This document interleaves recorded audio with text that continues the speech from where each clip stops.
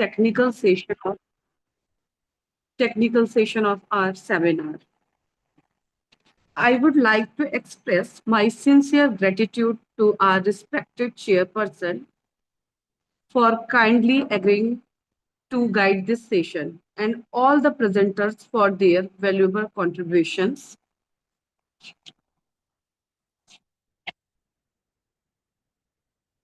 Before we begin, I would like to briefly explain the session format. Each presenters will get around 7 to 8 minutes for presentation. I request all presenters to strictly follow the time limits so that we can smoothly conduct the session. And also keep your cameras on and microphones muted. When your turn comes, please unmute your microphone and present your paper.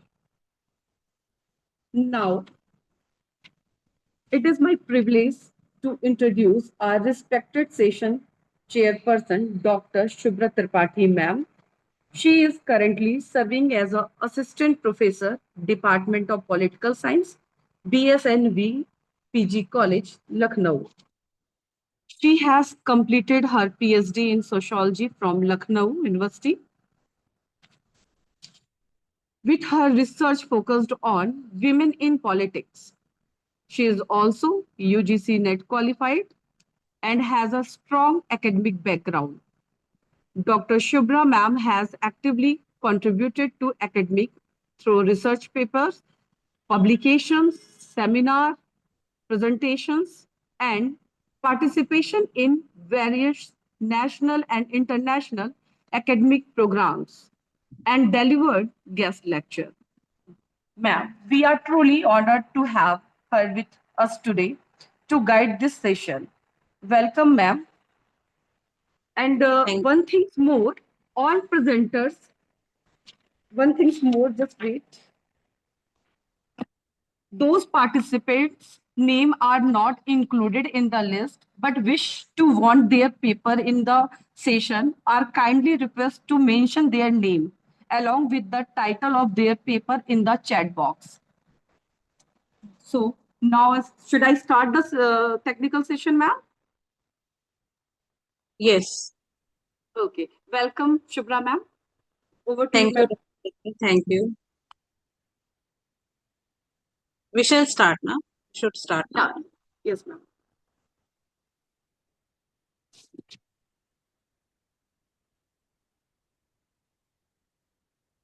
So the first paper is? I would like to invite our first presenter, Mr. Vishnu Priya. Kindly unmute yourself, turn on your camera, and share your screen. Okay, sorry, Miss Vishnu Priya. Yes, ma'am. Ma'am, is it audible, ma'am? Yes, you are audible. Yes.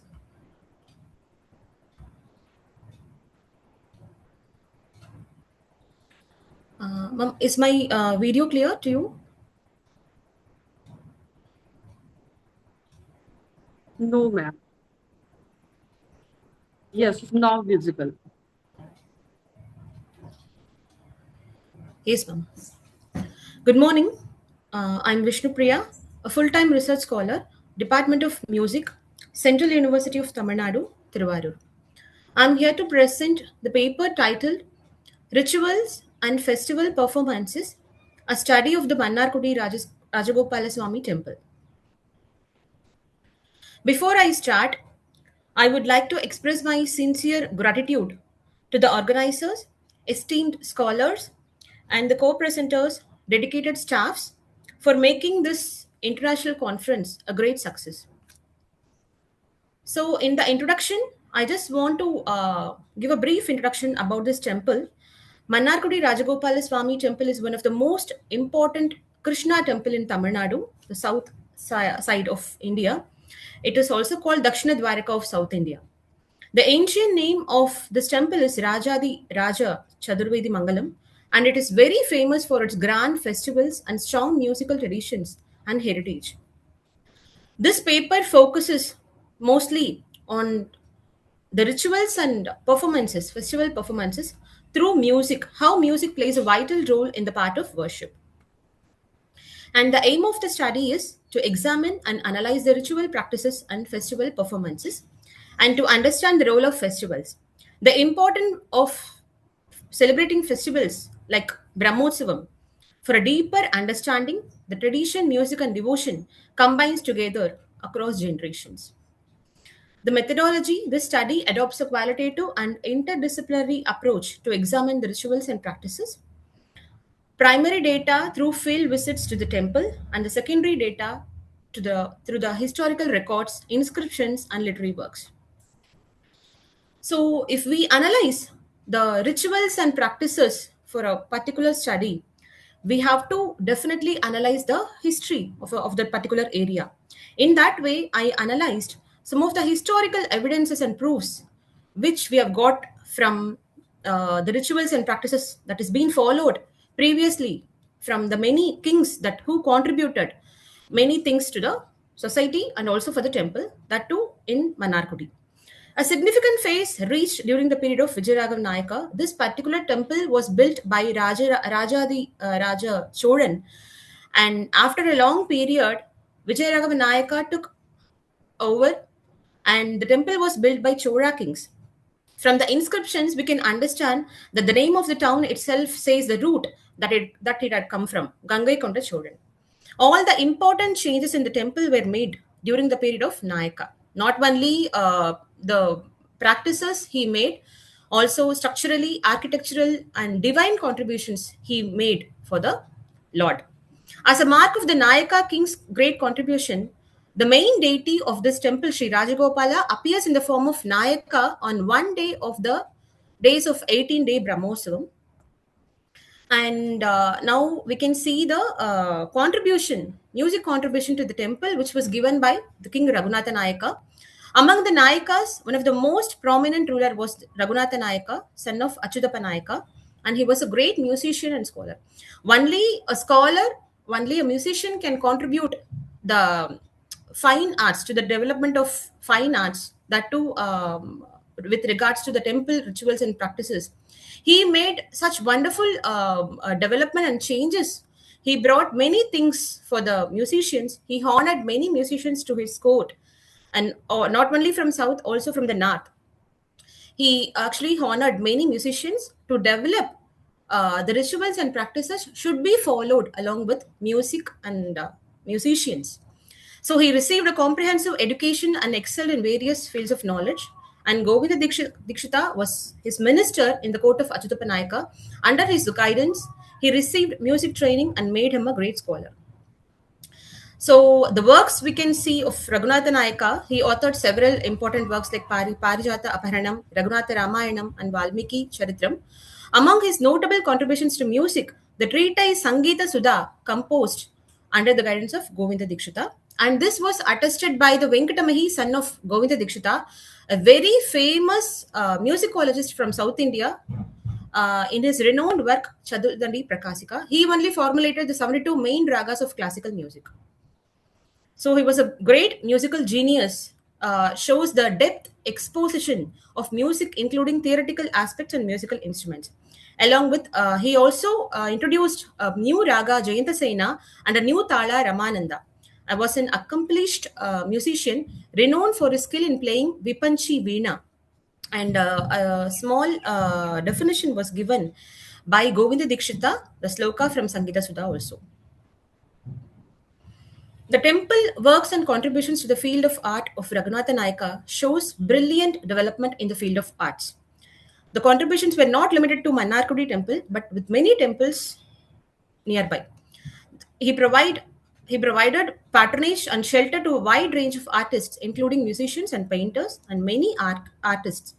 And many sculpture shows inside the temple depicts his service to the god in many ways. Even we can, if you come to the temple, no, we can actually see many of his literary works and artistic work through the sculptures and inscriptions, even today now. So now we come to the main area, temple rituals through music.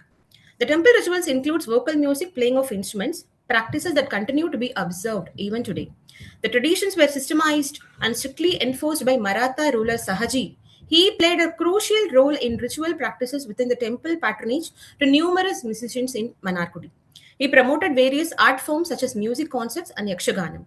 And still we can see he established a dedicated space within the temple complex known as Darbar Hall. That we can see in the upcoming slides. The major festivals celebrated in Rajagopala Swami Temple, Manarkudi, or list as follows. Many festivals we have Brahmotsavam, Gokulashtami is mostly famously celebrated here, and Vaikunta Ekadashi, boat festival that we call it as Teppotsavam. In all these festivals is being celebrated not only with the god, the processions, and also with music in a grand way.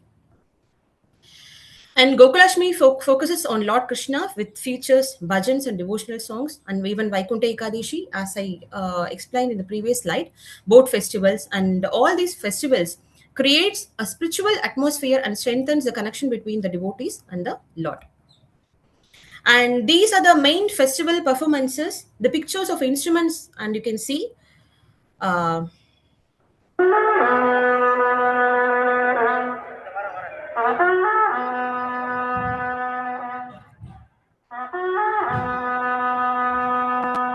during every day a procession of Brahmotsavam, the 18 days they will be celebrated Brahmotsavam here.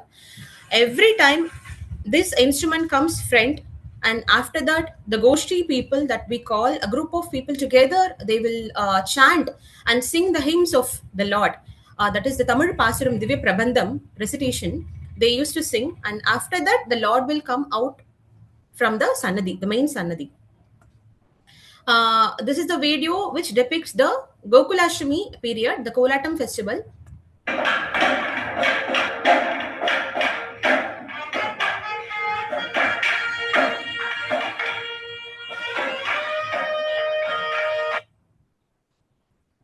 And also musicians is being honored from many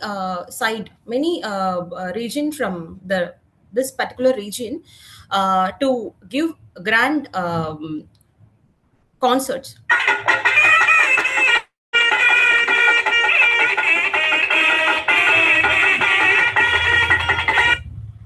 And this is a form of Mallari. It's a musical form. It's a specialized, highly auspicious form played on Nadaswaram, accompanied by Tawil during the South Indian temple rituals. It is not only mere performance, but an integral component of daily worship.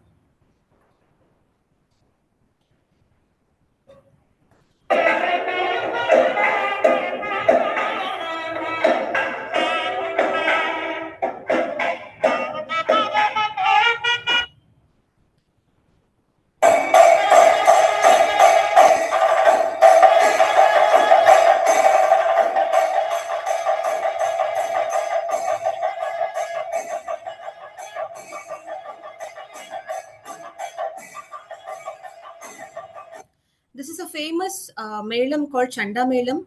This is very familiar in Kerala. The group of people they were invited for every year. They used to invite the people from the region. They used to do this kind of ritual, and during the period of 18-day Brahmosvam. And this is the Nadaswaram and Tawil performances every day for during the festivals or Excuse me, throughout ma'am. the year. Please They used to conclude your presentation yes, ma'am. in Yes, the ma'am. next 1 minute. Yes. Yes, I will conclude. So during the period of daily rituals, they used to play Nadaswaram and Tawil. And as I said, the King Sahaji gave a particular space called Darbar Hall. And I was the one who performed as a vocalist, as a musician. I was the one who performed after many years. Here you can see the Darbar Hall. I was doing the main concert on the main day of the Brahmotsavam. So this picture actually depicts the main deity of the temple, Rajagopalan. You can see him with a beautiful golden veena. It shows that he was most fond of music. And this is the group of people, those who come along with the deity for daily processions, that we call it as Goshti people. They used to sing the Prabandham, Tamil Prabandham.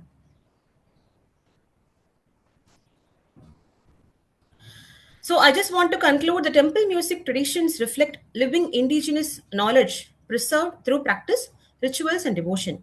So, reinterpreting them in a modern context situates these traditions within contemporary multidisciplinary explorations of knowledge.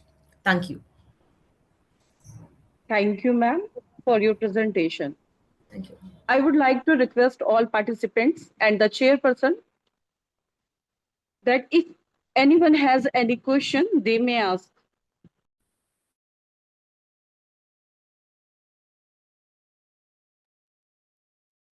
Any question? Okay. Thank you, Uh, ma'am. I just want to know Yeah. that is there any other, she told, Vishnu Priya told na, there was some interaction and contribution of Maratha ruler also, na? I think Sahaji. Shahji, yeah. Yes, ma'am. So Yes. how was it, how it became na, that the ruler from the Maratha ruler and its influence was seen in this South Indian temple and how it came possible? Yes, ma'am. Yes, ma'am. After the Nayaka period, the Maratha kings, those who come to the southern part of Tamil Nadu, they ruled over a period of time. So, in that way, the Sahaji Maharaj he ruled Tanjore. Before this Manarkudi temple, it comes under Tanjore district. Now it comes under Tiruvarur district. So, by the time he was ruling, he contributed many things to the artist, the musician, and he was also a great musician and scholar in Sanskrit. And also, he composed many songs. The main for the main deity of this temple, Rajagopala Swami, he composed many songs in Telugu. He was a great scholar in Telugu and Sanskrit. He composed many compositions for the deity, also for the Tayar, the goddess in this temple. And he composed each and every day of Brahmotsavam for one day represent the deity comes every day with many alankarams like Garuda Vahanam, Sesha Vahanam, Gaja Vahanam. So for each and every Vahana, he composed each composition. So in that Shahji. way, yes, ma'am, Sahaji Maharaj. Yeah, Okay. yes, ma'am. It's very interesting, right? Yes, ma'am. Yeah. Ruler from Maharashtra came here and he was so Yes. devoted to the deities here. Okay, Yes, ma'am. thank you so Yes, much. ma'am. Very Thank you, ma'am. interesting. Very Thank you so interesting. much, ma'am. Thank you. Anyone else want to ask? Okay, now proceed. Now, I would like to invite our next presenter, Dr. P. Yuvraj Paul. Dr. P. Yuvraj Paul and Dr. Nishima Singh. Dr. Paul, are you there?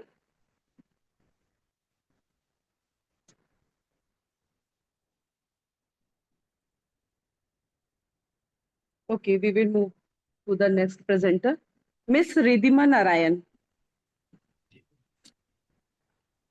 Miss Ridhima Narayan.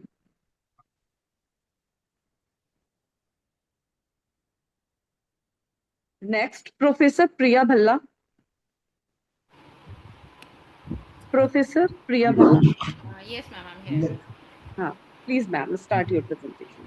Yeah, thank you.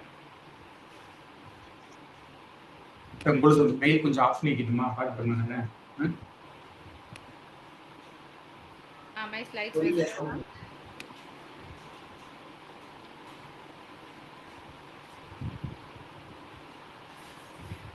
Ma'am, are the slides visible? Can I start? Yes, ma'am. Thank you. Yeah, so in the line of the conference theme on indigenous knowledge, so I'm going to present on Gandhian indigenous framework and how it leads us to inclusive and sustainable rustic future. So we all know that rural sector forms a backbone of the Indian economy. It ensures livelihood and food security, and the Gandhian Ma'am, strategy. your voice is not audible. It's not clear actually. Uh,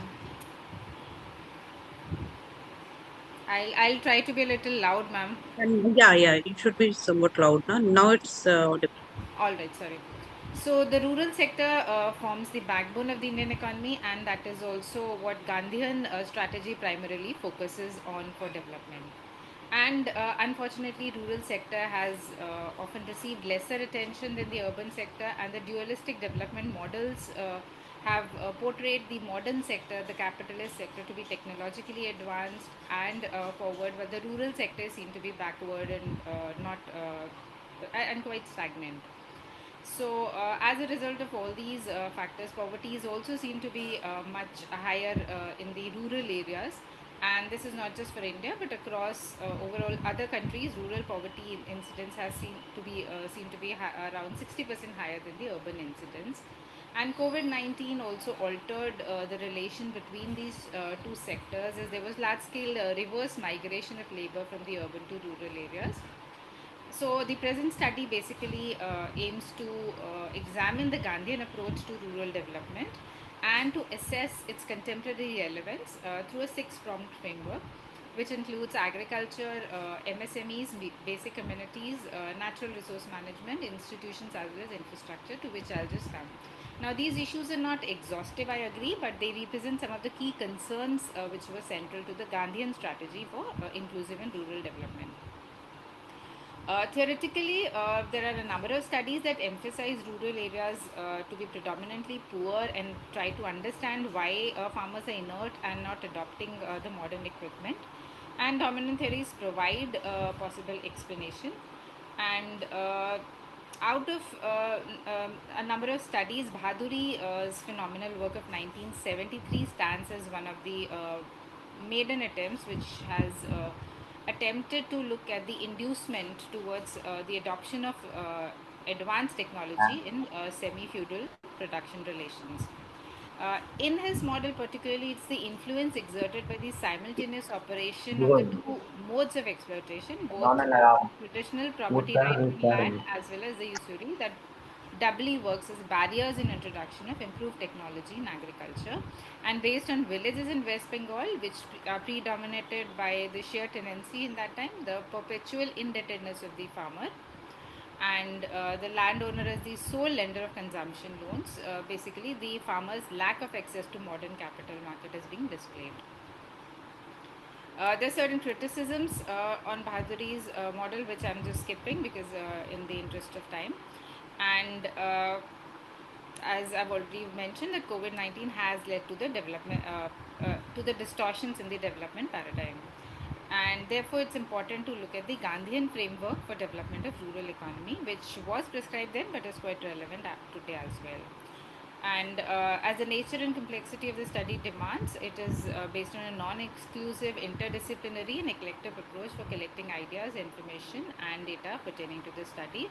And a number of sources like world development indicators, etc. have been utilized, and a number of secondary sources and studies have been quoted. And the collected works of Mahatma Gandhi, which contains Gandhi's original writings and speeches and runs to more than 90 volumes, has been the primary source.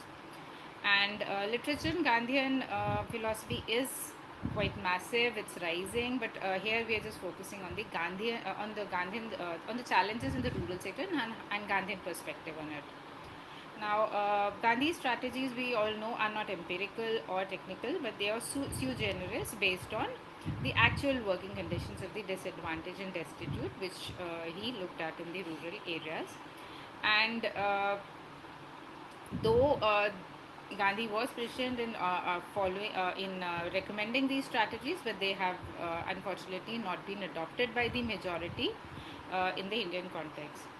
So, a number of writers in the economics area have also focused on the Gandhi's economic relevance, and a number of works have been cited here which talk about Gandhi's economic relevance. Now, the key components that we're going to focus here are summed up in this acronym AMBANI, which includes agriculture, MSMEs, basic communities, natural resource management, and institutions as well as infrastructure. Agriculture, we all know, is the first and foremost core of development of a rural economy, and the sector faces a number of challenges, including the shortage of water, high prices, lack of infrastructure, marketing techniques, lack of R&D, and most importantly, the climate and sustainability. And this figure shows how the share of agriculture has been falling, in GDP has been falling over time. and how the employment share has also been going down over time since 1991 to 2019 is displayed in this figure. Now, since the share of employment is also going down in agriculture, and since agriculture forms a residual employer, all those people who are not employed in the modern sector basically move to the agriculture sector and are employed there. Some of them also disguised unemployed.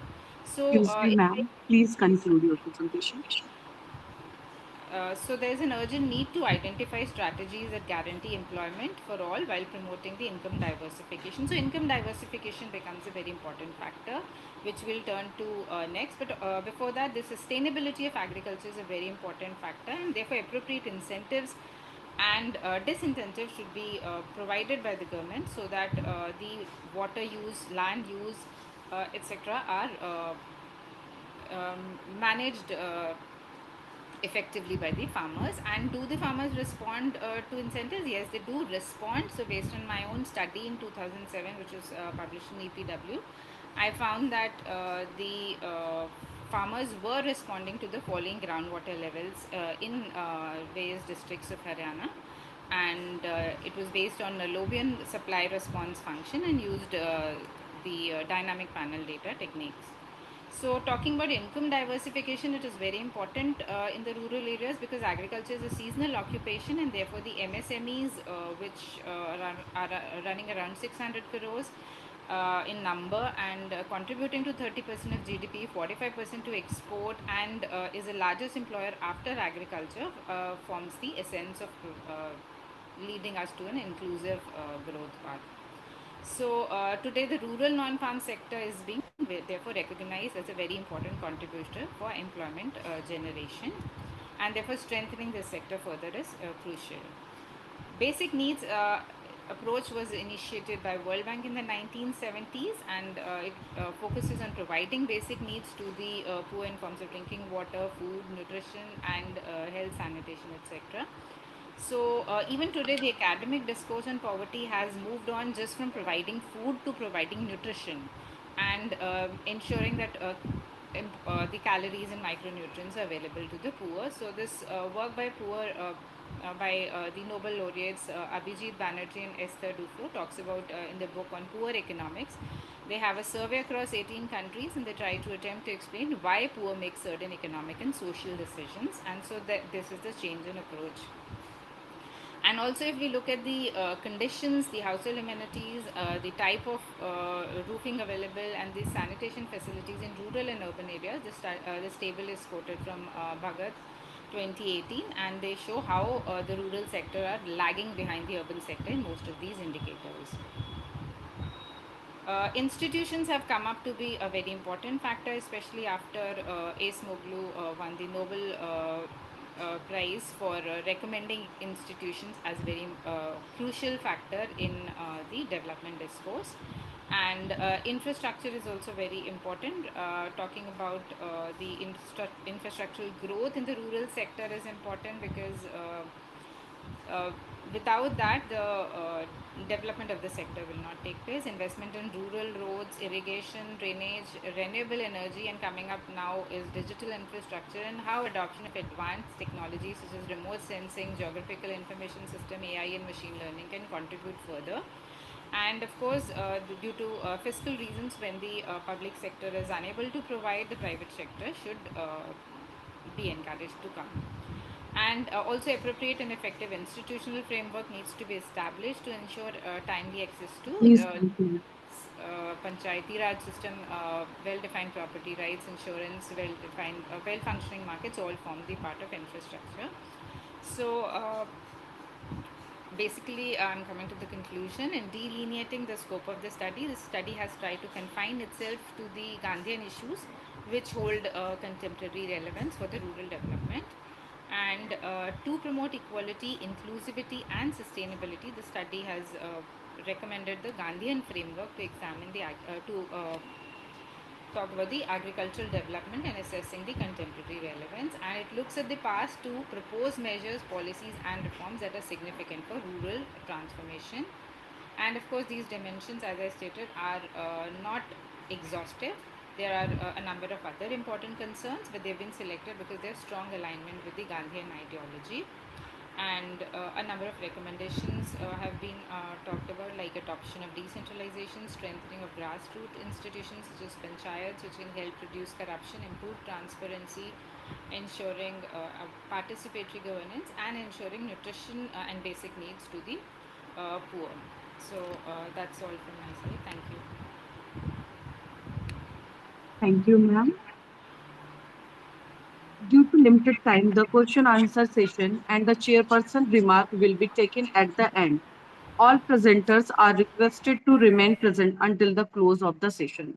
Now, next presenter, Mr. Ibrahim. Are you Hello, there, ma. I'm Mr. here. Ibrahim? Yeah, Yes, please I'm start ready. your presentation. Okay, thank you. Let me share my slides.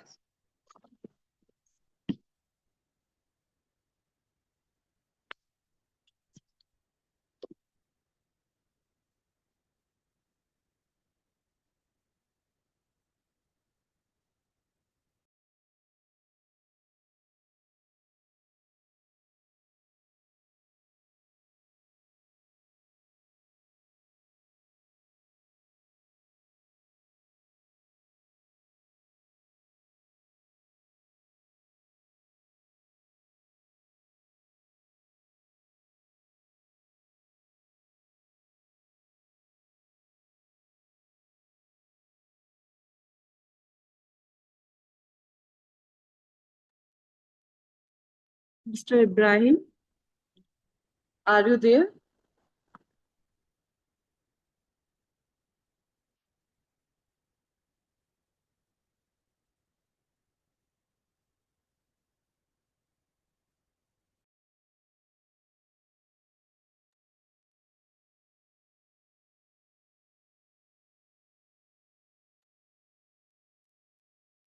Mr. Ibrahim, are you there?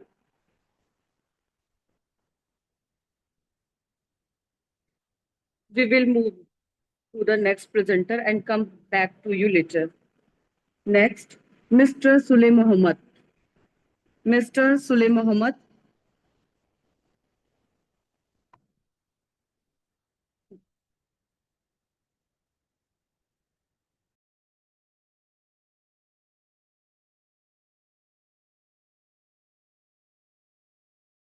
Hello.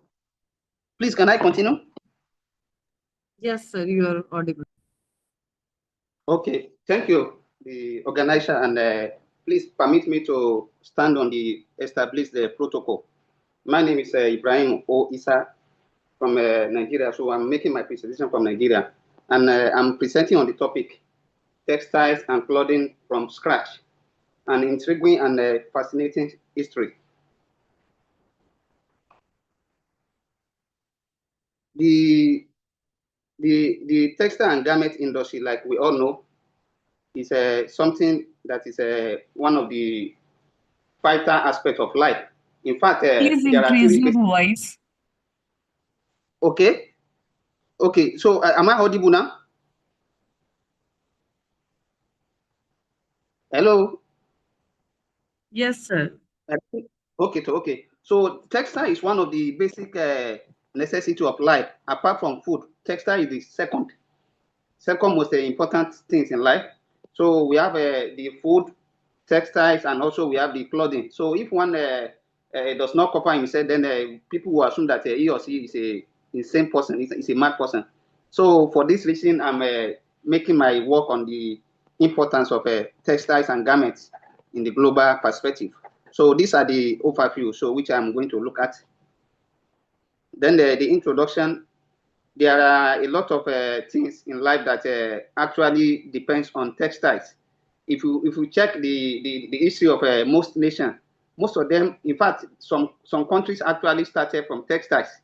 Countries like even India, particularly, if you check the history of East India, how India was colonized by the British and also other African countries, you will see that there is a link between textiles and also the colonization. So for that reason, textile is something that is a part of the important aspect of life. So, and if you check also, most of the economy and the policy of the government, they are intertwined or interwoven. So the government policy and also the economy, textile is one of the, textile and garment and clothing, they are one of the determinants of a government policy. The aim of the study is to discuss the history of textiles and clothing from scratch, and the objectives are to provide a comprehensive explanation on the history of textiles and clothing from scratch using available literature. Another one is to examine the roles of textiles and clothing on civilization and political development across the globe. And the second to the last is to discuss the contribution of investment, technology, and innovation to the sustainability of modern textile and garment industry. Lastly, the objective is to propose a framework for the sustainability of the industry. Now, a lot of researchers or a lot of people have worked on the importance of textiles and garments. So one of it is that we all know that human actually I'm talking of the ancient people, the people that Excuse lived me, before sir. now. Please conclude your presentation. Hello. Yes, sir. Please conclude your presentation. Okay. So the gaps in the literature is that there are a lot of issues that are affecting the textile and garment industry, which this study wants to address. So, and the research design is that we use both quantitative and quantitative to adopt it using the interview and also case study methods. So the findings is that one, the textile is vital to the global development as it was before the modernization. Then another one is that the global retail sales of apparel and footwear, if we check the indices here, we know that the textile and garment is a vital part of the country investment. That is, whichever country invests in textile will not regret because of the significance of it. Then another one is that garments, the original commodity and the currency were linked to the garments. Then lastly is that there are a lot of experiences and some challenges facing the industry, which have to do with the policies of the government, the world economy, political issues, and other issues. So in conclusion, it is concluded that one, the textile and garment is one of the cornerstones of the global manufacturing sector. If you check the history, like I emphasized earlier, also there are certain issues like trade liberalization policies and also globalization, which are affecting the industry. Now it is recommended that the industry should be repositioned to the way it was before colonization and other globalization, so that it will be innovative and lively. So these are some of the cited references. Thank you. Thank you so much. Now, next presenter name is Dr. Yuvraj.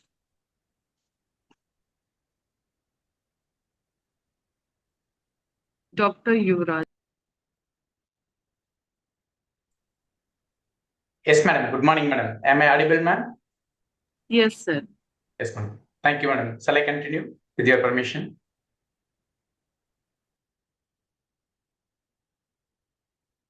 Good morning, everyone. I am Dr. B. Rajpal. My presentation is a review on role of nutrition as a vital element in HIV patients. I am a PhD scholar under Professor Dr. Nisima Singh from Swami Vivekananda Subhardi University. So these are the contents which under which I shall be making my presentation. Introduction. The role of nutrition is a crucial for people living with HIV, especially those on antiretroviral therapy. Normally, people will be taking the food, but not as per their nutrition requirements. But especially in this HIV people, due to their social background and an economic background, and they could not able to take the food properly. Because of that, they are facing the immunity compromising and other anthropometric measurements and then other problem also. So the existing literature provides broad guidance but lacks in regulated protocols. So these are the need to be evaluated, and daily intake versus recommended dietary allowance. This impacts on their immunity, especially in the CD4 counts, and then anthropometric measurements like a BMI and then waist measurements and their quality of life. The global challenge is the ART manages viral load but metabolic complication like dyslipidemia and obesity wasting persist. There is a lack of regulated dietary allowance aligned with the nutrition protocols for these peoples. The bidirectional relationship, like when they're taking the nutrition, HIV nutrition, their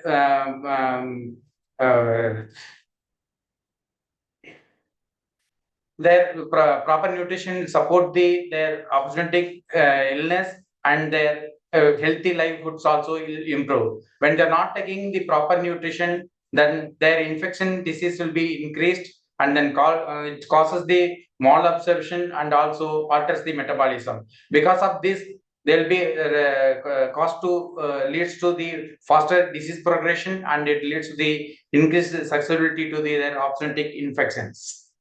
There are so many literature evidence based on that. Literature presents a complex and often contradictory landscape of the nutritional challenges faced by people living with HIV, varies widely due to their geographic, social, economic factors, and as well as the behavioral factors. While some trends emerge, such as the higher prevalence in the obesity among males in certain regions, where 22% were overweight and 5% of obese people, were suggested a shift towards the overnutrition in some populations. Yet this contrasts sharply with the undernutrition documents in sub-Saharan Africa, where undernourishment was linked to 2.3-fold increase in mortality. Whereas in Ethiopia, undernutrition, that is the 34% undernutrition was more prevalent than the obesity 9%, and this strongly associated with the CD4 counts that will be linked to the reducing their CD4 counts. This same thing, the dual burden malnutrition, whereas the another one case where the Nepal cases, 39.1% overweight was there, especially in the males, and 62.3% were the people were poorly dietary intake was there, and then 18.3% was the undernutrition. This reflects both behavioral and as well as the systemic failures in nutritional education, and this causes it will be either overnutrition or undernutrition. In global trends, nutritional counseling is very important. The role of nutritional counseling is the another important in contention. While the one might expect the counseling to improve outcomes. The another one study was there, the Cameron study paradoxically found in that 3.29 times higher for odds of the obesity among those who are receiving the counselings. In gender specifically, if you're seeing where the woman was the 48.2% obese was there, in men only 0.7% was the obese people who are identified. To raise in the concerns about the quality and cultural relevance of the counseling, and gender difference in the implementation is very important. So in food insecurity is the universal driver for the poor outcomes, and higher education correlates with better dietary choice and quality of life. More education, better food choice, better health and quality of life. Excuse me, sir. Please Yes, conclude your presentation in the next 1 minute, yes, please. Yes. And there are some studies shows that high rates of the unhealthy eating and disparities in infrastructure and also in discussion, nutrition protocols must be adapted to local food availability and culture, and psychosocial support is the prerequisite for the nutritional adherence, and there is a need for the strict recommended dietary allowance adherence is essential to optimize immunity recovery. So nutritionists must to be integrated into the standard HIV or ART care. One size is the fits to all does not work. Intervention must account for local food security and culture. Focus on the establishing price RDA protocols for people living with the HIV and to optimize long-term management and immune recovery. In conclusion, a comprehensive and context-sensitive approach is vital for long-term management. We need to move towards the supervised, strict, tailored mode intervention in practice. The quote is, nutrition is the foundation upon which one builds a life. These are the reference which I was collecting, and thank you, ma'am. Thank you for the opportunity. Thank you. Thank you so much, sir. Thank you. Now, next presenter name is Mr. Sule Muhammad. Mr. Sule Muhammad.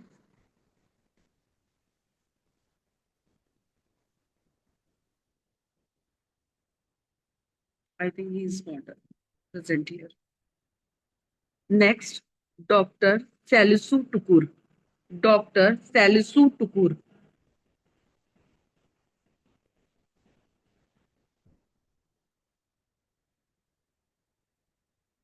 Dr. Salisu Tukur.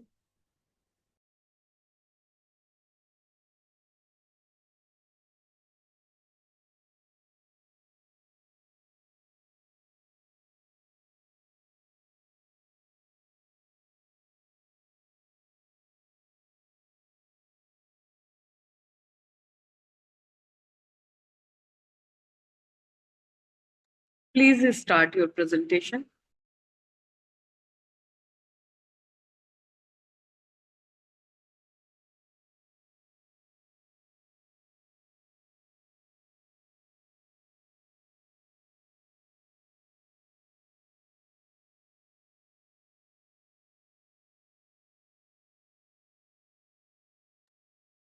Please unmute yourself.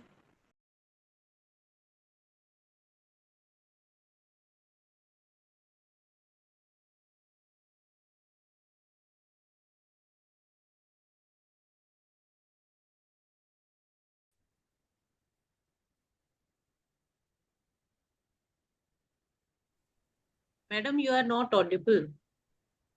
Can you hear me?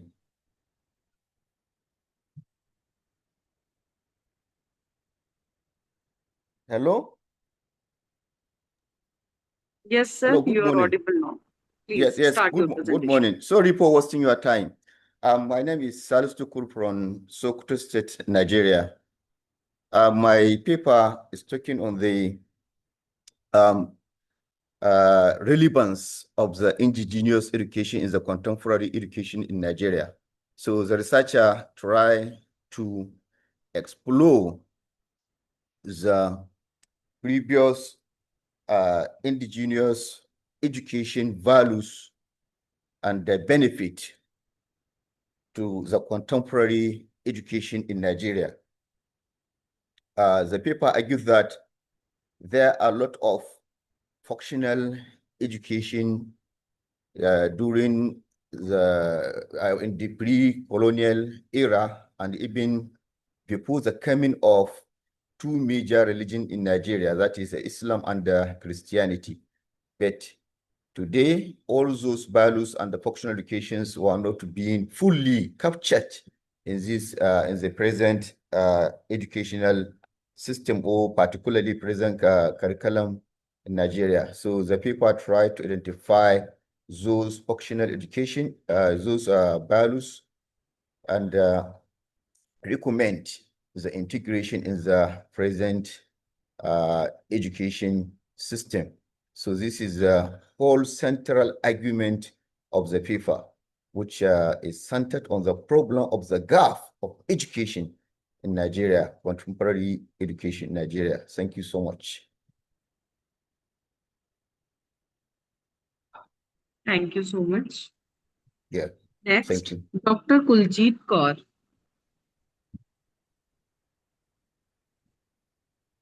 Dr. Kuljit Kaur.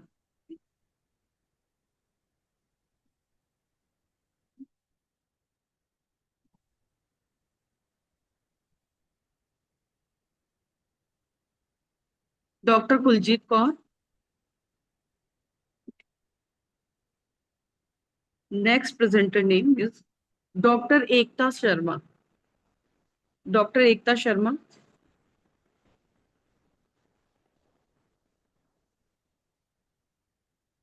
Dr. Ekta Sharma.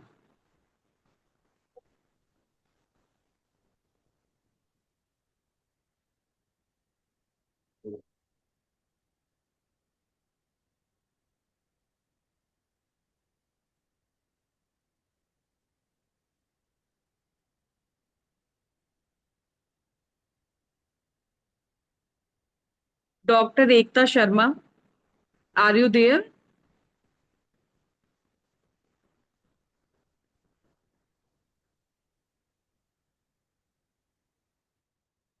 Okay, we will move the next presenter. Dr. Ikena Anthony. Dr. Ikena Anthony.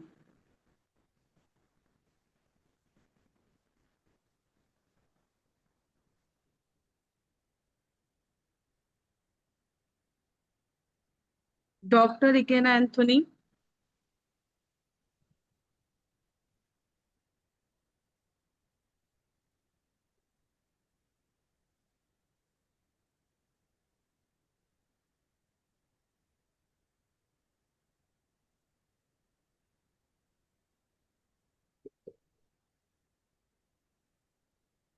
Shubhra, my voice is audible or not? Yes, Yes, ma'am. ma'am. You are very audible. Okay. Dr. Ekta Sharma. Dr. Kuljit Kaur. Dr. Ikena Anthony. You move to Dr. next. Iseka.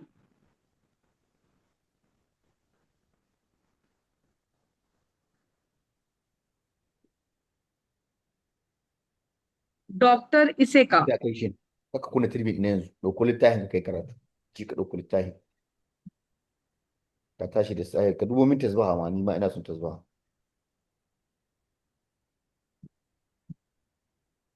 Ka ɗauko min littafin na askar. Dr. Salisu Tukur, please mute yourself. You are not unmuted. Please mute yourself.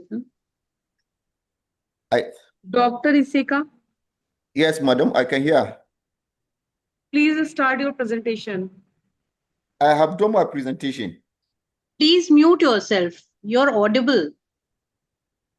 Dr. Salisu Tukur, please mute yourself. Yes, okay. Now fine. Ekta ma'am, move to the next participant now. Dr. Ikena Anthony, Dr. Iseka,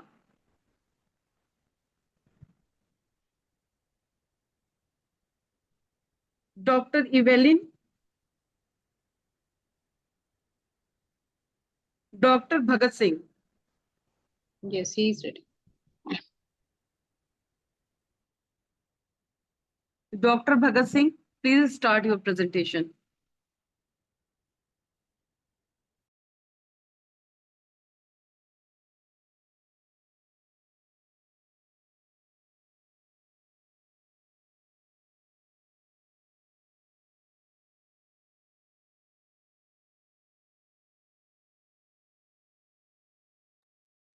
Dr. Bhagat Singh, you are not audible. Please, Hello, please good morning. unmute your mic. Hello, good morning. Good morning, everyone. Sir, you are not audible properly. My name is Aimasikoma Balaji. I'm co-author with Dr. Eno.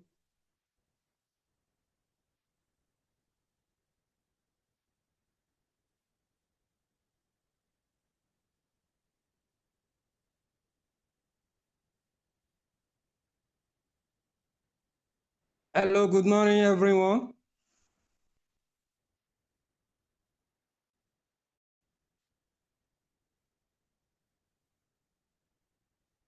Good morning, sir.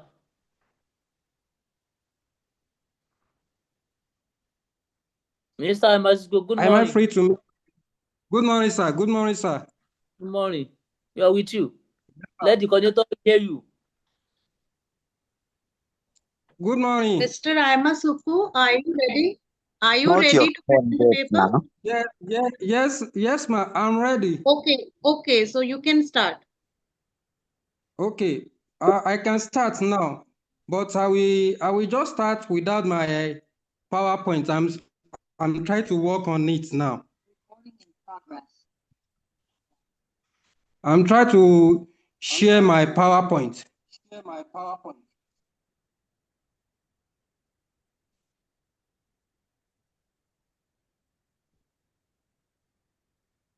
But let me just, while I'm trying to share my PowerPoint, let me try to make the presentations.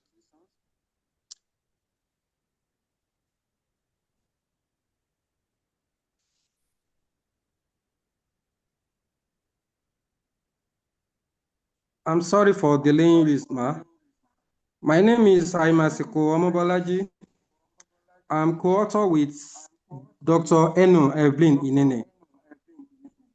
I'm presenting a study titled Decolonizing English Language Teaching, Empirical Evidence from Indigenous Knowledge Integration in Nigeria Classrooms. This study examines how English language teaching in Nigeria can move beyond colonial legacy by integrating indigenous language system to improve learning outcome and cultural relevancy. English language teaching in Nigeria is historical model in colonial ideologies where English was imposed as both a linguistic and cultural authority. Can you hear me, ma? Yes, you carry on. You are audible. All right, ma. Thank you, ma. And please conclude in 2-3 minutes, sir. Okay, ma. Okay, ma. So the recent scholarship now argue for a shift towards moving inclusive culturally ground teaching, approaching hence the need for distribution. The objectives of this study is guided by two key objectives. One, to determine the level of teachers' adoption of decolonizing English language teaching practice. To examine whether gender differences exist in teachers' implementation of this practice. From the review of existing literature, three major gaps were identified. First, most studies are theoretical with limited empirical validation in Nigeria classrooms.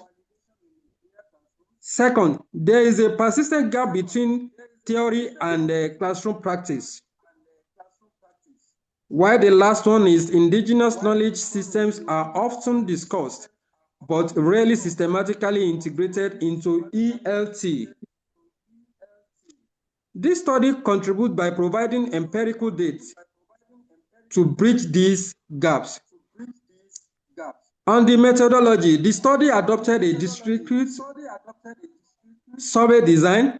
A total of 20 public secondary schools in Oyo West local government area were selected. From these schools, 40 SS2 English language teachers were sampled using simple random samplings. Data were collected using a structured questionnaire with reliability coefficient of 0.78, indicating acceptance internal consistency. The key findings reveal that the level of Sir, please conclude. Okay.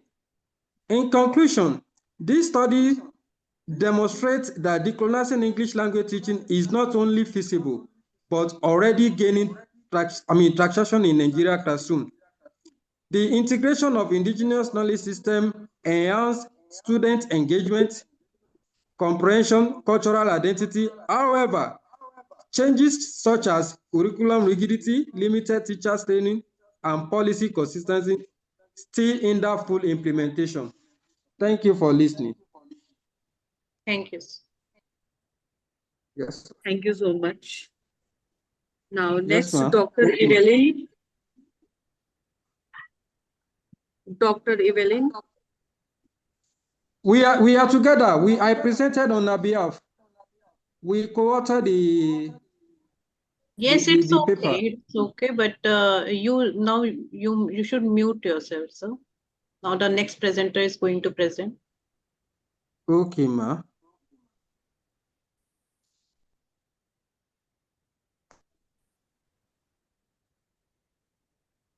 Dr. Evelyn. Next, Dr. Ajao Adami Saraf. Dr. Ajao.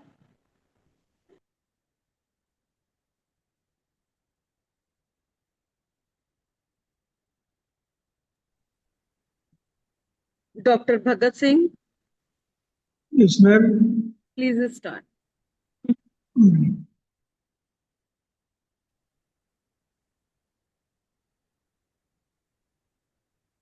सभी को नमस्कार। मेरा research topic है oral tradition in Indian music, एक cultural heritage.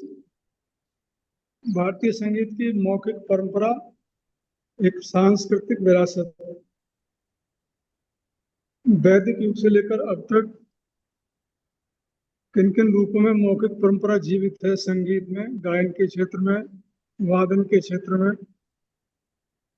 वो मेरे research का मुख्य विषय रहा है। मौखिक परंपरा सामवेद के रूप में हमें मिलती है। सामवेद के जो स्वर हैं, उदात्त, अनुदात्त और स्वरित, 3 प्रकार के पाए जाते हैं। उस समय स्वरों की संख्या 3 थी, ज्यादा स्वर खोज नहीं हुए थे। उन्हीं स्वरों में मंत्र गायन होते थे। तो सामवेद विशेषकर स्वरलिपि का एक वेद था। ऋग्वेद में पाठ था, यजुर्वेद में कर्मकांड, अथर्ववेद में जो जड़ी बूटियां हैं उनका ज्ञान था, और सामवेद हमारा मुख्य रूप से गायन के क्षेत्र में था। स्मृति और श्रुति 2 शब्द मिलते हैं, सुन सुनकर वो ज्ञान हम तक चलता आ रहा है। जैसे याज्ञवल्क्य की स्मृति है, मनुस्मृति है, विदुर स्मृति है। स्मृति के रूप में कंठस्थ शिष्यों को करा देते थे, और उसमें कोई अपनी तरफ से बदलाव नहीं होता था। सुन सुनकर जो मौखिक रूप से संचारित होता रहा गुरु के द्वारा शिष्य में, वो मौखिक परंपरा आज तक चली आ रही है संगीत में, और इससे संगीत की मौलिकता बनी रहती है। Hello, yes ma'am. ठीक है, गुरु ठीक से है यार, मैं परंपरा ऑनलाइन हूँ, रखो। Shubhra ma'am, please mute yourself. में Sir, please continue. व्यक्तिगत स्मृति के रूप में था, निरंतर अभ्यास की आवश्यकता। उसमें से टेक्निकल जो गुरु है वो शिष्यों को देता है, और वो किताबों से नहीं आ सकता, नोटेशन सिस्टम से भी वो नहीं आ सकता। जैसे वेस्टर्न म्यूजिक में लिखा जाता है, वैसे भारतीय संगीत पूरी तरह लिखा नहीं जा सकता। 4 हिस्सों में बांटा, सामवेद, उसके बाद पौराणिक काल, गुप्त काल और नाट्यशास्त्र, और उसके बाद मध्यकाल और आधुनिक काल। आधुनिक काल में ध्रुपद है, ख्याल गायन है, ये सब दरबारों में मुस्लिम युग में काफी तरक्की हुई संगीत की, और इसको गुरु के सामने बैठकर ही सीखा जा सकता है, जो आज तक चला रहा है। उसमें स्मृति मुख्य अंग है। बंदिश यानी जो चीज है वो गाई जाती है, और गुरु जैसा बताता है वैसा ही शिष्य उनको रट लेता है। लेकिन इसमें निरंतर अभ्यास की आवश्यकता होती है, और इस प्रकार रागों की एक छवि दिमाग में बन जाती है, जो किसी तरह लिखित रूप में नहीं समझाया जा सकता। इस प्रकार आजकल घराने बने, इसमें घराने बनारस घराना है, ग्वालियर है, जयपुर है, पटियाला है, दिल्ली है। घराने के रूप में संगीत की शिक्षण प्रशिक्षण उसी मौखिक परंपरा का हिस्सा है, जिसमें अपनी तरफ से शिष्य कुछ जोड़ नहीं सकता था। लेकिन आजकल तो छूट है जोड़ने की। आजकल जो फ्यूजन म्यूजिक है उसमें बहुत कुछ जोड़कर बनाया जा रहा है। आज के युग में डिजिटल का प्रभाव पड़ा है संगीत पर। वेस्टर्न का भी कुछ नकल करते हैं, कुछ कर्नाटक म्यूजिक का, कुछ इंडियन म्यूजिक का, इस तरह से मिलकर अब लोक रुचि के अनुसार संगीत बन रहा है। लेकिन उसमें फिर भी संगीत कि मौखिक परंपरा आज भी जीवित है। इसमें ध्रुपद है, ख्याल है, धमार है, ठुमरी है, आज के युग में सेमी क्लासिकल में गजल है, और इनके रूप में लिखित रूप में इसे कैद करना मुश्किल है। और सभी जो स्टाइल्स हैं वो मौखिक परंपरा के द्वारा पीढ़ी दर पीढ़ी पहुंच रहे हैं। वाद्य संगीत भी एक अहम भूमिका निभाता है कि बजाने की शैली, टेक्निक हर लोकवाद्य की अलग होती है, जो गुरु के द्वारा ही आ सकती है, जो यूट्यूब से भी नहीं सीखी जा सकती, और बिना गुरु के माध्यम से उसको सीखना मुश्किल है। आधुनिक युग में रिकॉर्डिंग के सिस्टम हो गया है, नोटेशन भी आ गया है, डिजिटल आ गया है, तो इन सब के बीच में मौखिक भी चल रहा है, डिजिटल भी चल रहा है, और कुछ इंस्ट्रूमेंट नए नए भी बन रहे हैं, जैसे एप्लीकेशंस हैं कुछ मोबाइल में जो जिनसे बच्चे सीख रहे हैं। उससे पहले जैसी साउंड क्वालिटी नहीं है, लेकिन काफी कुछ उसमें बिना सीखे गुरु के कोई उसमें एक्सपेरिमेंट नहीं कर सकता आज भी। इसलिए पुरानी परंपरा आज भी जीवित है और रहेगी, और संरक्षित रखने के प्रयास आज भी किए जा रहे हैं रिकॉर्डिंग के द्वारा, और नोटेशन आजकल डिजिटल के रूप में हमारे पास अवेलेबल प्लीज है। कंक्लूड। Yes ma'am. तो इस तरह मौलिकता है, जीवंतता और सांस्कृतिक विरासत, तीनों चीजें मिलकर हमारे जो मौखिक परंपरा जीवित है, और आजकल के माध्यम के होने पर भी इसको जीवित रखना चाहिए, और ये अमूल खजाना हमें संरक्षित रखना चाहिए। धन्यवाद।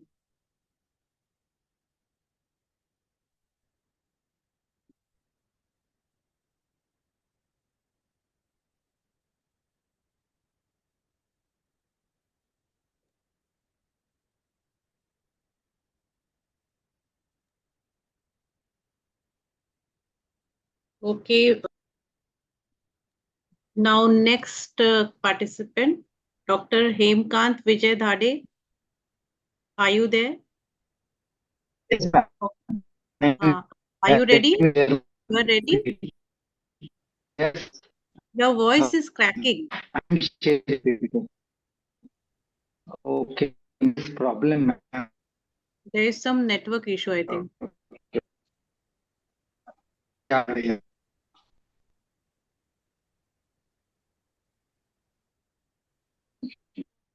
Sharing my PPTs now. It's visible.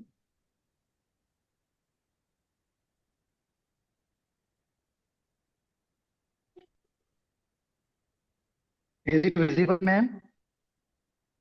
Yes, it's Hello? visible. Your voice is cracking.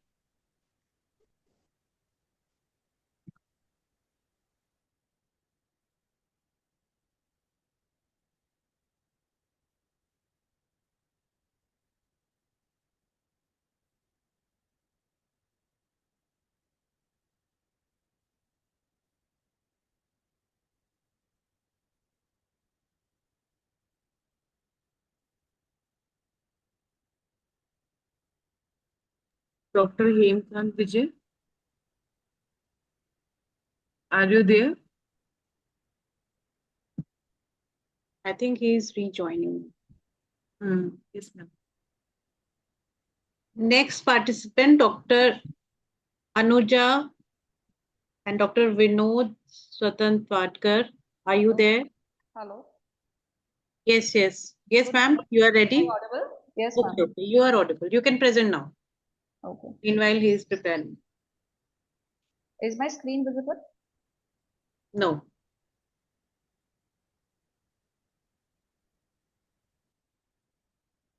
Now is it visible, ma'am? Yes, now it's visible.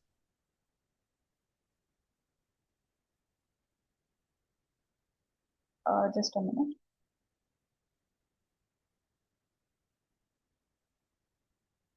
So good morning, all. Am I audible? Yes, ma'am, you are audible. Please start. So good morning, all. I am Dr. Anuja Chile from Jahangir Hospital and Department from Medical Administration. So my topic for today is enhancing hospital operations through annual operating plan It is a 2-year comparative analysis in a charitable multi-speciality hospital in India. So these are the parameters that I will be presenting for the day. Introduction. So basically, first AOP stands for an annual operational plan, which is a strategic tool adopted for industrial and corporate sector. It is designed to streamline the management, and it also focuses on holistic organizational improvement. It primarily focuses on clinical quality, patient safety, but also in our operational plan, we do have aspects like billing accuracy, insurance processing, and interdepartmental coordination. It acts as a blueprint. That means it has well-defined objectives, its methodologies, outcomes, and specifically benchmarking of your action plan with time intervals that it has to be done. It aligns with departmental objectives and an institutional goal. It basically promotes proactive planning and a measurable outcome. Since it is a charitable hospital, so charitable hospitals in India also play a pivotal role in universal healthcare coverage, but often struggle with operational insufficiencies due to limited funding and high patient load. So we've analyzed few gaps in this study. So the main objective of this study was to use PDSA cycle to improve the annual operational plan, showing how it's effectively used in limited resources. So the methodology is, it was a longitudinal interventional study. The duration was from April 2023 to March 2025. The initial AOP program started in the year 2022, and we consider the timelines to be the financial year. In this program, we had 39 departments that were included, and the tool used is PDCA. The first one is plan.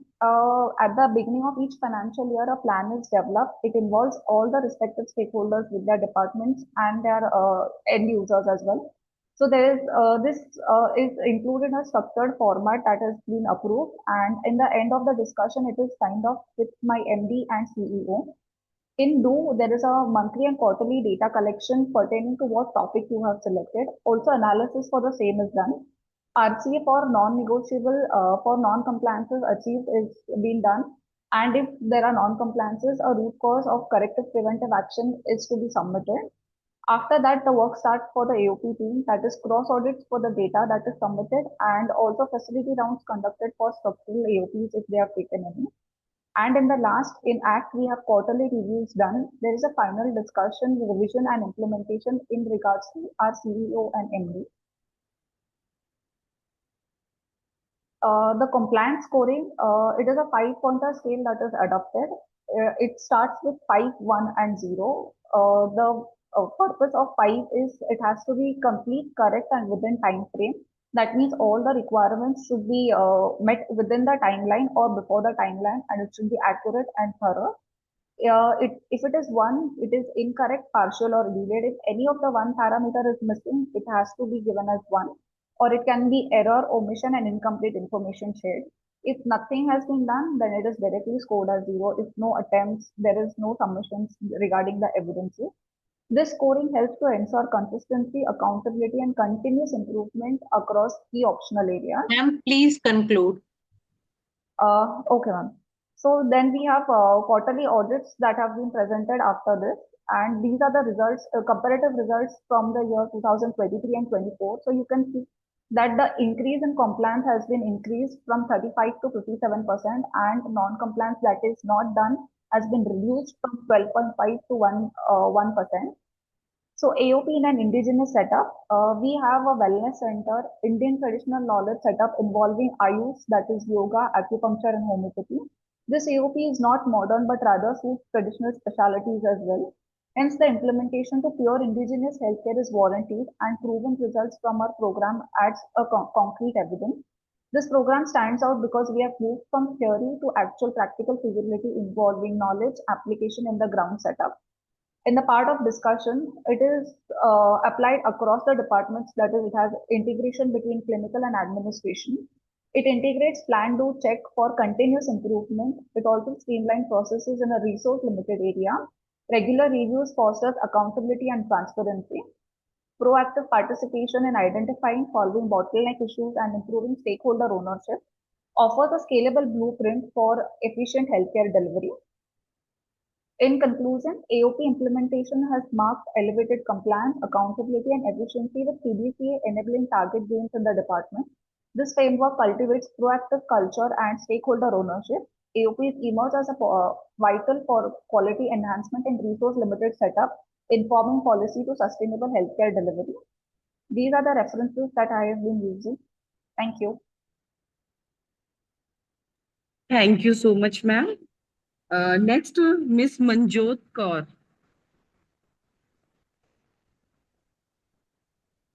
Miss Manjot Kaur. Hello. Hello.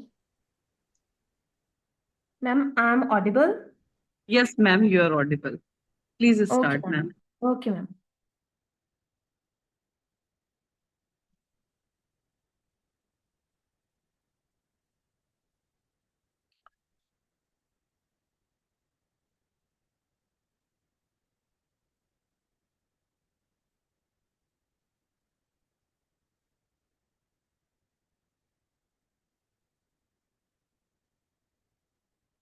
Ma'am, is my video is visible? Hello, ma'am. Yes, ma'am, your screen is Yes, visible. yes. Okay, okay.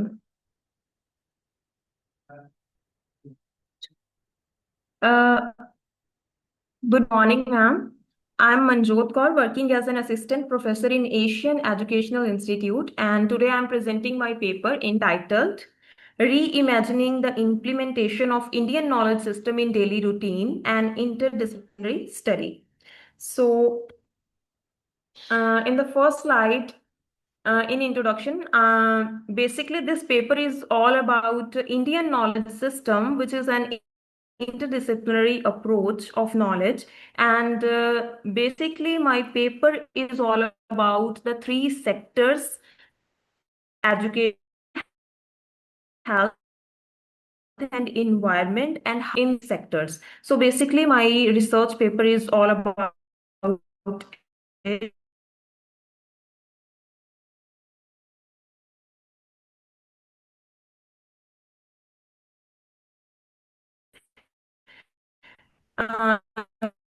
here are Your voice is cracking, ma'am.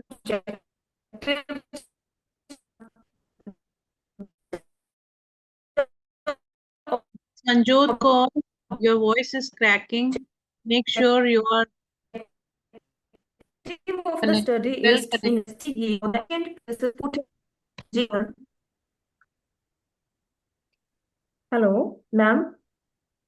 Yes, Is my yes. voice is audible? Is my Now, voice is now, audible? yes, yes. Now it's audible. It's clear now.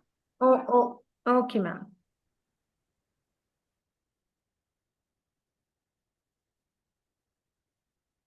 Continue, ma'am. Continue. Hello. Hello.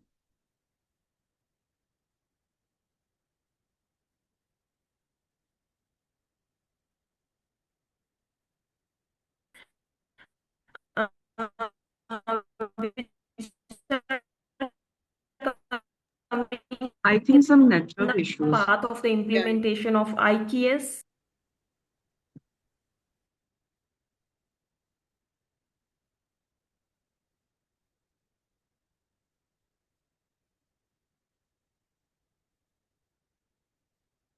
She lost the connection, I think.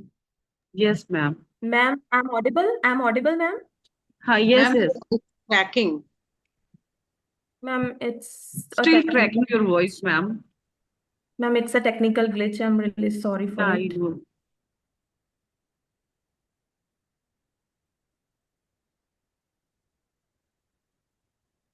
The main hypothesis of the study is that the inclusion of IKS in the daily routine will improve and give the better results in education, health, and environment sector, as well as how the inclusion of IKS in the education, health, and environment give the better results. So, the hypothesis of study is all about it. And the research methodology, which is adopted as a secondary qualitative content analysis methodology, ma'am. That how the research methodology which I have adopted, the qualitative content analysis approach.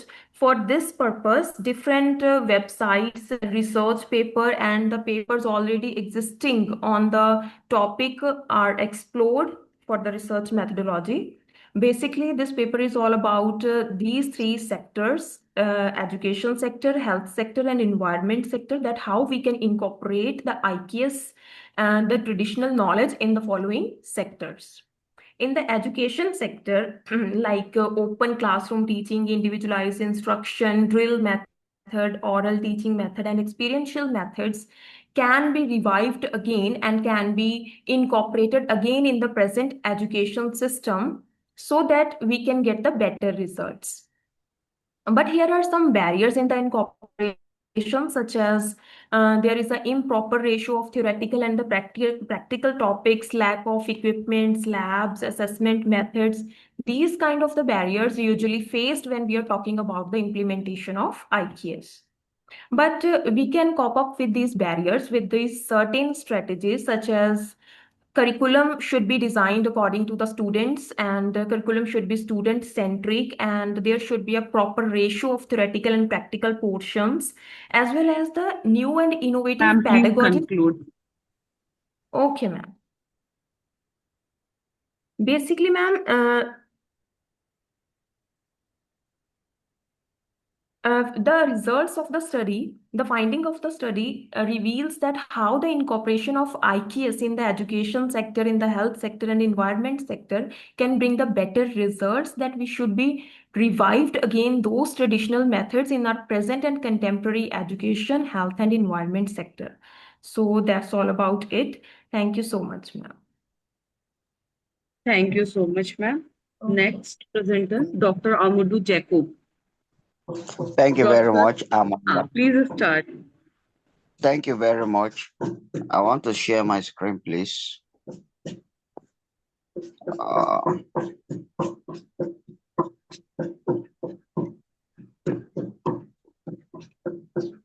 Is my screen visible? Yes, yes. All right. My name is Dr. Amadou Jacob Shaibu. I'm presenting this paper with Mary Ayangbe, Dr. Mary Ayangbe, and the topic of our discussion paper is the role of oral narrations and moonlight tales in civic education curriculum for character development and national value curriculum in Nigeria. Now, when we look at this, we are talking about, as introduction, we are looking at the role of oral in national value and moonlight tales. And this what in Africa, this is what they use in order to educate the young ones in that will bring them to make them to have a ground knowledge of their culture and create value that will make them to be effective in the society. Now, we want to look at what is the current state of civic education in Nigeria.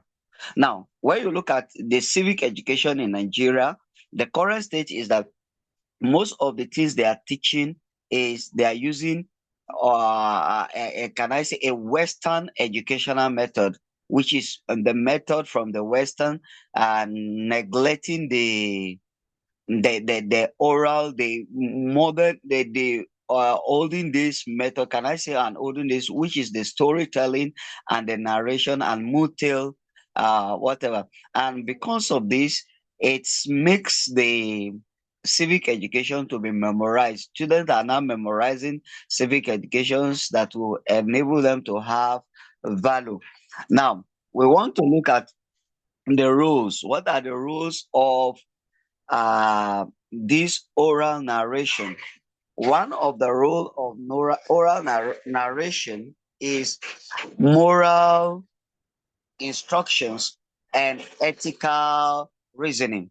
So for an individual to whatever through these pedagogical values of oral narration for character development, we say it fosters societal coherence and cultural literacy. Not only that, it enhances critical thinking, empathy, and imagination.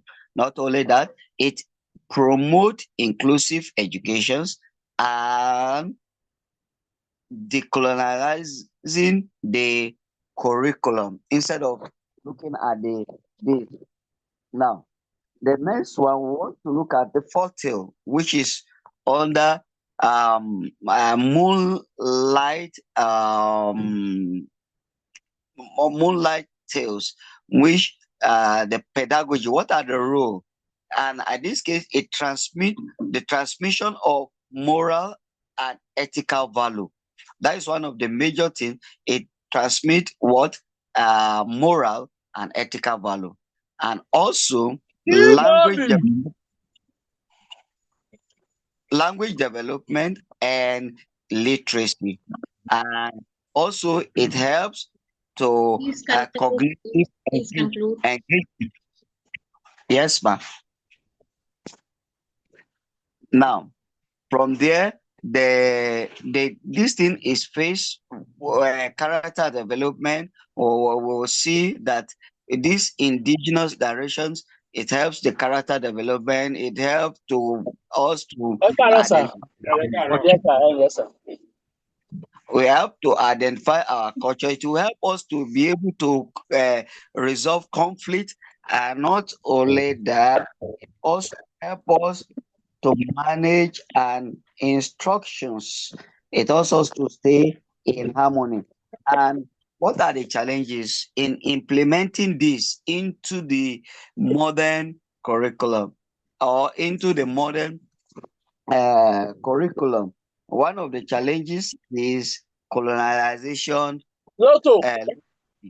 It is a challenge, and not only that, we have also another challenge is also is globalization and new media. Most of our media now, instead of telling stories that will make students to whatever the story is not tell, and not only a lack of teachers trainings and materials. There is no materials, and that another challenges is that perceptions of backwardness. Some people think that, okay, if we go to all this storytelling that they are using is a kind of backwardness. This is a modern time, and that bring that. And what are the way forward? Now, the way forward are as follow, so that we'll be able to take care of this. Number one is curriculum change and policy support. Now, there should be a curriculum change as policy support. And another one is that there should be teachers training and development. Teachers training and development will help to create a way forward, and also creating resources and use of technology. Let there be resources in our medias, all these things, and also using media and technology. If these things are used, we'll be able to take care of that.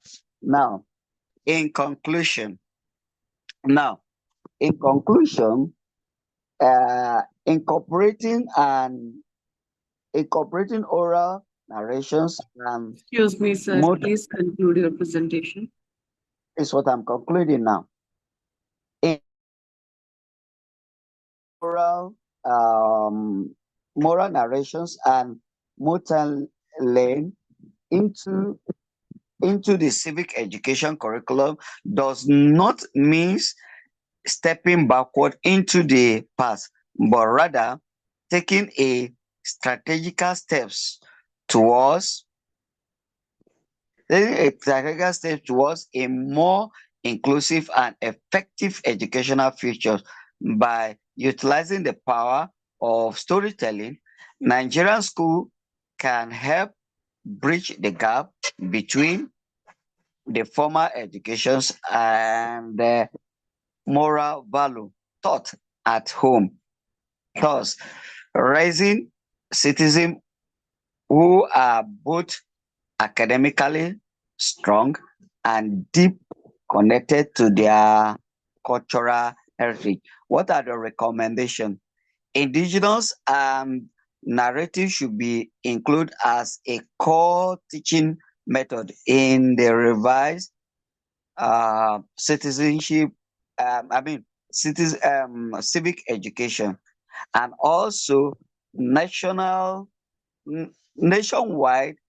initiatives such as a Revive Our Story campaign should be launched to provide national unity.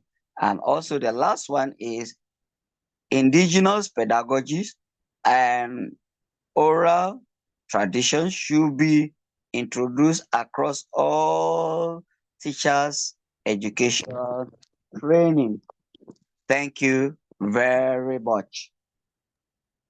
Thank you, sir.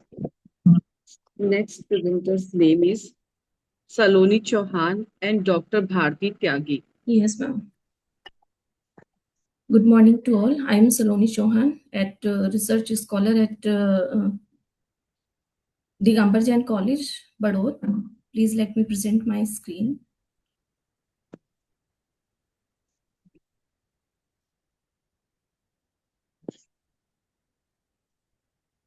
Is my screen visible, ma'am? Yes, your screen is visible. My presentation topic is From Cultural Roots to Acceptance, Lakshmi Narayan Tripathi's role in shifting Indian societal attitude towards transgender people.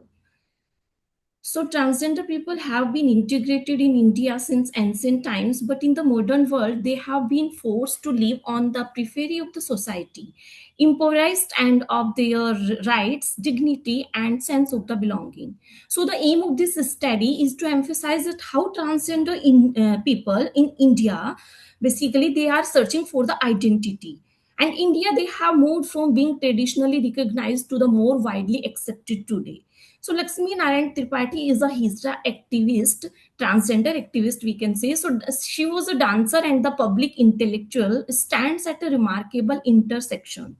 So she bridges the gap between the traditional faith and the cultural roots of the community, basically of the transgender community, and fights for the legal equality for the people of her community. So, after being stigmatized under old colonial laws, and the transgender community have spent decades fighting to be regaining dignity, and Lakshmi has been a stalwart in this campaign, from representing her people at the UN to helping win the landmark in the 2014 Supreme Court case. And her work proves that this moment is much deeper than just laws, and it is about redeeming self-esteem and ensuring transgender people have a real future in India. And Lakshmi draws from the India's oldest cultural and religious texts to challenge the very society that had excluded her people. And her activism hinged not but just politically in the Western sense, but upon memory, mythology, and the reclamation of the sacred identity. So this paper explores how Lakshmi Narayan Tripathi channeled Hindu myths, historic Hijra community, and indigenous cultural framework to recast the public and the institutional attitude towards the transgender people in India.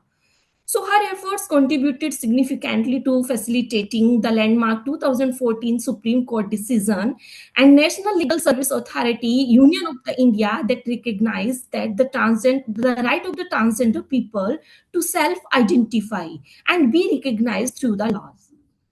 So to understand Lakshmi's activism, one must trace ancient history of her community. what is the history of the transgender people. So the transgender community or Hisder community is not a new phenomenon. It has been a bedrock of the element of the Indian's heritage. So indeed, the ancient text, we can say the Kama Sutra, Puranas, and the Mahabharata, all acknowledge a third gender, we can say the Tritiya Prakriti. In the ancient time, they are called Tritiya Prakriti, and which proves that they constitute a long pre-established entity in the life of a nation for the long centuries. For example, the word Hijda also describe individuals who are intersex, transgender, or the gender non-conforming, and the community has served for the centuries as a documented, ambivalent, and social category with South Asian culture.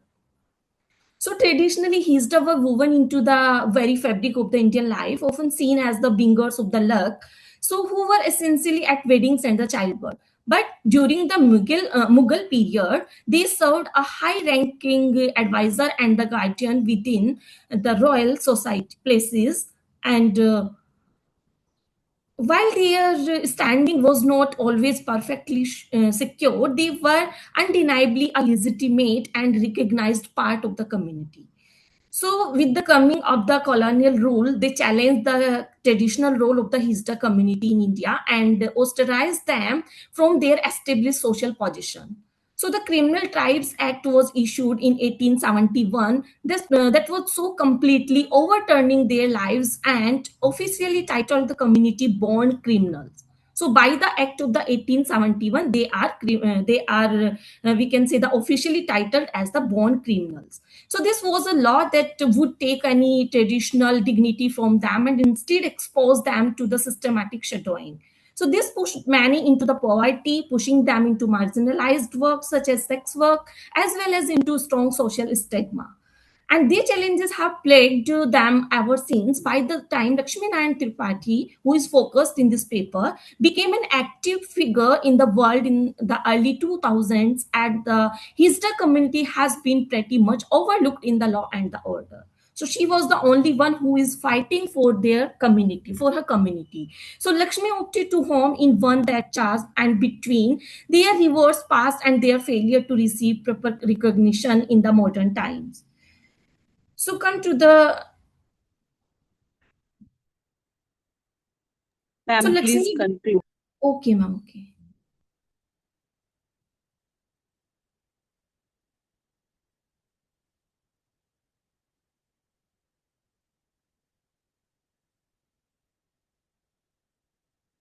So basically, this is the conclusion of my paper that Lakshmi Narayan Tripathi's contribution to the transgender rights movement in India is inseparable from her method.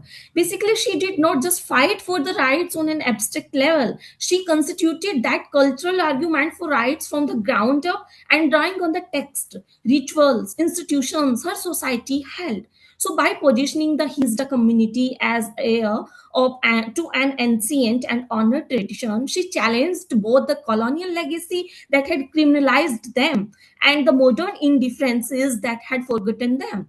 So the Nalsa judgment of the 2014 was not simply a legal victory. It was a cultural reckoning and one that acknowledged India's own history of the gender diversity and recognized that the present had obligation to the history. So basically, Lakshmi Narayan Tripathi's efforts are still ongoing. So the legislation has in transformed, it was true, and but real life equality is still far from realized. So legal recognition has not yet turned into the actual social equality, and the communities represent still suffer from the discrimination in the fields of the, we can say, the housing, healthcare, jobs, and the education. Still, they are fighting. So, yet the shifts in public discourse in the last 20 years, as well as rising visibility of the transgender identity in Indian media, politics, and law, owe to activists like Lakshmi. So, she realized the most compelling case from the ones that link the present moment to the long term, profound cultural roots, and she showed that by reclaiming tradition to empower others. The past is not something that has gone, basically, rather, it reinterprets and allow the opportunity to uplift those it once failed to do justice to. Thank you, ma'am. Thank you. Next, to Dr. Hemkant Vijay.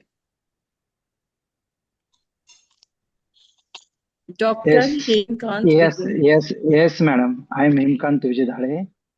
Let me share my screen first. Okay. Yes, yes, ma'am. Good morning, respected chairperson, coordinator, teacher, and my dear participant friends. I am Himkant Vijay Dhare, assistant professor at Kalwan Education Society's Arts, Commerce, and Science College, Kalwan, District Nasik, Maharashtra. I am here to present my research paper titled Bridging Tradition and Innovation Education through Indigenous Knowledge System under NAP 2020. This topic is very important because it connects our past knowledge with the future education.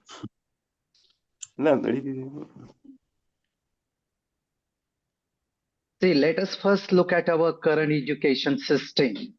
Today, education mainly focus on examinations, marks, and memorization. Students often study to score well rather than to understand concept deeply. While this system helps in academic achievements, it often lacks connections with real life. Because of this, many students feel that what they learn in school is not useful in their daily lives. This creates a gap between education and reality. Say, so this situation made me think about one important question. How can how can we make education more meaningful, practical, and connected to life? And more specifically, can indigenous knowledge system help improve modern education? See, the objectives of my study are very clear.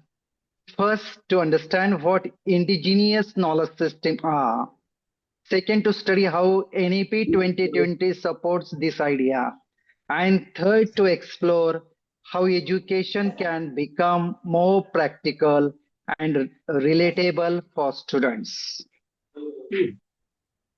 See, when I studied previous research, I noticed something interesting. Most studies focus only on modern education system, technology, and global models. But very few studies give importance to local knowledge, traditions, and regional languages. Because of this, there is a gap. Students learn theories, but they don't connect them to real life experiences. Based on this, I formed a simple hypothesis. If we combine indigenous knowledge system with modern education, learning will become more meaningful, practical and engaging for students. So instead of replacing modern education, we are strengthening it. See now, this study is already qualitative in nature. It is based on analysis of National Education Policy 2020 along with real life example like farming practices, crafts and traditional knowledge system. I also considered observation from local communities to understand how learning happens outside classroom. Now,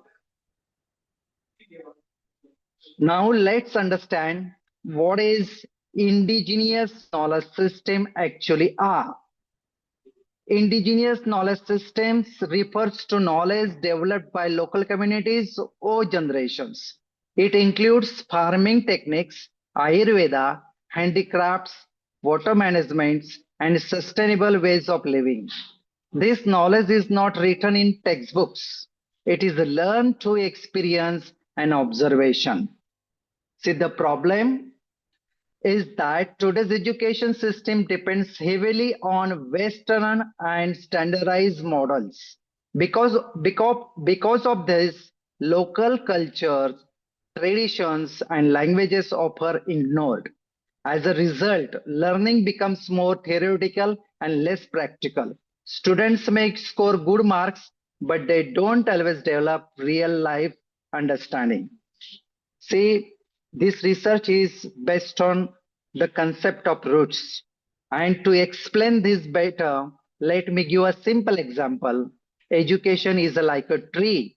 The roots of this tree are our culture, traditions, and language.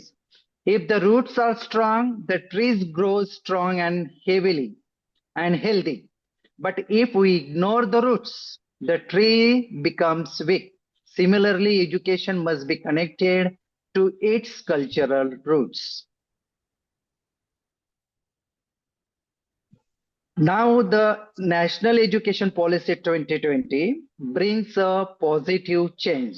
It focuses on holistic development, not just marks.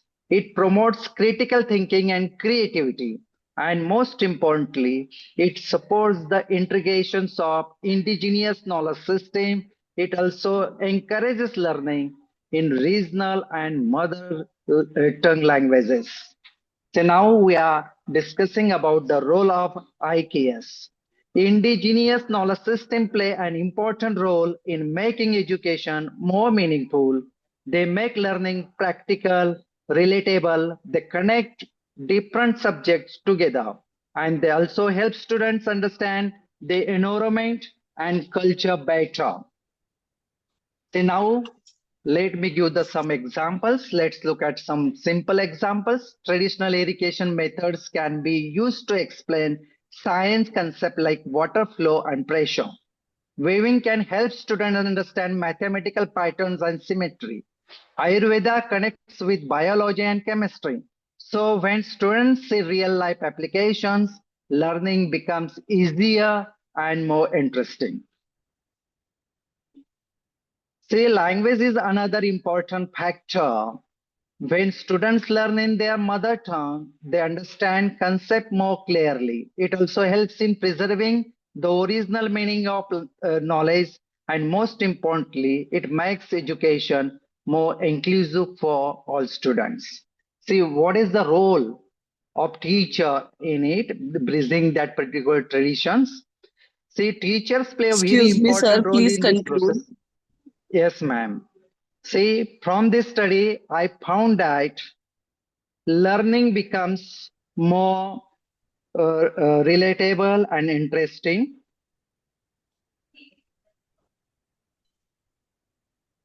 Students understand concept better and they feel more connected to their culture and environment. This lead to overall better educations. In conclude, education should not prepare students for examinations or job. It should prepare them for life.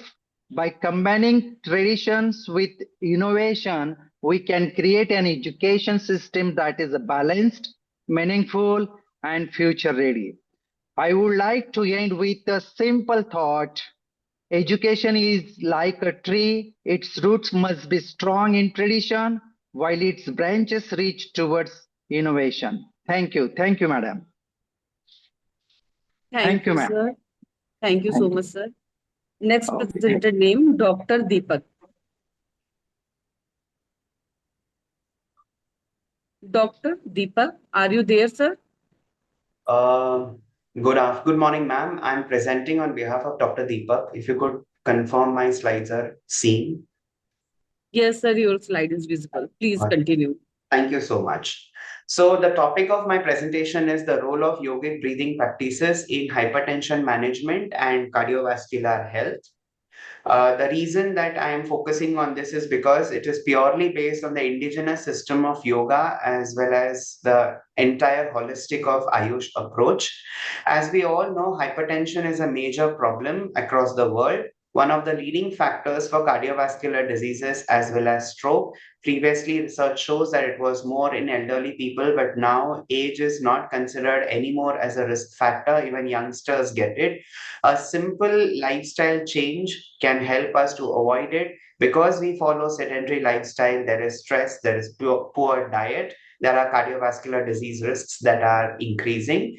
And very important is, rather than feeding our body with drugs, there is a need for having non-pharmacological interventions. That just simply means we go back to our roots in terms of indigenous and traditional healthcare practices. The basic mechanism by which these indigenous system works in terms of medical terminologies are: it causes vagal stimulation, it reduces cortisol that is associated with stress, it improves the endothelial function that lines the blood vessels, it reduces the stress by helping mental health, and of course, there is heart rate variability improvement overall. When we look at hypertension, which is one of the most challenging problems that doctors are facing today and also the common man, it helps to reduce both the systolic and the diastolic blood pressure, improves vascular function. Now, when we talk about traditional health and blood pressure, let's remember that our textbooks, which go back as far as thousands of years ago, centuries ago, they talk about three major important things. One is Nadi Shodhana, the Anulom Vilom, as well as the slow breathing. This is a part of basic yoga. It improves the heart rates, it helps autonomic balance, it reduces the sympathetic activity, and it also improves cardiovascular resilience. Very important that we are now focusing on is its correlation to mental health, wherein these traditional practices help in stress reduction, reduce anxiety, help in regulation of emotions, and improve our quality of life.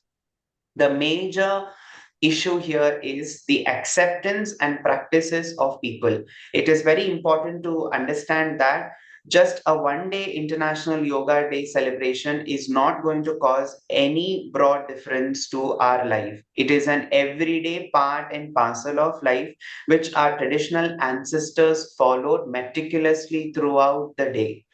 So let's remember that these practices help to improve metabolic health, have anti-inflammatory effects, improve the fitness, and of course, very important is they have a lifestyle improvement which helps us to be grounded more towards nature. Now, when we look at literature and we look at why this has not been utilized, especially among youngsters who start getting blood pressure and cardiac problems all these years, it's very important to know that our traditional system of medicines do not fit under the modern technique of randomized controlled trials. Very difficult to merge them under the allopathic laws. The sample sizes are very small. As I said, it does not give an instant result. It takes a long time. So duration and dropouts are major challenges. And of course, variations in protocol bring down the power, bring down the sample size. So having them as a part of evidence-based practice becomes a major challenge for everyone. But to conclude, as I said, rather than pumping our body with more and more drugs, it's very important that we go back, we return back to nature, we ensure that we have non-pharmacological therapies. Though they are now called as adjunct therapies, let's remember they are actually the traditional medicine. What we do now is much more modern, much more nascent when we look at the time factor. So let's remember that these practices are safe, they are cost effective. Though they are currently adjunct therapy, more research can help to make it as a streamline. And of course, very, very important, it helps to improve cardiovascular health that becomes a major challenge globally as far as health risk is concerned. So the future directions call for larger clinical trials, better participation, standardizing the protocols, having a mechanistic research which help to develop SOPs that can be practically used even by a common man. And very, very important is integrating all of this into lifestyle medicine. Thank you so much. Thank you, Dr. Yuvraj. Now, I would like to once again repeat the names of the presenters whose presentations were missed. Miss Ridhima Narayan, Miss Ridhima Narayan, Mr. Sule Mohammed. Are you there, Mr. Sule Mohammed? Please unmute yourself.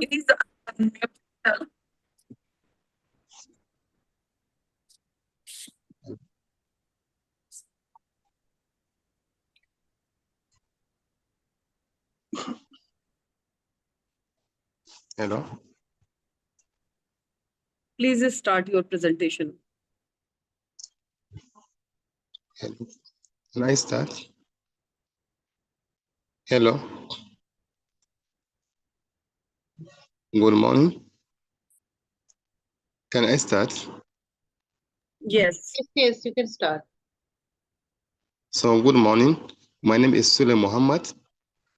I'm here to present our topic, which is effect of urbanization on family structure and student educational adjustment in Gusau Educational Zone, Zamfara State, Nigeria. Urbanization is one of the most visible social change in contemporary Nigeria, and it continues to shape how people live, interact, and raise their families. It refers to the movement of people from rural areas to cities in search for better opportunities, such as education, employment, and improved living conditions. This study is anchored with one theory, which is family system theory, which developed by Bowen, 1978. So this theory views family as interconnected system where each member influences the behavior and the development of others. It emphasizes that the family operates as a whole, and any change in one part of the system, such as parent role, communication pattern, or economic condition, will affect the stability and the functioning of the entire family, especially children. So the research or the study comprises three research objectives, which include one, to examine the influence of urbanization on family structure in Gusau Educational Zone, Zamfara State. Two, to assess the effect of urbanization on student educational adjustment in Gusau Educational Zone, Zamfara State. Three, to determine the relationship between changes in family structure and student educational adjustment in the context of urbanization. Then research objectives. The study has three research objectives, which comprises one, how does urbanization influence Please family conclude, structure? Mr. Sule Mohammed. Please conclude. Hello? You please conclude now. Okay. So, conclude. The finding reveals that urbanization significantly influences family structure, often leading to the shift from nuclear and household dynamics. Urbanization was also found to have a significant impact on educational adjustment, affecting their academic performance, social interaction, and emotional stability. Additionally, there is strong positive relationship between family structure and student educational adjustment, indicating that stable and supportive family student ability to cope with school demand. Thank you very much for the listening. Thank you so much. Next one, Dr. Kuljeet Kaur. Hello, good afternoon, ma'am. Am I audible, ma'am? Yes, ma'am. Okay, can I continue as it is without PPT?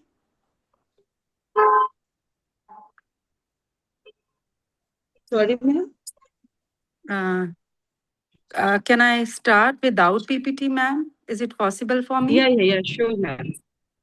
Okay, thank you, ma'am. Thank you. I'm myself Dr. Kuljeet, Assistant Professor in Government State College of Education, Patiala, and my topic is Yoga and Meditation in Mental Health Care. Basically, my paper is in the mental health disorders such as anxiety, depression, stress-related conditions, that are increasing globally all over the world. So, role of yoga and meditation in promoting the mental well-being, reduce psychological distress, and enhancing the cognitive functioning. So, drawing upon the contemporary research and empirical studies, the paper examines the physiological, psychological, and ecological mechanism underlying these practices. So, basically, it also evaluates their applications in clinical and non-clinical settings and discuss their integrations into modern mental health care system. So, in mental health, we are basically deals with uh, main mental health problems. Global health reports mental disorders affects millions of individuals worldwide, with anxiety and depression being the most common. Traditional treatments includes physiotherapies, their approaches, limitations such as side effects, accessibility issues, and incomplete recovery. In yoga, yoga is a condition of mind, body that disciples the combines physical movement, control, breathing, and meditation. Yoga not only improves physical health but also enhances mental clarity, emotional stability. So it is considered a holistic system that addresses both physiological and psychological aspects of health. So in meditation, we commonly deal with mindfulness meditation, loving kindness meditation, breathe awareness meditation. So mental health refers to a state of well-being in which individuals realize their abilities, cope with normal stress, work productivity, and contribute to the society. So, neurobiological mechanisms we deal with yoga and meditation basically influence the brain structure and function. Research shows that regular practice increase the thickness of the cortex and improve the memory and learning of the individuals. Meditation also alters the brain activity patterns, enhancing areas related to attentions and emotional regulations. So that many benefits of yoga and meditation in mental health. First is reduction of the stress. Second is management of the anxiety, treatment of the depression, improvement in cognitive functions, enhancement of emotional well better sleep quality. Yoga and meditation in clinical mental health, it's deal with complement therapy. It act as a specific disorders, anxiety disorders, depression, and and there are the role of in the prevention of the mental health. We enhance the reduce the risk of mental disorders, promotes the overall well-being. So they are especially beneficial for the students, professionals, and elderly populations. So yoga, if we talk with yoga and meditation in educational settings, there are many educational reasons, benefits for the students. It improves the Ma'am, please concentration of the conclude. students, reduce the. Ji? Ma'am, please conclude. Okay. In conclusions, we can say students can benefit, their concentration will improve, reduce exam stress, better emotional controls. So, challenges and limitations, despite their benefits, yoga and meditation have certain limitations: lack of standardizations in practices, limited high quality research studies, and need for trained instructors. So, overall, we conclude that yoga and meditation promoting mental health and well-being. They offer a holistic approach that addresses both the mind and the body. Thank you so much. Thank you. Next, Dr. Ekta Sharma. Thank you. Thank you. Ma'am, she is not available right now. Can I speak on behalf of Ekta, ma'am? Sure, ma'am. She's not here. She's busy somewhere. College. She is a meeting in the principal, ma'am. So she is not Okay, no available. Can I problem. read the overall abstract? Can I read only abstract? Okay, ma'am. Thank you. Thank you, ma'am. Thank you. I really appreciate. Ma'am, topic is social change and modernization and a comprehensive sociological analysis. Ma'am, paper social change and modernization are intervened process shaping society's world. This paper examines the complex relationship between social change, modernization, and their impacts on people's communities and institutions.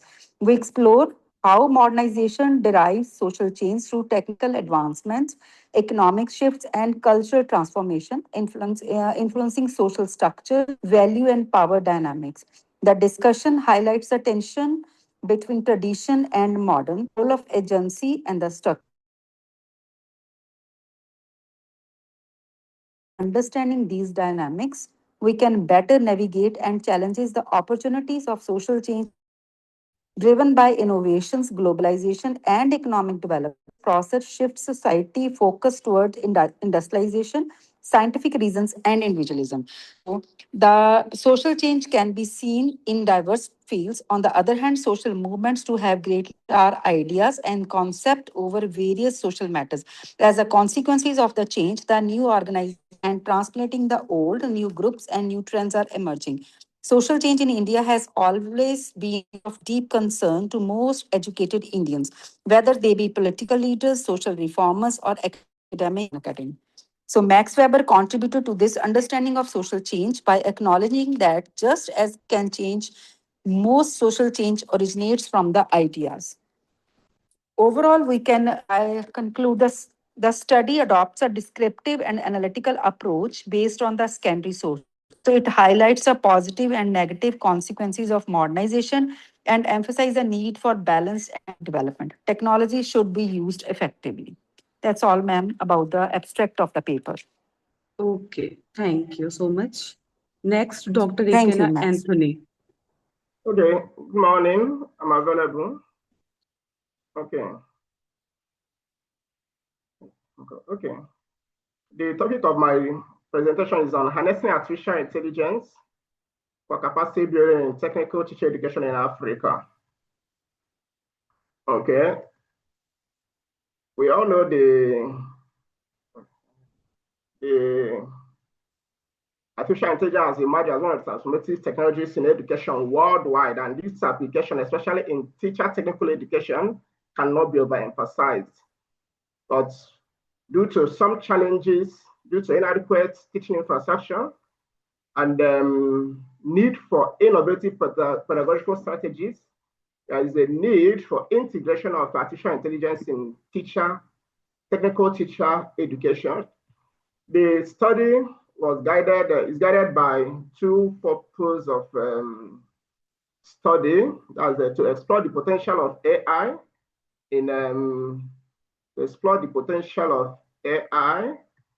in technical teacher education in tertiary institutions in Nigeria, and to identify the challenges for AI integration. Then, from the purpose of study, the research questions were also formed, which are what are the potentials of AI in enhancing technical teacher education in tertiary institutions in Anambra State, Nigeria, and also what are the challenges of AI integration in technical teacher education in tertiary institutions in Anambra State, Nigeria. Then the methodology, mean and standard deviation was used for the analysis, and also 105 technical education lecturers from the tertiary institutions in the Anambra State were used for the study. Also, 20-item structured questionnaire was used for the study as well. Then from the methodology, the mean scores that are above 2.5 were accepted as possible. If the mean of the respondents is above 2.5, is accepted, while mean below is disagreed. Then from the first result, almost all the items had mean scores above 2.50, and this shows that the instructors believe that AI can help improve the quality of teaching in technical education. Also, that the use of artificial intelligence will increase students' engagement and participation in technical education programs. They also accepted that integrating AI into curriculum would help technical education programs better align with industry needs. Also, from research question 2 on the challenges towards the implementation of this harnessing of AI in technical teacher education, the results also show that the major problem is a lack of technical expertise among the instructors, and also inadequate infrastructure. This has to do with the hardware, the software, the internet connectivity, and also lack of institutional support for AI initiatives in technical teacher education. These are some of the challenges the instructors and the lecturers believe were the major challenges of harnessing artificial intelligence in teacher, technical Kindly teacher. finish your presentation in a minute. Okay, sorry. Then concluding, the integration of artificial intelligence fosters, of course, it fosters innovation, allowing educators to stay abreast with the global trends and technological advancement. By implementing AI solutions, Nigeria can bridge the gap between the traditional teaching methods and the evolving technological landscape. And recommendations were also made, which have to do with investments in AI infrastructure and also training for the technical teacher educators. Thank you. Thank you so much. Next, Dr. Evelyn.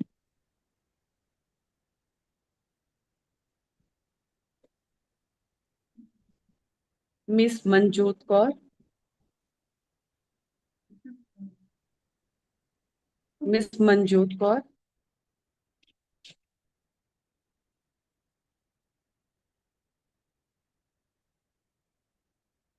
Thank you so much, everyone.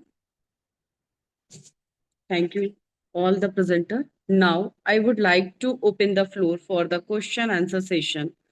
All participants are welcome to ask their question.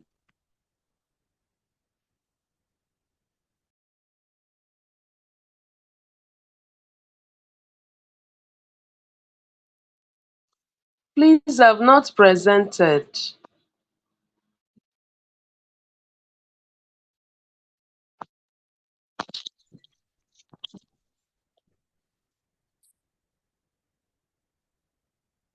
Hello? Yes.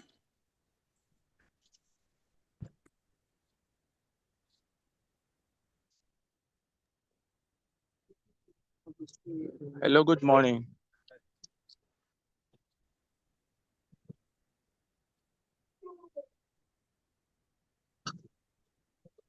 Hello? Please ask questions. If anyone has any question, you may ask now. Good Please, I afternoon, have a ma'am. first paper to present. I have not presented. What's your name? Adegoye Rotimi Solomon. I'm in the 5th section, 209. Sir, it's a third technical session. Okay.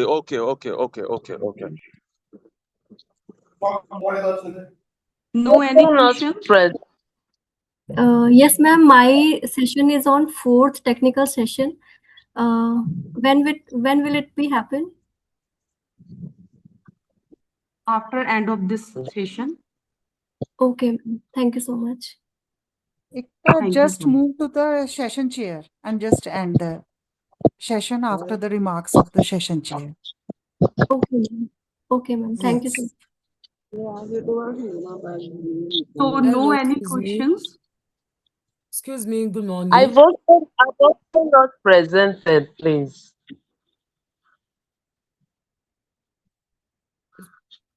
Excuse me, ma. Good afternoon, everyone.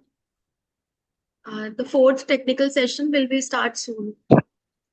महिमा अभी Yes, वो क्या कहते हैं chairperson का वो नहीं हुआ है अभी रिमार्क नहीं हुआ है तो give me 5 minutes. Okay. So now I would request to our respected session chairperson to give concluding remark. Please, ma'am, I have also not presented. Good afternoon, everyone. And in this third technical session, overall 17 research papers were submitted and they were presented. And all the papers were very nice and authentic. And the concept and the subject matter of all the papers were really very interesting. Such as Vishnu Priya. I have not presented, please. I have not presented. Please, Dr. Adeyemi Ajao, I have not presented. Just wait for the fourth technical session. Just wait. It is the third technical session. Yes? Okay. After this session, the next session will move on. So just be patient. So, such as the paper Vishnu Priya has submitted, and it was on rituals and festival performances, and it beautifully engaged with, and it exemplified the beautiful contribution of Nayaka kings and also of Shaji Maharaj from the Maratha, who was a Maratha ruler, and the papers such as it, many papers were on different perspectives as Gandhian economic thought, and it was all there was also a paper which was which highlighted the history of textiles and clothing across the civilization. It was also a very interesting paper, and role of nutrition in as a vital element in HIV patient. It was also very nice, and there was a paper which highlighted the indigenous education in Nigeria and its relevance by Salisu Tukur. And there was also a paper on decolonizing English language teaching and its indigenous knowledge in Nigerian classroom. It also reflected on how the indigenous knowledge was used to English language, which was a colonial legacy. And it was there was also a paper which highlighted the oral tradition in Indian music, and it reflected the साम वेदा मौखिक जो परंपरा हमारी चली आ रही है, the mantra singing, and talked about the shrutis and smritis in Manusmriti and Yagyavalka. So it also talked about various gharanas and its importance. And Dr. Hemkant Vijay Dhade, he also his paper was on bridging traditions and innovation through IKS under NEP 2020, and it showed that how IKS integrated the if it has been integrated in syllabus, it will provide help in making education more meaningful, practical, and relatable. So there was a paper related to hospital operations through annual operation plan and in charitable hospitals, and it showed and how AOP is effective even when the resources are limited and scarce. So there was a presentation of Miss Manjot Kaur. It was on IKS reimagining implementation of IKS in daily routine.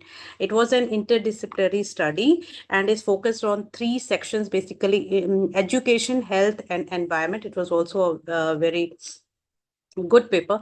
So it focused on that how the grasping power, and the findings were very interesting, that how the grasping, it enhances the grasping power and gives very good results actually. So a paper was on oral tradition and moonlight tales, very interesting paper. It focused on the civic education curriculum for character building and value orientation in Nigeria. And the subject was it highlighted that there has been a subject, civic and heritage studies, which has been introduced by the Nigerian government, and it was very good for the pedagogical value of oral narratives is important for character building and development. It focused on that, and there was he has given very way forward and the introspections also. So there was a paper of Saloni Chauhan also, which again very interesting, from cultural roots to acceptance, Lakshmi Narayan Tripathi's role in shifting Indian societal attitude towards transgender people. So this paper actually showed how the it was actually we can say this is a case study basically, which showcased how the contribution of Lakshmi Narayan Tripathi, who bridged the gap between traditional faith and cultural roots, and who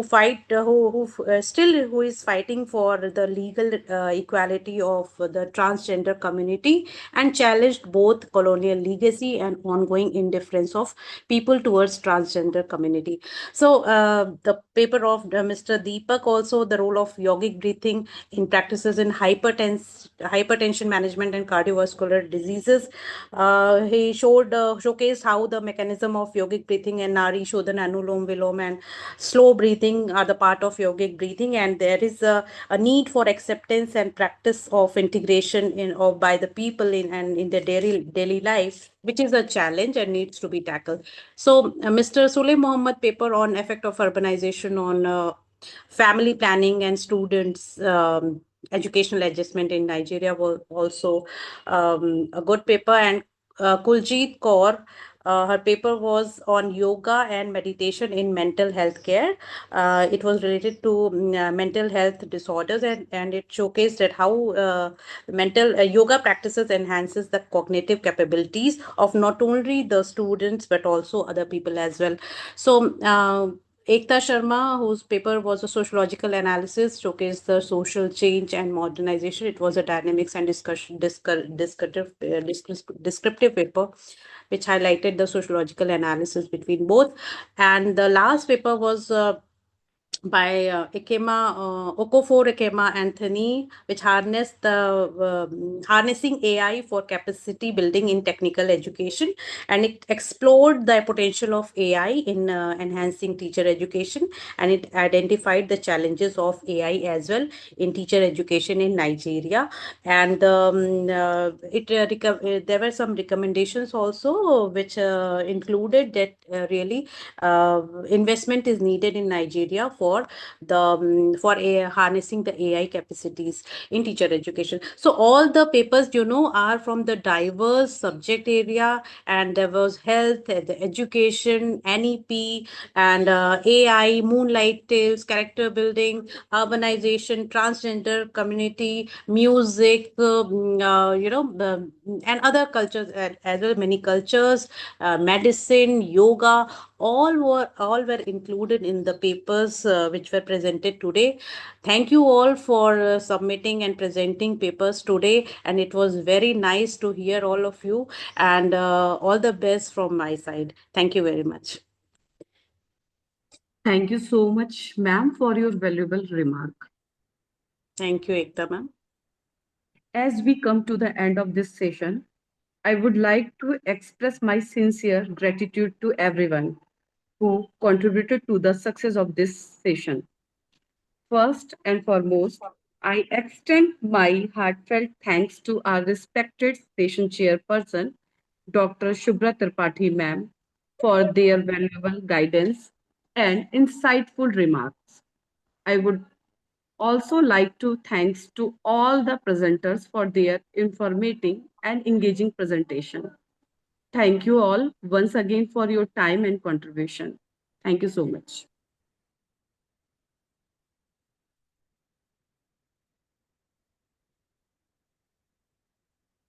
We are really grateful. Goodbye. Thank you. Hello, please. I sent a message. Nobody responded to my message. Good afternoon to all the dignitaries and presenters. Your fourth technical session will be start soon. We'll just see that our chairperson has joined or not. Excuse She me, has ma'am. joined, Mahima. She has Hello. joined. Just to start. Okay, ma'am. Okay. She has I joined. have presented my paper. It was presented by me.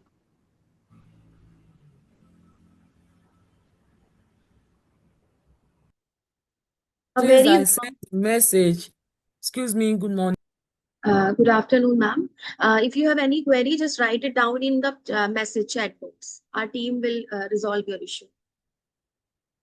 A very warm good afternoon to everyone present here. I am Mahima Thakur, Assistant Professor, Department of English, I.N.M. PG College. Welcome you all on behalf of I.N.M. PG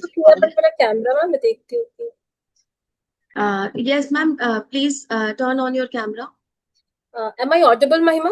Yes, ma'am. You are audible. Okay, I'm just setting the, video part. Right. Okay. Ma'am, just turn on your camera. Yeah. I think she is facing some technical error. So, ma'am, shall I start?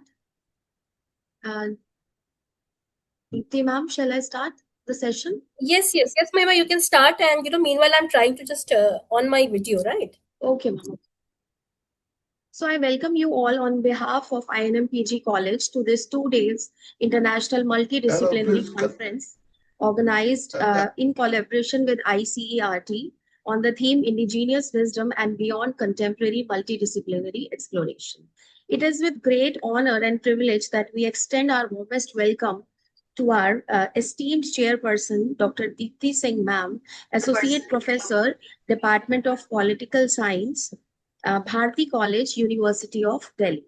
Dr. Singh holds an MPhil and PhD degree from CRCAS, School of International Studies, Jawaharlal Nehru University. Her teaching and research areas are political science and international relations. She has been the member of IQAC from 2022 to 2025. She has been an active participant in numerous national and international seminars, presenting insightful papers. She has published her own books named Political Theory, published by Jamia Millia Islamia in 2016, and Bharat Mein Rashtravad, published by JSR Publishing House, New Delhi in 2018. She has also contributed with students and learners with her e-content, which is published as a chapter by the name Mill on Liberty and Democracy by ILL DU. So we welcome you, ma'am, and I have some instructions for the participants also. Presenters, kindly listen the instructions carefully. So a 75% attendance duration is must to qualify for the certificate of participation. There will be no separate attendance or feedback link. Attendance will be automatically recorded by the Zoom for online participants. Each research presenter will get 8 to 10 minutes for presentation with question and answers, or we can say discussion. PowerPoint presentation is mandatory. Please keep your presentation concise by adding title, objectives, hypothesis, research methodology, findings, and conclusion. One more point I would like to add here, that the name of 2 best presentations will be announced at the end of this technical session. So I also request our respected chairperson, ma'am, to kindly identify the 2 best presentations. My best wishes to all the presenters, and let's start this session. So the first presenter of this 4th technical session is Mr. Venkatesh Subramaniam Ganpati. Yes, And madam. yes, sir. So Yeah. kindly start your presentation, sir. Okay.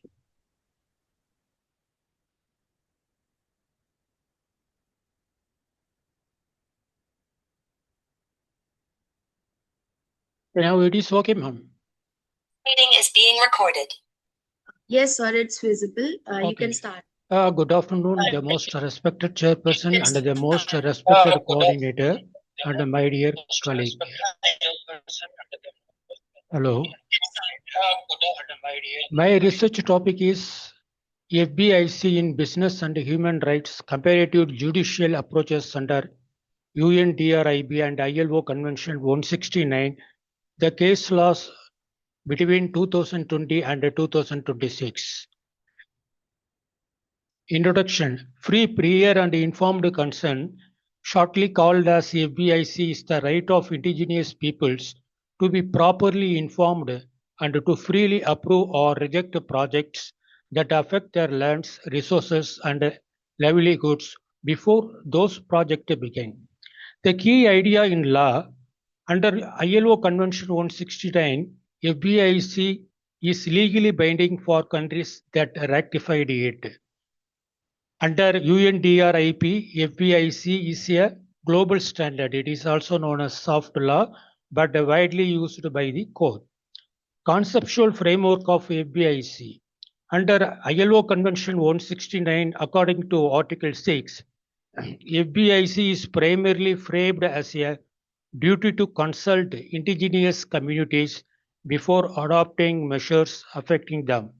Under UNDRIP article, when we take the articles 10, 19, 32, FBIC is elevated toward a right to consent, particularly in cases of relocations or large-scale development. Judicial bodies have interpreted FBIC along a spectrum. Consultation that refers to procedural obligation and consent substantive rights in high impact cases. Research question: how have judicial bodies between 2020 and 2026 interpreted and applied the principles of FBIC under UNDRB and ILO Convention number 169, and to what extent do these interpretations shift the standard from consultation toward substantive concerns in the context of business and human rights?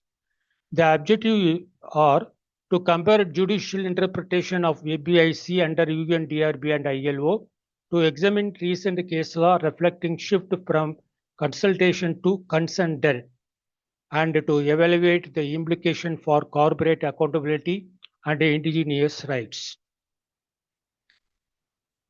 Comparative judicial approaches of research strategies are used. For this purpose, secondary data are collected.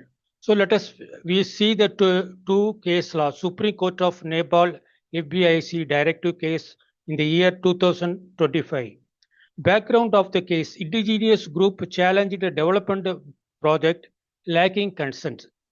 So for examples, it is a hydropower project. The issue is whether FBIC is legally binding under domestic law. The verdict given by has mandated nationwide implementation of UNDRIP and ILO 169 principles, recognized FBIC as a binding legal requirement. The impact of the case is major shift from consultation to consent and established judicial enforcement of international indigenous right norms. Second case study is Cowichan's Tribals versus Canada in the year 2025. Dispute over lands rights and resource use. The issue is nature of aboriginal title and whether consent is required. The judgment was given in the following manner: recognized indigenous land rights as prior and senior rights, strengthened the requirement of meaningful in land use decision. Impact of the case: elevated FBIC to a quasi-property right standard, increased corporate liability in resource extractions. So when we see the international norms, jurisprudence shows a divergence between UNDRIB's strong language and ILO 169 softer term. Some courts, say for example Colombia, Peru, lean on ILO 169 Article 6 consultations plus UNDRIB influences, while others, Canada, focus on UNDRIB as domestic law. Notably, UNDRIP is used more as persuasive context. ILO 169 is binding only where ratified. Example, Peru, Philippines, and Colombia. Key findings and discussions. When we take the second thing, one is emerging shift from procedural consultation to substantive consent.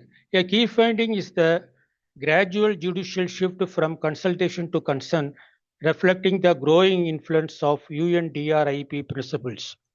Courts are increasingly recognizing that mere procedural compliance, such as conducting hearing or information sharing, is insufficient in situations involving displacement, environmental harm, or large-scale development project. For example, recent jurisprudence 2020 and 2026 demonstrate that the courts are willing to invalidate state actions or corporate project where meaningful consent has not been obtained. This indicates a transition towards viewing FBIC as an essential component of indigenous self-determination rather than a procedural formality. Whether consent is needed, how genuine consent is ensured is important one. Conclusions. Recognizing FBIC as a substantial right is essential not only for safeguarding indigenous autonomy and land right, but also for promoting equitable, conflict-free, and sustainable development within the broader business and human rights regime, BHR. Thank you. Any question? Hello? Hello, any questions? If anyone have any question, just ask. Ma'am, if you want to ask any question.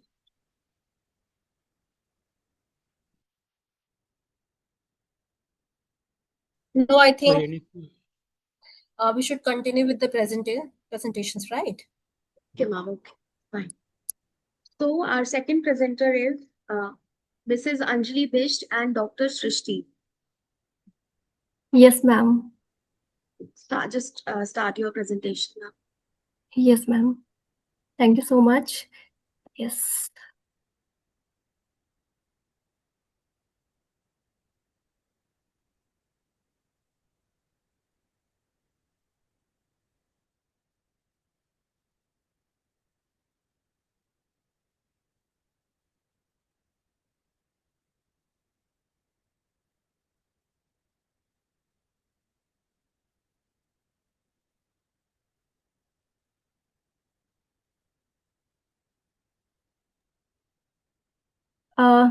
Is my screen is visible, ma'am? No, ma'am. Yes, ma'am. It's visible now. Okay. Yes, ma'am. Good afternoon, respected chairperson, distinguished panel member, and fellow participants. My name is Anjali Best, a PhD scholar, pursuing it under the guidance of Dr. Srishti, an assistant professor in the Department of Sociology. And today I am presenting my research on women's participation in sericulture as a driver of social change and economic empowerment, evidence from Uttarakhand. So, sericulture or self-farming is a labor-intensive rural activity that involves rearing silkworms and producing silk. It is particularly important in hill regions like Uttarakhand, where livelihood opportunities are limited. What makes sericulture unique is that it provides employment opportunities for women, especially those belonging to rural and economically weaker sections. Despite their active involvement, women's contributions are often undervalued and remain invisible in economic terms. This study attempts to understand how participation in sericulture affects women's economic condition, social status, and empowerment. While reviewing existing literature, I found that although women play a crucial role in agriculture and elite sectors, their participation in sericulture, especially in hilly regions of Uttarakhand, remains underexplored. There is also limited research focusing on women's decision-making roles, their challenges and working conditions, and the impact of caste and gender on their experiences. To address these gaps, the study has the following objectives. To examine the socioeconomic status of women in sericulture, to understand the role of gender and caste, to analyze the empowerment outcomes, and to identify the major challenges faced by women. This study is based on a mixed method approach combining both quantitative and qualitative analysis. Primary data was collected from 30 women workers engaged in sericulture in Kashyali village, which is in Pauri Garhwal district of Uttarakhand. The tools used include structured interview schedule, focus group discussions, participant observation, and informal interactions. Secondary data was collected from government reports and existing research studies. This approach helped in gaining both statistical insights and real life experiences of women workers.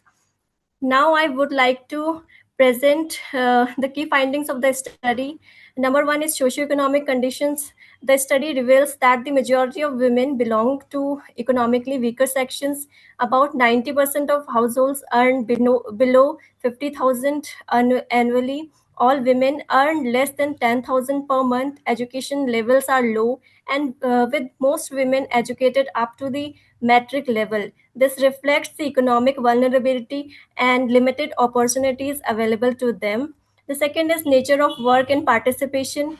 Women play a central role in sericulture activities. Around 40% are involved in all stages of production.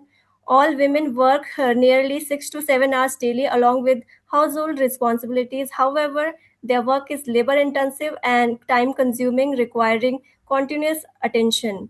Number third is gender roles and inequality. A significant finding is the presence of a gender based division of labor. Women perform routine and labor intensive tasks. Men are more involved in technical or supervisory roles. Despite their major contribution, women often have limited recognition and control over resources. Number four is lack of awareness and institutional support. The study found a complete lack of awareness of modern technologies among all respondents. Additionally, women have no access to loans or government schemes. Medical and safety facilities are also absent. This highlights a major gap in institutional support and outreach.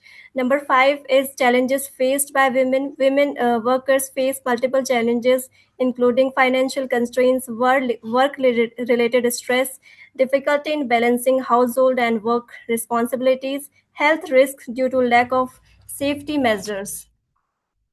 These challenges significantly affect their overall well being. Number six is empowerment outcomes. Despite these challenges, sericulture has a positive impact on women's empowerment. All respondents reported increased confidence, greater participation in household decision making, a sense of independence. This shows that sericulture is not just an economic activity but also a tool for social transformation.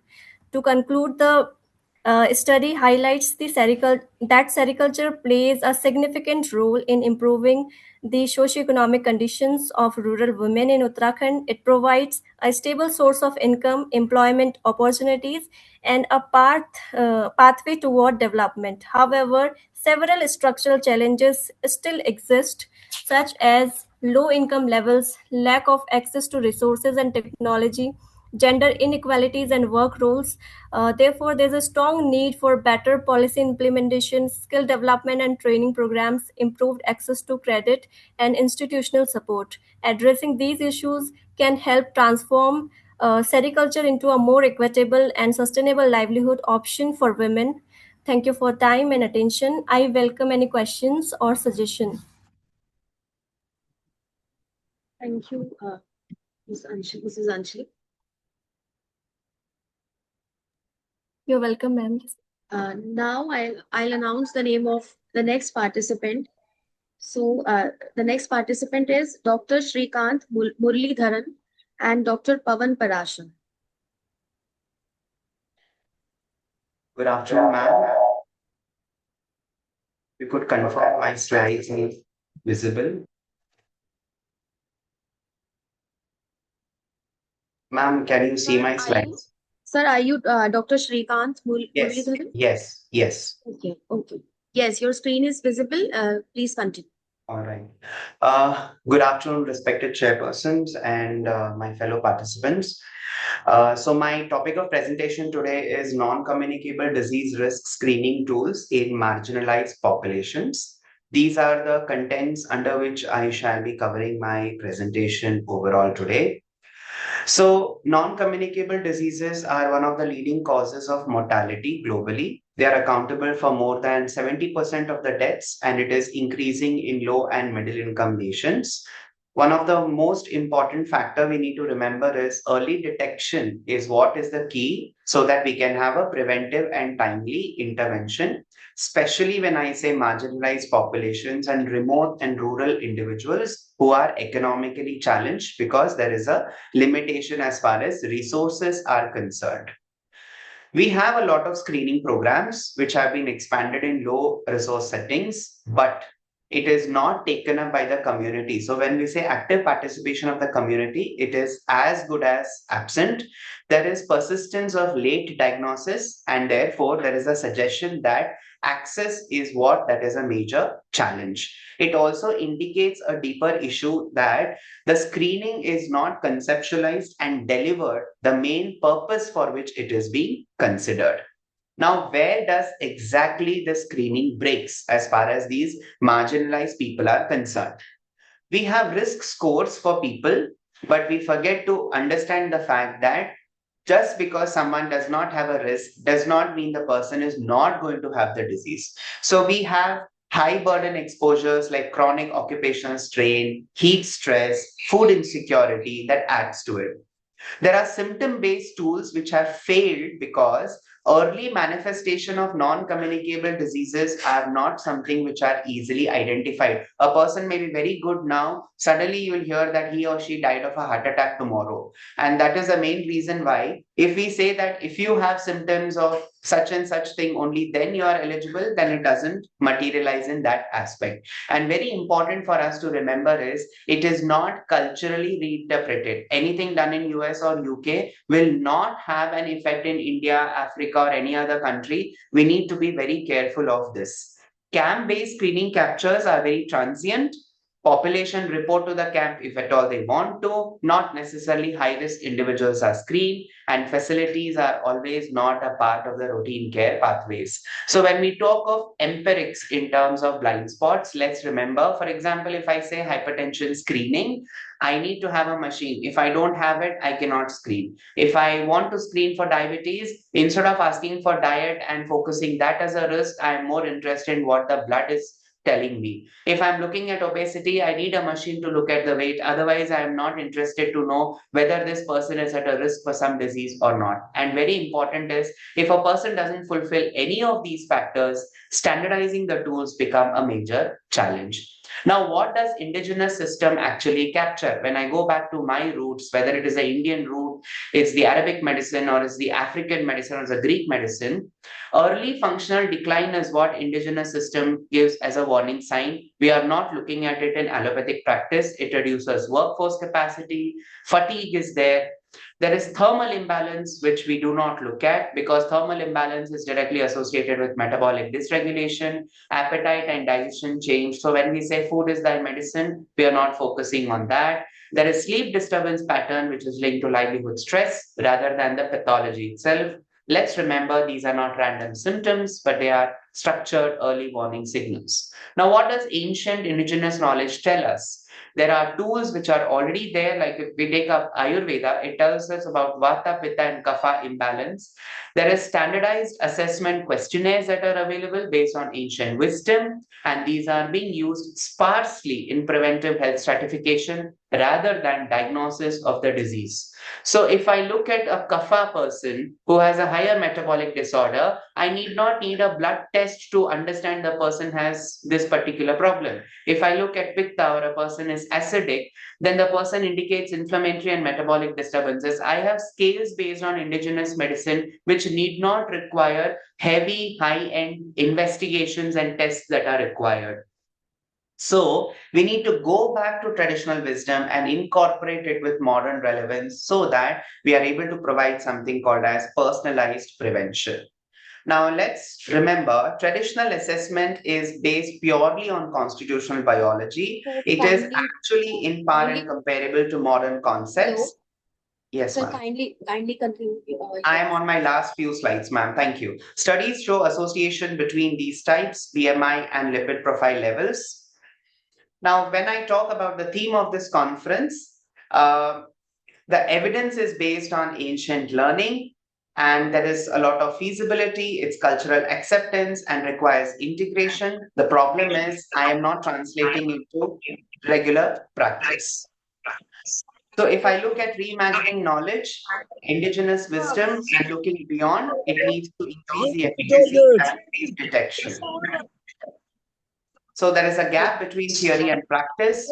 Let's remember indigenous is culturally appropriate, focuses on health, and it needs an adaptation for better acceptance and broader mindset for traditional knowledge and modern environment. These are my references. I'm open for questions. Thank you.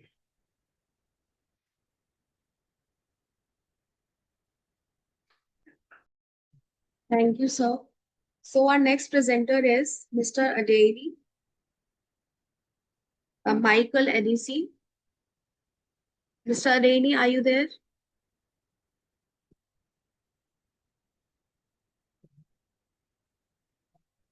So, Mr. Adeyemi, are you there? Okay, so let's move to the other presenter. Now we have Dr. Abdul Qadir Mohammed. Dr. Abdul Qadir Mohammed, are you there?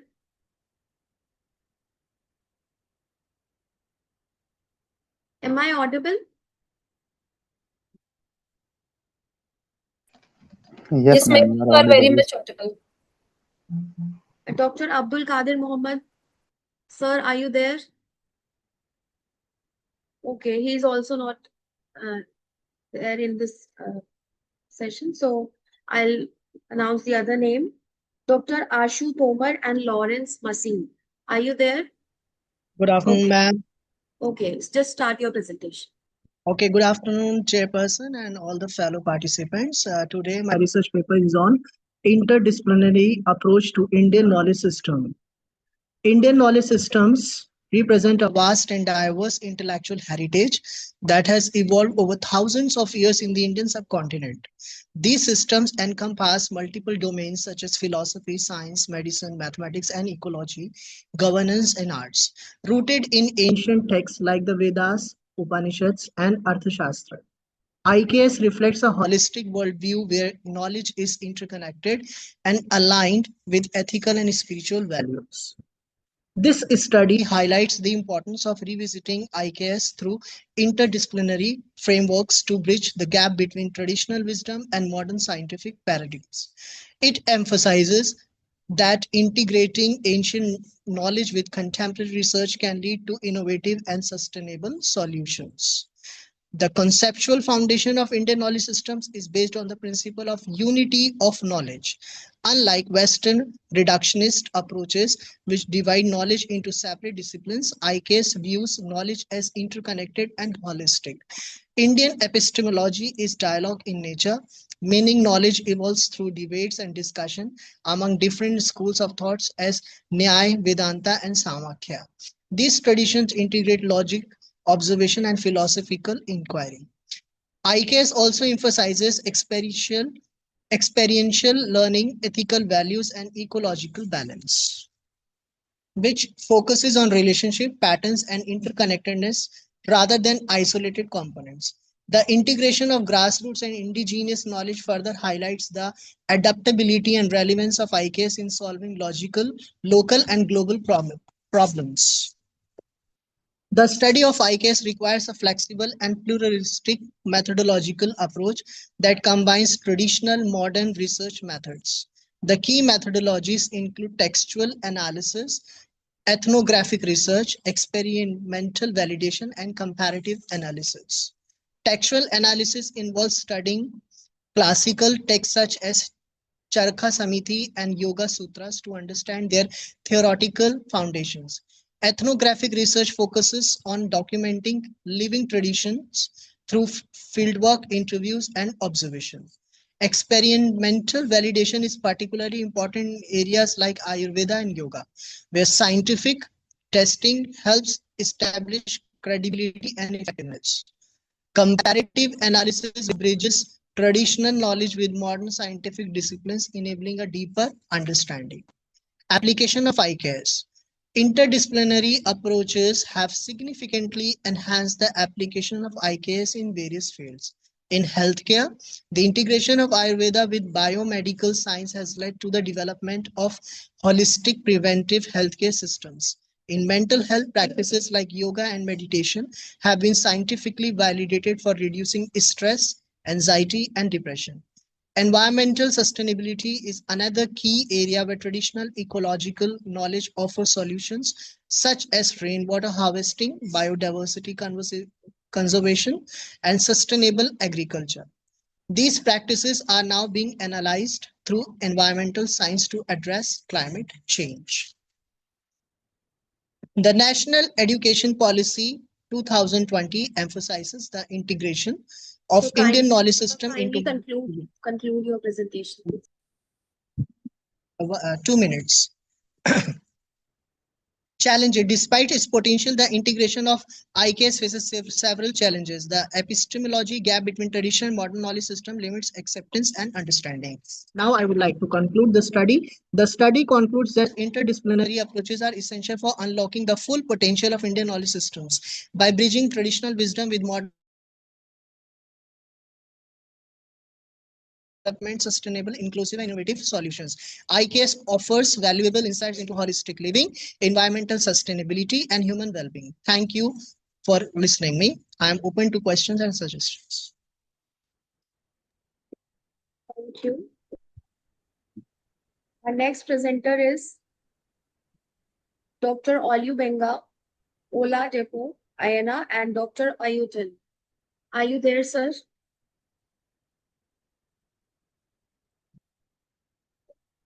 Dr. Olubenga?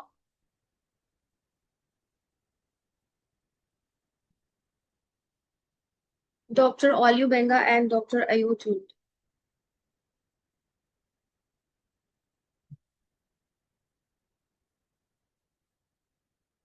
Okay, so now I am announcing the other name.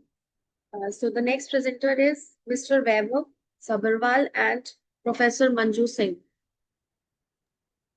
Mr. Vaibhav Sabharwal and Professor Manju Singh. Good afternoon, ma'am. Hello, am I audible? Yes, sir. Yes, good afternoon, ma'am, and good afternoon to all my presenters. So my ma'am is busy right now, so I'm presenting my paper. The topic of my paper is SSG and entrepreneurial skills among rural women, a socio-economic analysis. Okay.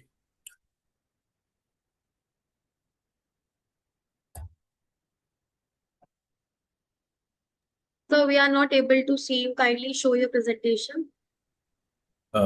Is it visible now? Oh, now it's visible. Yeah. Start, please start. So the topic of my presentation is self-help group and entrepreneurial skills among rural women. Okay. So basically, let's start from the introduction part.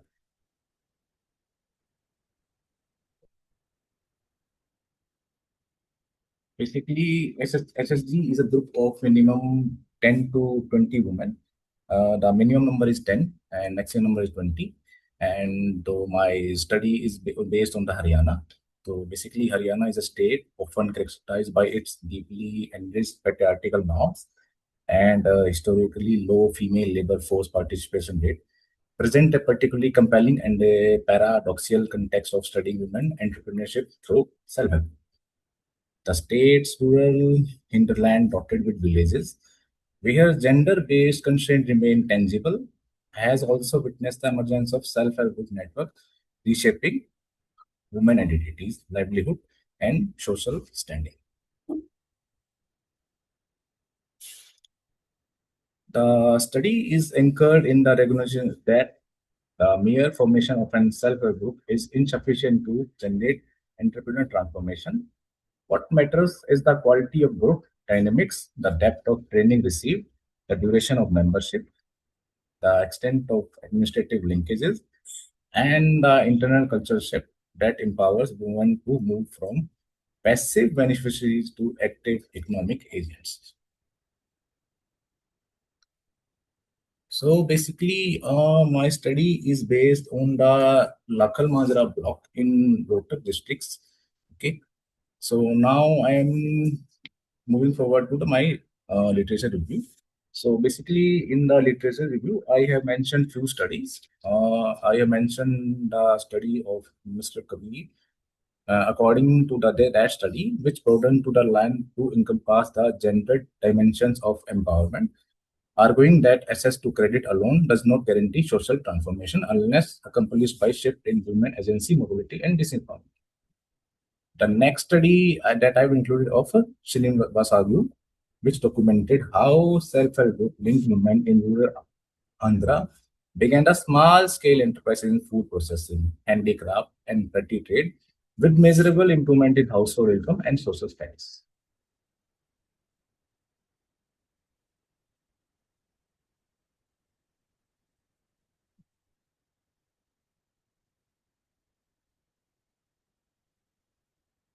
Forward with my research methodology. So my study was conducted on the Lakhar Majra block. So moving to my research methodology, my study was conducted in Lakhar Majra block, which is located in Rohtak district. And the Lakhar Majra block is a semi-urban block which has substantial rural population. Lakhar Majra block was purposely selected because it has relatively high density of active self-help groups. The documented presence of district-level award-winning groups, it's a socio-demographic composition which includes significant proportions of scheduled caste and other backward classes. So basically, in my sample selection, a total of 15 self-help groups were selected through the purposive sampling. Okay, and the total number of the women participants across that 15 groups were 169. And moving to the data collection methods. So basically, I use in-depth interviews, focused discussion groups, and participant observations.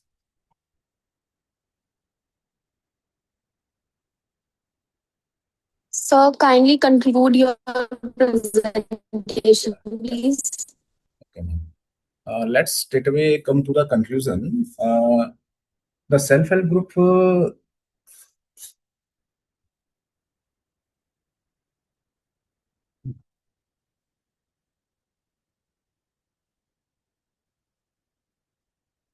am I audible? Yes, sir. Straight away completing the conclusion. So my study was on the 169 women, and then 169 women experience constitute the empirical core of this study, and women who had no income now running tailoring units, beauty parlor, dairy enterprises, tea stall. So basically, through self-help group, there is improvement in the condition of women.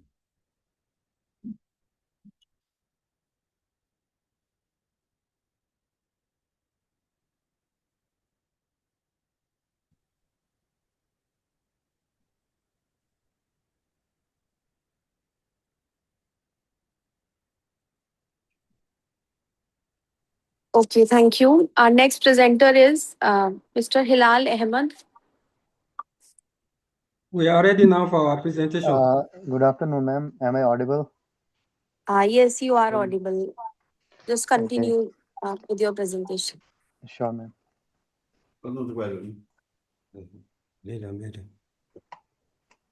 Hello.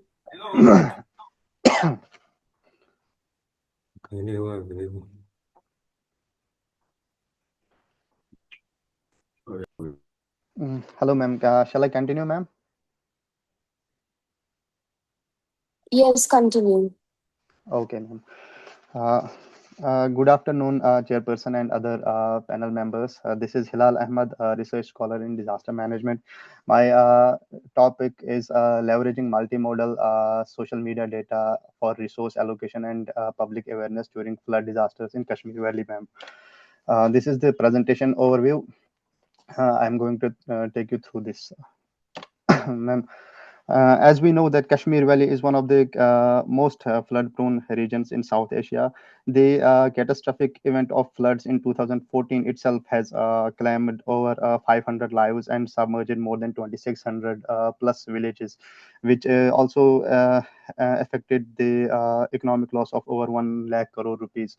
And after 2015 to 2019, recurring flood events, in particularly flash floods, have been recorded, uh, where we attribute these floods to the climate change and Himalayan glacial melt.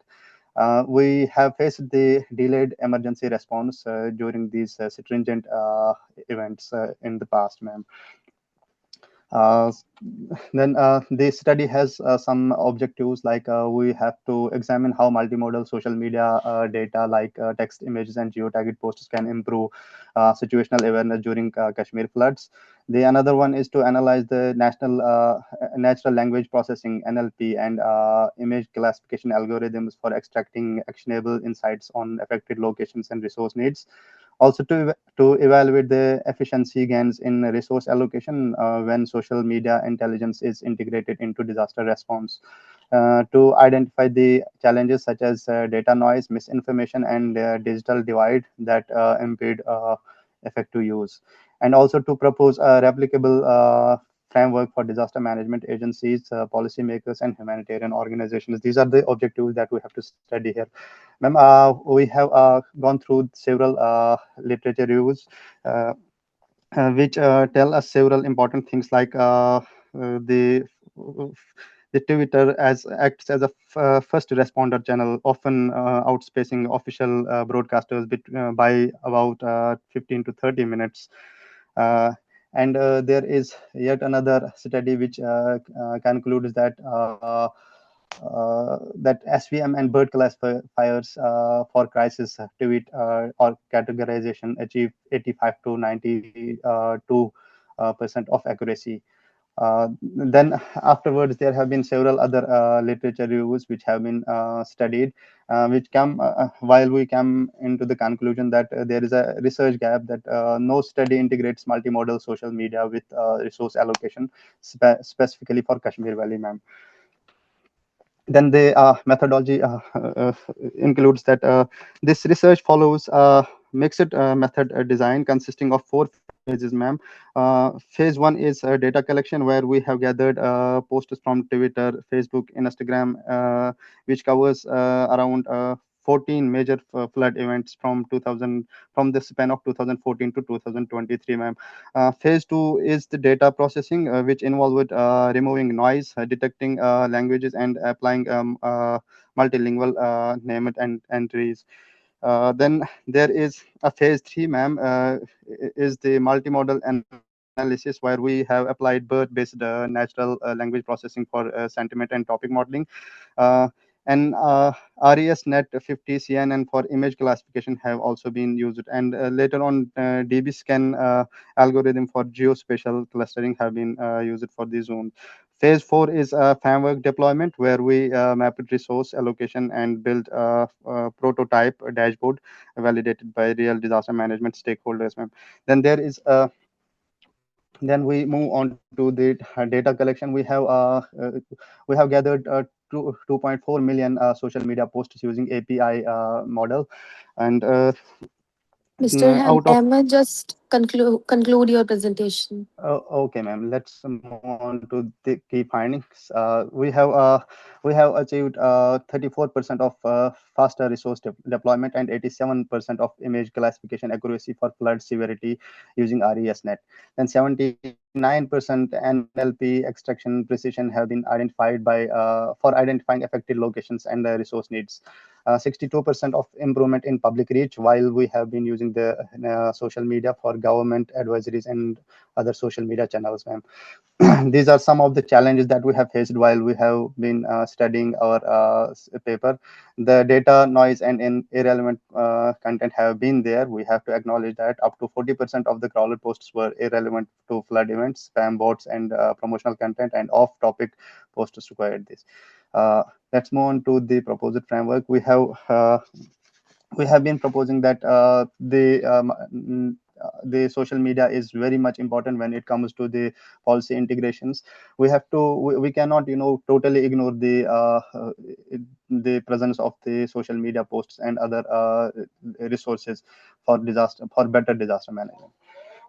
Ma'am, then moving to the conclusion, this to conclude, this study demonstrated that multimodal social media data is more powerful and underutilized resource for disaster management in Kashmir.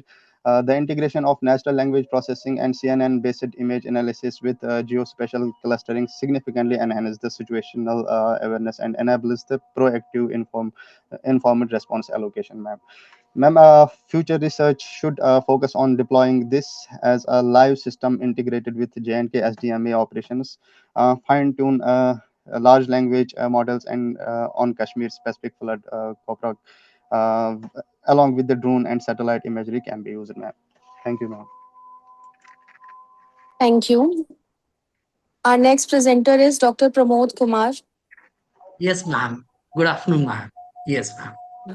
Start your presentation, please.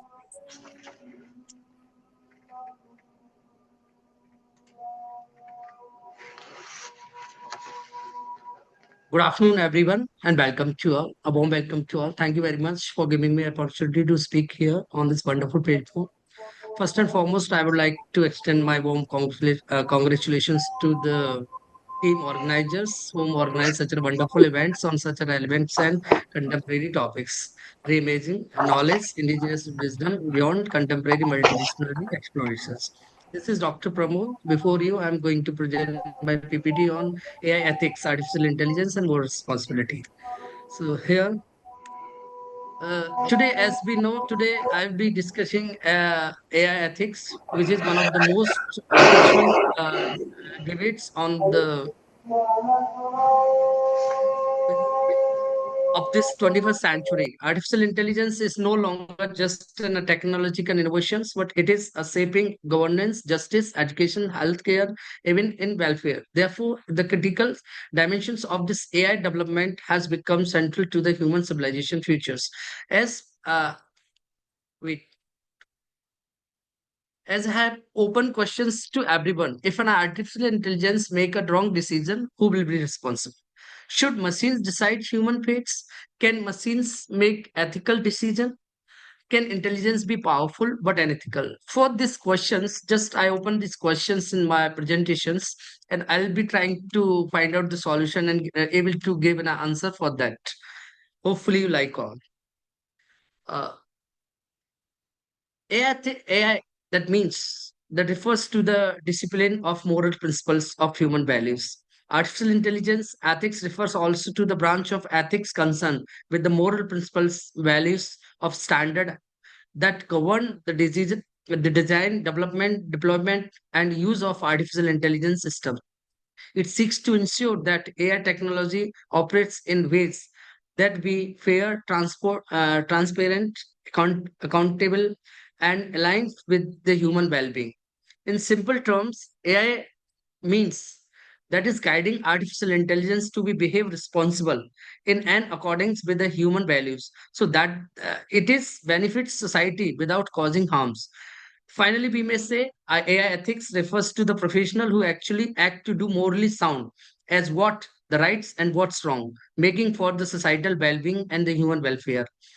Finally, we will like to introduce this AI refers to the integrating moral principles and human values and social responsibilities into AI system. The real concern today is not whether AI is powerful, but it is clearly but whether it is responsible.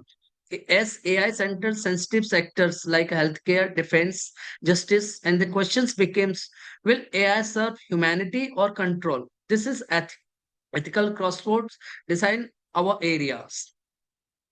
Here, why this artificial intelligence is making a sorry. Here we may say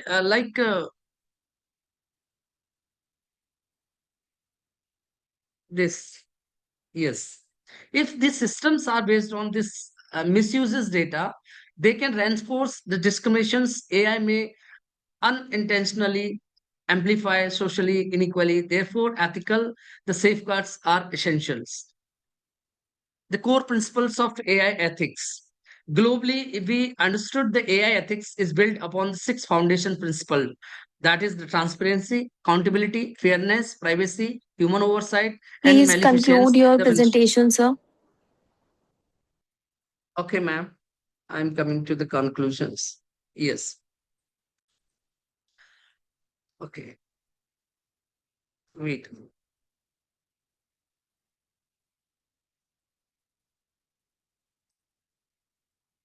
Conclude the AI ethics, it refers to, it's just not merely a technical issues. It is about humanity's futures. It guided us by justice, responsibilities, and compassions. AI can empower society, but without ethical governance, AI may depends inequally and control this course in our technical advancement in the moral wisdoms.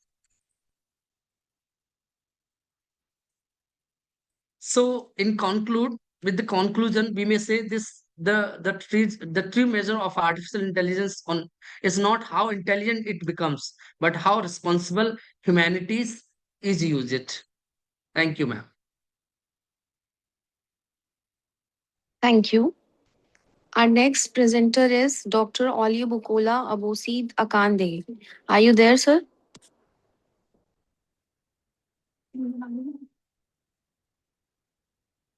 Dr. Bukola?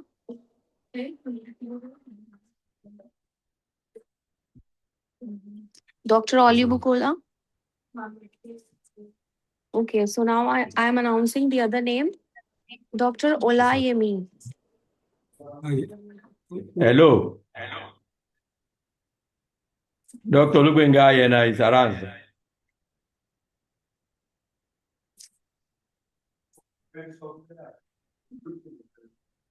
Dr. Olayemi. Dr. Lugbenga Yena is around.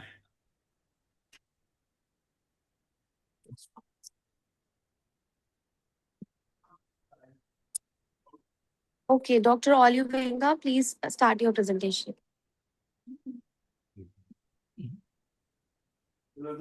Hello, ma. Yes, please start your presentation. Good morning. My name is Dr. Ayotode Dele Oyediran. My co-author is Associate Professor Olubenga Oladapo Ayena.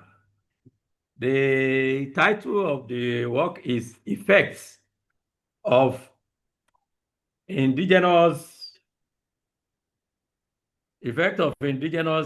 wisdom-based counseling intervention on psychological well-being and marital satisfaction among couples. The objectives of the study are: one, to determine the effect of indigenous wisdom-based counseling intervention on the psychological well-being of couples. And two, to assess the effect of indigenous wisdom-based counseling intervention on marital satisfaction among couples.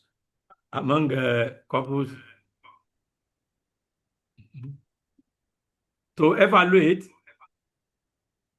the efficacy of integrating indigenous wisdom practices such as storytelling, proverbs, communal dialogue, and traditional conflict resolution into structured marital. Bas ma'am, wo session chair, wo session coordination. The literature gaps identified in this study include conceptual gap, empirical gap, methodological gap, demographic moderation gap, theoretical gap, practice gap, and decolonization gap. Yeah. 3 non-research hypotheses were raised that guided the study. And about the research design and sampling, a randomized control pretest post-test experimental design was used for the study. A multi-stage sampling procedure was employed to select 100 married couples drawn from selected communities in Nigeria. The results. The table indicates that a hypothesis 1 indicates that a statistical significant difference in psychological well-being between the two groups offer controlling for pretest scores. Hypothesis 2 also indicates a significant difference in marital satisfaction between the two groups. Hypothesis 3. It shows the interaction effect of counseling intervention and demographic variables on psychological well-being and marital satisfaction were not statistically significant. Implication of findings. The findings contribute valuable empirical support to the argument that counseling intervention should be tailored to cultural context. Based on the findings, in conclusion, the findings of this study demonstrate that indigenous wisdom-based counseling interventions significantly enhance psychological well-being and marital satisfaction among couples compared to conventional Sir, please counseling. conclude with your presentation, sir. Please conclude. Yeah. Based on the findings, recommendations are made. One, that the counseling practitioner should incorporate indigenous wisdom-based practices into marital and relational intervention to enhance engagement and effectiveness. And also, professional training programs should include modules on culturally grounded counseling techniques to equip counselors with skills relevant to local context. Thanks for listening.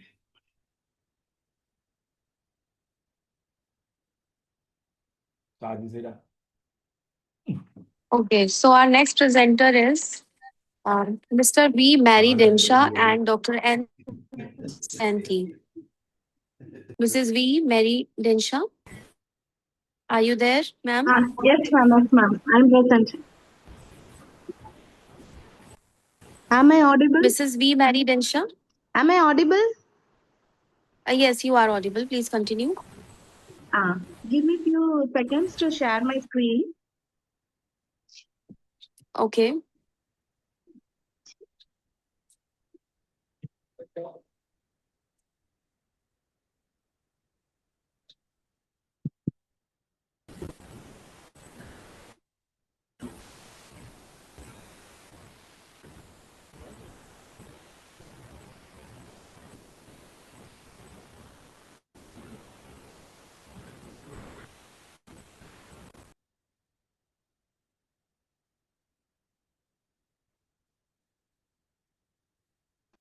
Ma'am, please start your presentation. Yes, ma'am. Is it visible? No, ma'am, it's not visible.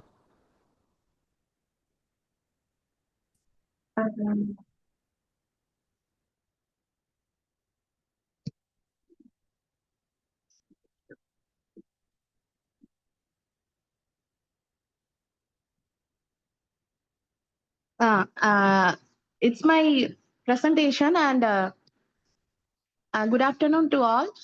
I am Mary Densha and my co-author is Dr. N. Shanti. My screen is not visible, ma'am. It's visible, ma'am, now. Okay, ma'am. Please continue. Okay. As mentioned in the abstract, my topic is role of cooperatives in agriculture. A cooperative society is a voluntary organization of individuals who come together to find mutual benefits and for economic fulfillment.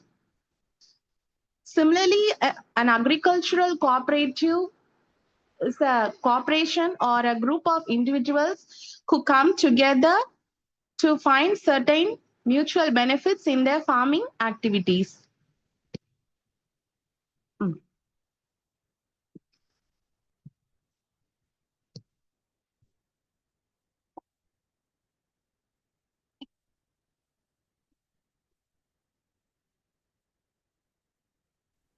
And ma'am, yes, please and continue.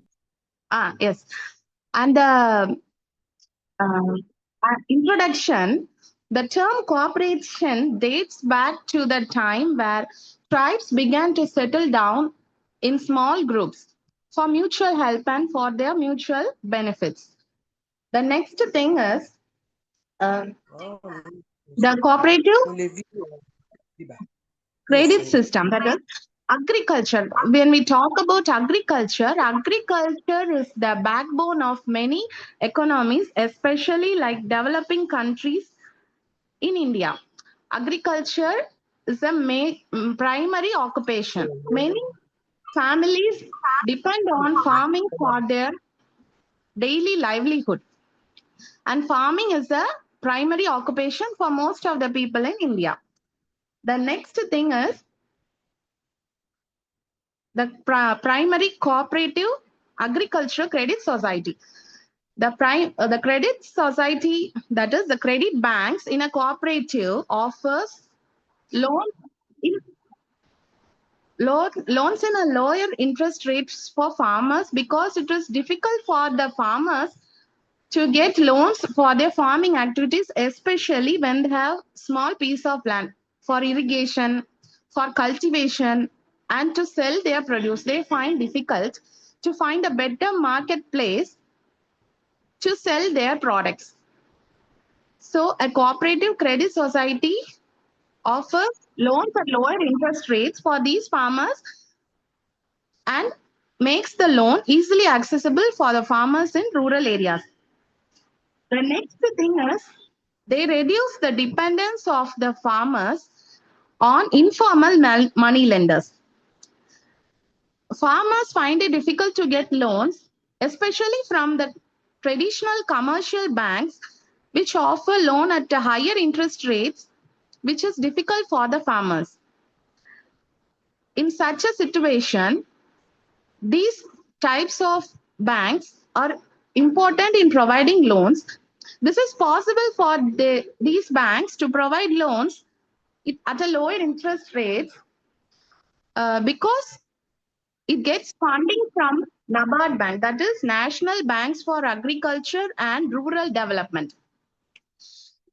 This is an important criteria. It is a very famous bank. The next thing is cooperative society. The types of cooperative societies. There are different types of agricultural cooperatives like agricultural cooperative credit society, marketing cooperatives, and dairy cooperatives. These cooperatives, the marketing, that is the agricultural credit cooperative offer loans for farmers at lower interest rate. It also helps the self-employed individuals and small-scale landowners to get loans.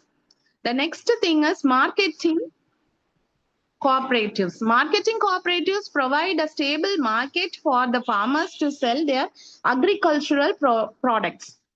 The next one is dairy cooperatives. Dairy cooperatives provide a stable market for the dairy producers to sell their milk and milk byproducts. On concluding, cooperative societies provide loans at lower interest rates for farmers and helps the farmers to improve their lives economically stable, and also ensures financial inclusion and financial stability for the lives of farmers. Please conclude your presentation. Okay, ma'am. Okay. The suggestion would be that cooperative societies would function more effectively when it is more transparent and the system is made very effective in a flexible manner. The findings is that a cooperative society can function effectively with more flexibility and transparency. The references are taken from the annual reports of cooperative societies of Tamil Nadu, especially Chennai, 2000 and 2010. Thank you. Thank you, ma'am. Now I invite Dr. Payal Sharma for her presentation. Am I audible, ma'am? Yes, ma'am. Please continue. Thank you so much, ma'am.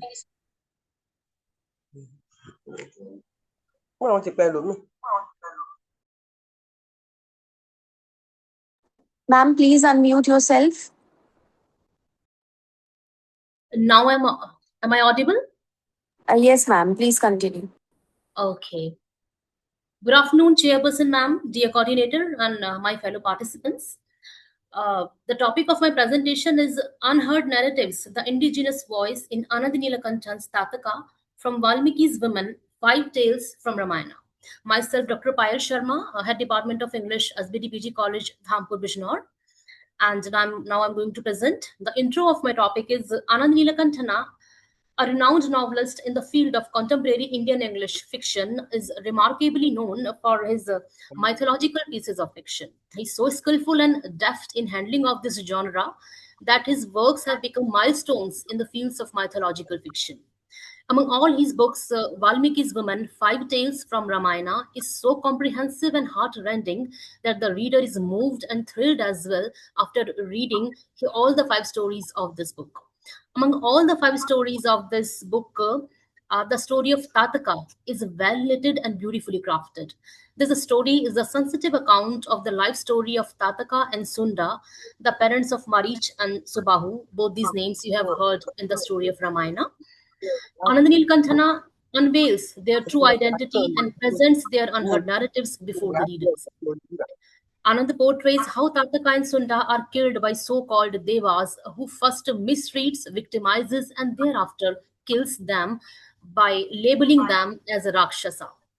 In this tale, the issue of indigenous injustice, identity crisis, unheard narratives, and forced assimilation and displacement as well are raised prominently by the writer. So, my attempt will be to notice the unheard narratives and indigenous voice in Anand Nilkantha's Tataka. And thank you so much. Thank you, ma'am. Now, our next presenter is Dr. Kuldeep Sharma and Dr. Rachna. Dr. Kuldeep Sharma and Dr. Rachna. Ma'am, allow me to present, please. My name was on the third schedule. Let me present, please. I am Dr. Ajawade. Please, let me present. Sir, your name is not there in the fourth technical session. I request Dr. Kuldeep Sharma and Dr. Rachna to... मैं start करूं? Yes, please continue. आदरणीय अध्यक्ष महोदय, माननीय विद्वानगण एवं समस्त उपस्थित प्रतिभागियों को मेरा सादर नमस्कार। मैं डॉक्टर कुलदीप शर्मा अपने सहयोगी डॉक्टर रचना जी के साथ आपके समक्ष मंदिर की घंटी की ध्वनि और मानसिक कल्याण विषय पर अपना शोध पत्र प्रस्तुत कर रहा हूँ। यह विषय भारतीय ज्ञान परंपरा, आध्यात्मिकता और आधुनिक मनोविज्ञान के मध्य एक सेतु का कार्य करता है। भारतीय संस्कृति में मंदिर की घंटी बजाना केवल एक धार्मिक क्रिया नहीं, बल्कि एक प्राचीन समय से चली आ रही एक महत्वपूर्ण आध्यात्मिक परंपरा है। पूजा, आरती और ध्यान के दौरान मंदिर की घंटी का उपयोग एक विशेष वातावरण निर्मित करने के लिए किया जाता है, जो मन को एकाग्र करने में सहायक होता है। धार्मिक और सांस्कृतिक दृष्टि से देखा जाए तो घंटी की ध्वनि को सकारात्मक ऊर्जा के संचार का माध्यम माना जाता है। यह नकारात्मक विचारों को दूर करने और शुद्ध, शांत एवं आध्यात्मिक वातावरण बनाने में सहायक होती है। यदि हम इसे मनोवैज्ञानिक दृष्टिकोण से देखें तो ध्वनि के कंपन, वाइब्रेशन हमारे मस्तिष्क की तरंगों को प्रभावित करते हैं। इससे व्यक्ति की एकाग्रता बढ़ती है, तनाव कम होता है और मानसिक शांति प्राप्त होती है। इस प्रकार मंदिर की घंटी की ध्वनि न केवल धार्मिक महत्व रखती है, वरन यह मानसिक स्वास्थ्य और कल्याण के लिए भी अत्यंत उपयोगी सिद्ध होती है। अध्ययन की पृष्ठभूमि: भारतीय ज्ञान परंपरा में ध्वनि या नाद को अत्यंत महत्वपूर्ण स्थान दिया गया है। प्राचीन मान्यताओं के अनुसार ध्वनि को सृष्टि का मूल तत्व माना जाता है, जो मानव चेतना और ऊर्जा से गहराई से जुड़ी होती है। इसी संदर्भ में नाद ब्रह्म की अवधारणा सामने आती है, जिसके अनुसार संपूर्ण ब्रह्मांड ध्वनि से उत्पन्न हुआ है। यह केवल दार्शनिक विचार नहीं, बल्कि आध्यात्मिक अनुभव का आधार भी है, जो मन और चेतना को उच्च स्तर पर ले जाने का कार्य करता है। प्राचीन भारतीय अनुष्ठानों में भी ध्वनि का विशेष प्रयोग देखने को मिलता है, जैसे मंदिर की घंटी, शंख और मंत्र का उच्चारण। इनका उद्देश्य केवल धार्मिक अनुष्ठान करना नहीं, वरन ध्यान, एकाग्रता और मानसिक शांति को बढ़ावा देना होता है। आधुनिक समय में भी इस विषय पर शोध हो रहे हैं, जो यह दर्शाते हैं कि ध्वनि के कंपन, वाइब्रेशन का मानव मस्तिष्क और मानसिक स्वास्थ्य पर सकारात्मक प्रभाव पड़ता है। विशेष रूप से न्यूरोवैज्ञानिक और मनोवैज्ञानिक अध्ययनों में यह पाया गया है कि ध्वनि व्यक्ति की मानसिक अवस्था को प्रभावित कर सकती है। इस प्रकार पारंपरिक ज्ञान और आधुनिक विज्ञान दोनों इस बात की पुष्टि करते हैं कि ध्वनि का मानव जीवन पर गहरा प्रभाव पड़ता है। सोच समस्या का प्रादुर्भाव। सर्वप्रथम आधुनिक जीवन की बात करें। आज की तेज रफ्तार जीवन शैली, बढ़ती प्रतिस्पर्धा और कार्य का दबाव व्यक्ति के मानसिक स्वास्थ्य पर नकारात्मक प्रभाव डाल रहे हैं। तनाव और मानसिक दबाव लगातार बढ़ते जा रहे हैं, जिससे व्यक्ति का संतुलन प्रभावित होता है। इसी के परिणाम स्वरूप मानसिक स्वास्थ्य आज एक वैश्विक चुनौती बन चुका है। एंजाइटी और डिप्रेशन जैसे मामलों में निरंतर वृद्धि देखी जा रही है और यह केवल एक देश तक सीमित नहीं है, बल्कि पूरे विश्व के लिए गंभीर चिंता का विषय बन चुका है। दूसरी ओर हमारे पास भारतीय ज्ञान परंपरा के रूप में कई प्रभावी उपाय मौजूद हैं, लेकिन आधुनिक जीवन में इन पारंपरिक विधियों की उपेक्षा की जा रही है। आध्यात्मिक और सांस्कृतिक प्रथाओं का उपयोग कम होता जा रहा है, जिससे उनके संभावित लाभ भी सीमित हो जाते हैं। इसके अतिरिक्त इन पारंपरिक ध्वनियों प्रथाओं जैसे मंदिर की घंटी पर नोमोलॉजिकल दृष्टिकोण से पर्याप्त शोध नहीं किया गया है। विशेष रूप से इनके मनोवैज्ञानिक प्रभावों का गहन विश्लेषण अभी भी सीमित है। इन्हीं कारणों से यह अध्ययन महत्वपूर्ण हो जाता है ताकि हम पारंपरिक ज्ञान और आधुनिक विज्ञान के मध्य एक सार्थक संबंध स्थापित कर सकें। शोध का उद्देश्य। प्रस्तुत अध्ययन का मुख्य उद्देश्य मंदिर की घंटी के ध्वनि के श्रवण अनुभव के माध्यम से प्रतिभागियों द्वारा अनुभव किए जाने वाले मनोवैज्ञानिक प्रभावों को नोमोलॉजिकल दृष्टिकोण से समझना, व्याख्या करना और उनका विश्लेषण करना है। I request the other presenters to please unmute yourself. Other presenters, दो शोध please प्रश्नों के unmute आधार पर इस yourself. प्रकार किए गए हैं। मंदिर की घंटी की ध्वनि के श्रवण अनुभव से प्रतिभागियों में कौन कौन से मनोवैज्ञानिक प्रभाव उत्पन्न होते हैं, और दूसरा, प्रतिभागी मंदिर की घंटी की ध्वनि को कैसे अनुभव करते हैं तथा यह उनकी मानसिक शांति, स्पष्टता, एकाग्रता और तनाव प्रबंधन को किस प्रकार से प्रभावित करती है। शोध अभिकल्पना। प्रस्तुत शोध में गुणात्मक फोनेलॉजिकल शोध के अंतर्गत उत्तर प्रदेश राज्य के बरेली जनपद में आने वाले 7 Sir, please conclude with your presentation. Sir, please conclude. Yes ma'am. Major findings जो हमने प्राप्त की हैं उसके आधार पर निष्कर्ष के तौर पर कहा जा सकता है, इस गुणात्मक फिनोमेनोलॉजिकल अध्ययन से स्पष्ट रूप से पता चलता है कि मंदिर की घंटी की ध्वनि मानसिक स्वास्थ्य पर गहरा और सकारात्मक प्रभाव डालती है। प्रतिभागियों के अनुभवों के विश्लेषण के आधार पर 5 प्रमुख विषय विषयक थीम्स उभर कर सामने आई थी, जिसमें सकारात्मक भावनाएं, प्रतिक्रियाएं, मानसिक शांति एवं स्थिरता, शारीरिक मानसिक एकीकरण, तनाव न्यूनीकरण और आंतरिक शांति एवं समग्र कल्याण। सभी प्रतिभागियों ने मंदिर की घंटी की ध्वनि को सुनकर तुरंत शांति, विचारों में स्पष्टता, एकाग्रता में वृद्धि और तनाव से मुक्ति का अनुभव किया। मंदिर की घंटी की ध्वनि एक सरल, सस्ता, सुगम और सुलभ तथा सांस्कृतिक रूप से स्वीकार हस्तक्षेप सिद्ध हुई, जो आधुनिक जीवन की तनावपूर्ण परिस्थितियों में मानसिक संतुलन बनाए रखने का प्रभावी साधन हो सकती है। यह अध्ययन दर्शाता है कि प्राचीन भारतीय परंपरा में निहित यह ध्वनि न केवल धार्मिक महत्व रखती है, बल्कि वैज्ञानिक दृष्टि से भी मानसिक स्वास्थ्य को बढ़ावा देने में सक्षम है। यह शोध भारतीय ज्ञान प्रणाली को समकालीन मनोविज्ञान के साथ जोड़ने का एक मजबूत आधार प्रस्तुत करता है। भविष्य में इस विषय पर बड़े पैमाने पर मात्रात्मक और दीर्घकालिक अध्ययन किए जा सकते हैं, ताकि इस ध्वनि आधारित हस्तक्षेप को अस्पतालों, शैक्षणिक संस्थान और सामुदायिक स्वास्थ्य कार्यक्रमों में व्यवस्थित रूप से शामिल किया जा सके। अंततः मंदिर की घंटी की ध्वनि केवल एक धार्मिक प्रथा नहीं, बल्कि मानसिक शांति एवं समग्र कल्याण का एक शक्तिशाली माध्यम है, जो हमें प्राचीन ज्ञान को आधुनिक चुनौतियों के समाधान के रूप में अपनाने की प्रेरणा देती है। धन्यवाद ma'am. Thank you. Now, I want to make an announcement here that at the end of the sessions, all the left presentation of the 4th technical session will be taken. So don't worry, okay? Now, the next presenter is Dr. Arunajita Dikshit, Dr. Anikesh Prakash. Dr. Anuranjita Dikshit. Dr. Anuranjita Dikshit. Ma'am, are you there? Dr. Anuranjita Dikshit and Dr. Anikesh Prakash. Okay, I'm announcing the other name. The other presenter is Mrs. Kemi Akintayo. Mrs. Kemi, are you there? Mrs. Kemi, are you there?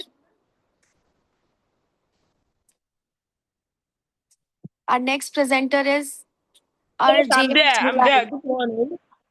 Next presenter is RJ. Good morning. Mulai. I'm there. Hello. Okay. Hello, I'm here. Hello. RJ, Mulai. Sir, are you there?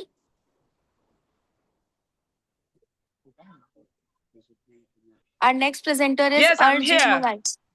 Okay, Mrs. Kemi. Okay, please start your presentation.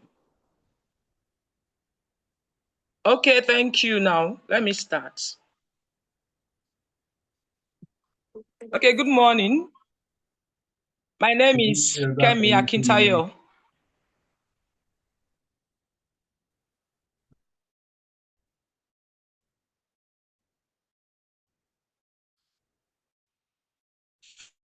From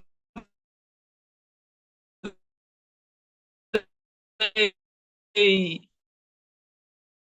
Osun State College of Education. I mean, loud and clear. Can I be heard? Can I be heard loud and clear? Can I be heard loud and Yes, ma'am. You are audible. Hello? Please continue. Okay, thank you.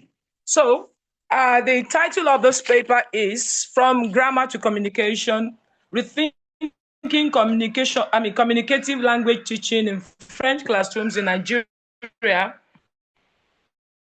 And what exactly is the problem statement that we are looking at? And that is,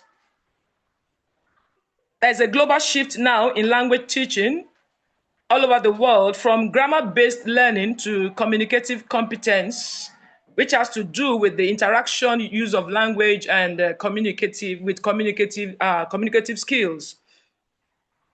But the reality in Nigeria is what we're talking about this morning, and that is French teaching in Nigerian schools basically still focuses on grammar rules, vocabulary memorization, written exercises. Basically, we see that the core problem is that students actually study French for years, but eventually, after graduation, after leaving school, they cannot communicate effectively in the language they've studied in school. So this morning, the aim of this study is to examine the relevance and the application of communicative language teaching in Nigerian French classrooms. We want to understand how communicative language teaching can work meaningfully in the context of the Nigerian French education. And these are the objectives of this study. Number one, we want to look at the current teaching methods in Nigerian French classrooms. Number two, we want to explore the relevance of communicative teaching principles. Number three, we want to analyze challenges affecting communicative language teaching implementation in Nigeria. And then we are going to suggest context-based strategies for effective applications.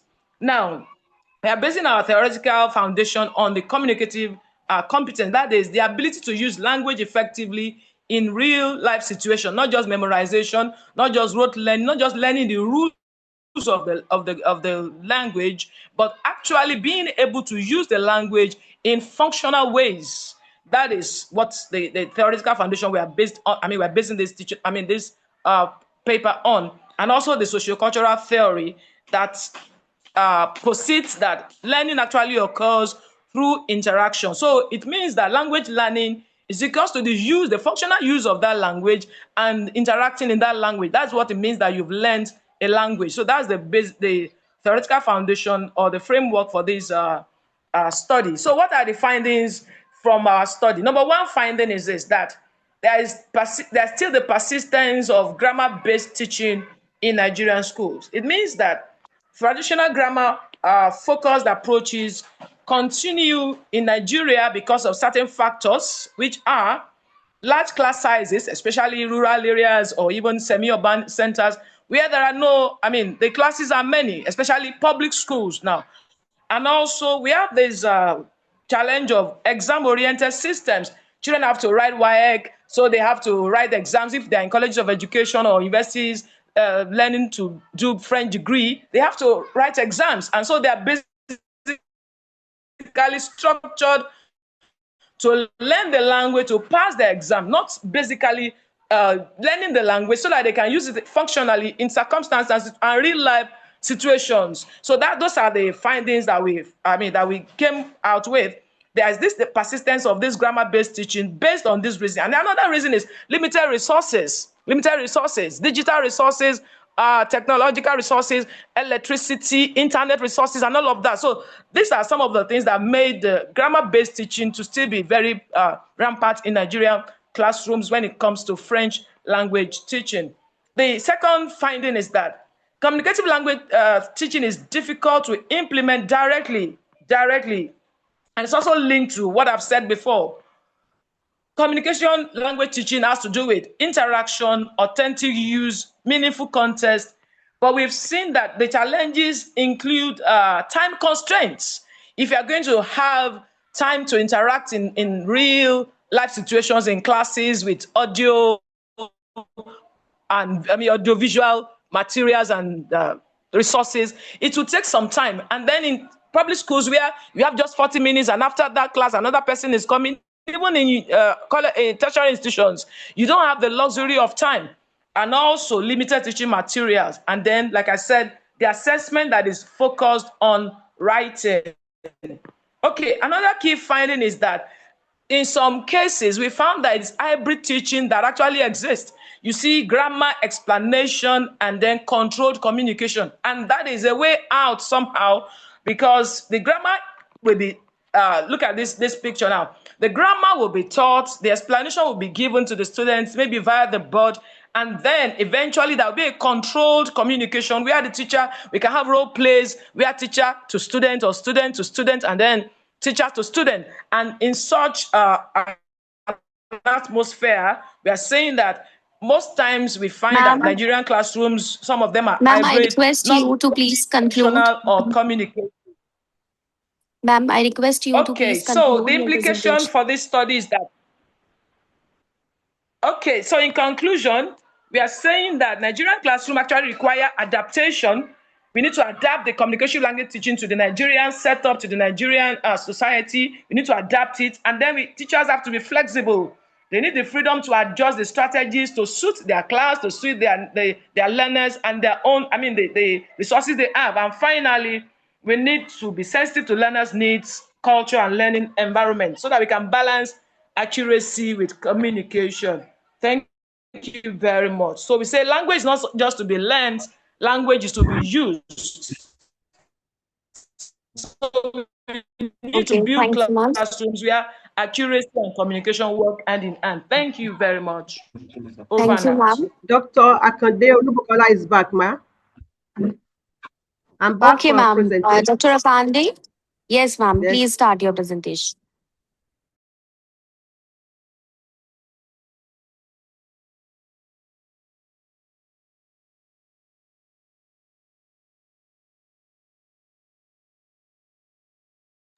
Ma'am, please start your presentation. Dr. Akande Alibukola. Ma'am, please start. Please unmute yourself, ma'am. Is indigenous science, ritual and rites of passage in Senegal and Benin in selected novels. We use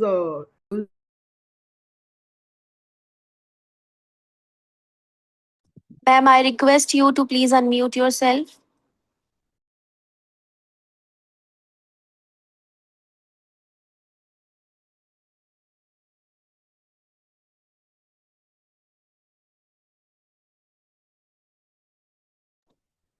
Ma'am, Dr. Akande, ma'am, I request you to please unmute yourself. You are not audible, ma'am. Please unmute.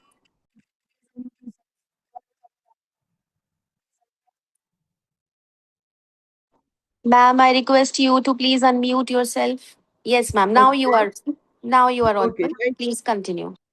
Okay. The objective of the study is to examine indigenous science in the selected novels of Mariam Abba and Adelaide Fashino, to explore ritual and the rite of passage in Senegal and Benin in the selected novels. What is indigenous science? Indigenous science is a combination of scientific related knowledge, practices, customs, and the understanding of content and context that can describe and provide knowledge of any given culture, history, spirituality, and community. What does the term ritual mean? Ritual is the interaction between human with non-human. It's a customary action that are effective in obtaining outcomes over which the participants have little controlling power. What of the rite of passage? The rite of passage refers to ceremonies, while passages refer to the transition between developmental stages. We're talking about separation, transition, and incorporation. Those are the three.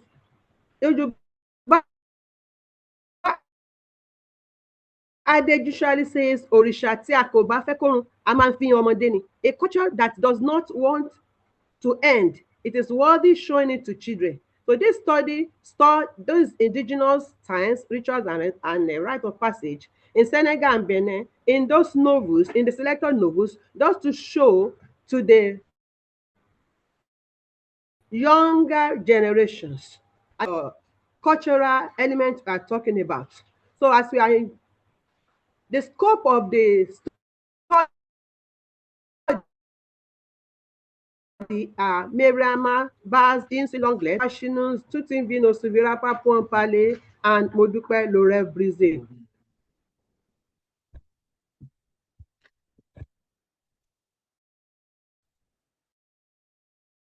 Literature review, we use the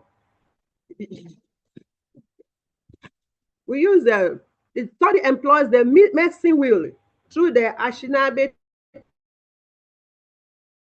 teachings of the medicine wheel and as a theoretical framework to connect younger generations to past histories and traditions. What is the meaning of the medicine wheel through Ashinabe teachings? Ashinabe people use the medicine wheel to maintain a balance between the self and with creation. It discusses individual cultural wellness cycle, which are spiritual, mental, physical, and emotional. What is the medicine wheel? It is a science of mind and spirit, the control of mind. So any imbalance within the wheel causes disorder and unsettles the person's life.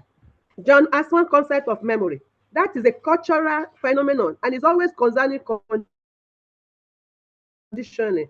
Memory is the basis of human history, is the most important element of collective cultural memory in any ancient society. That is the reason of the selection of those selected of Madame Abba and Adelaide Fashinu. That according to Asma, the myth in any ancient culture always performs two functions. One, justifying. The second one is contrasting. So justifying consists of justifying the event of the distant past, which resulted in the current state. And contrasting function of myth means all on one hand and the present on the other hand. That is why we see those characters in the novels, those who support the tradition. You can see the benefit of supporting the tradition. They see consequences of doing that. The methodology we use the qualitative research design and especially the close reading technique, which help the researchers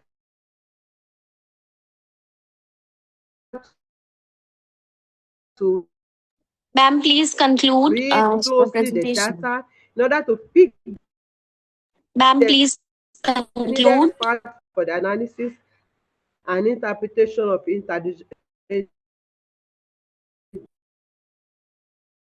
traditions in findings are that the study portrays ancestral indigenous knowledge in the modern era are integral to development as portrayed in the selected novels of Maramaba and Adelaide Fashinu. What we are trying to do is that schools should recommend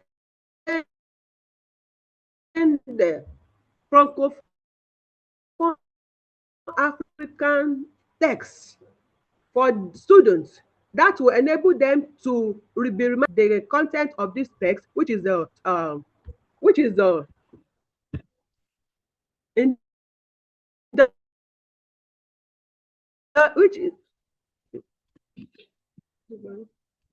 thank you for listening. Thank you, ma'am.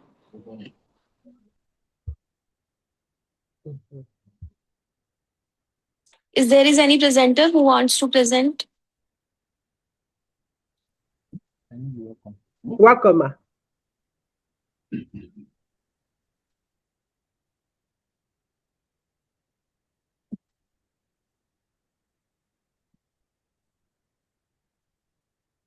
R.J. Mulai, you asked to present. Kindly present.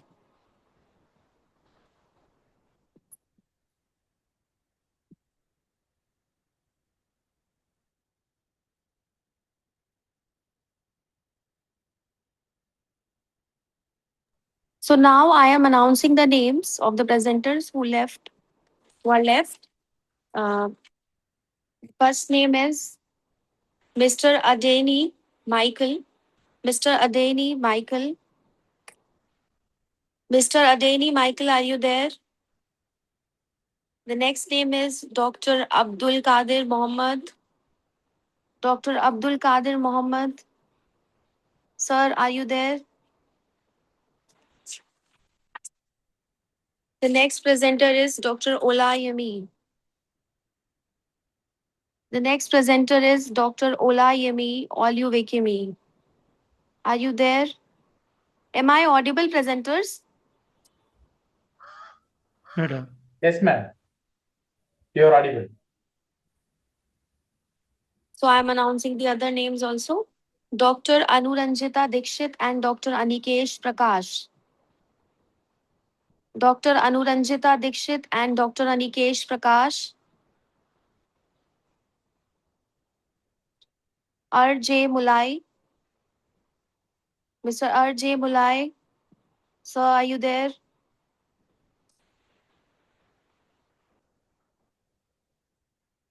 Okay, so I think we should proceed to the concluding session. So now I request Dr. Deepti Singh, ma'am, to please. Ma'am, can you hear us? Yes, Mahima, thank you so much. Ma'am, And please I invite you to please give your valuable remark and if yes, any definitely. question you want to ask. Yes, Yeah, ma'am. am I audible, Mahima? Yes, ma'am. I'm so sorry for for this technical glitch that my video is not working. I think there is some technical issue. No problem, ma'am. So, but thanks, Mahima, for inviting me, and thank you the whole organizing committee of this wonderful 2 days international seminar. Those who gave me this opportunity to chair the session, especially Professor Deepti Kaushik, organizing secretary Dr. Swarna and Dr. Simran Mehta, and Ekta also. Thank you so much. This session was really very diverse because so many papers across the disciplines were presented, and featuring the session was featuring papers from a wide range of disciplines. So I mean from psychology to economics, from science to literature. So it was really very diverse session. And so if I come to the paper, so I think in this session, in this fourth technical session, actually 18 papers were submitted and presented. I think few of them were people were absent, so almost 13 to 14 papers were presented. And but few were really very good, like the first paper which was presented by Mr. Venkat Subramaniam, and he actually his topic was uh, FPIC in business and human rights, comparative judicial approaches under UNDRIP and ILO Conventions 169. Second was Anjali Bisht, and she was really presented a very good paper, and her paper was women's participation in sericulture as a driver of social change. She actually focused on that how this field, that women's participation in sericulture is unexplored area, and these women are actually facing a lot of problems, respective of class, caste, gender. And she gave the example of case study of Uttarakhand.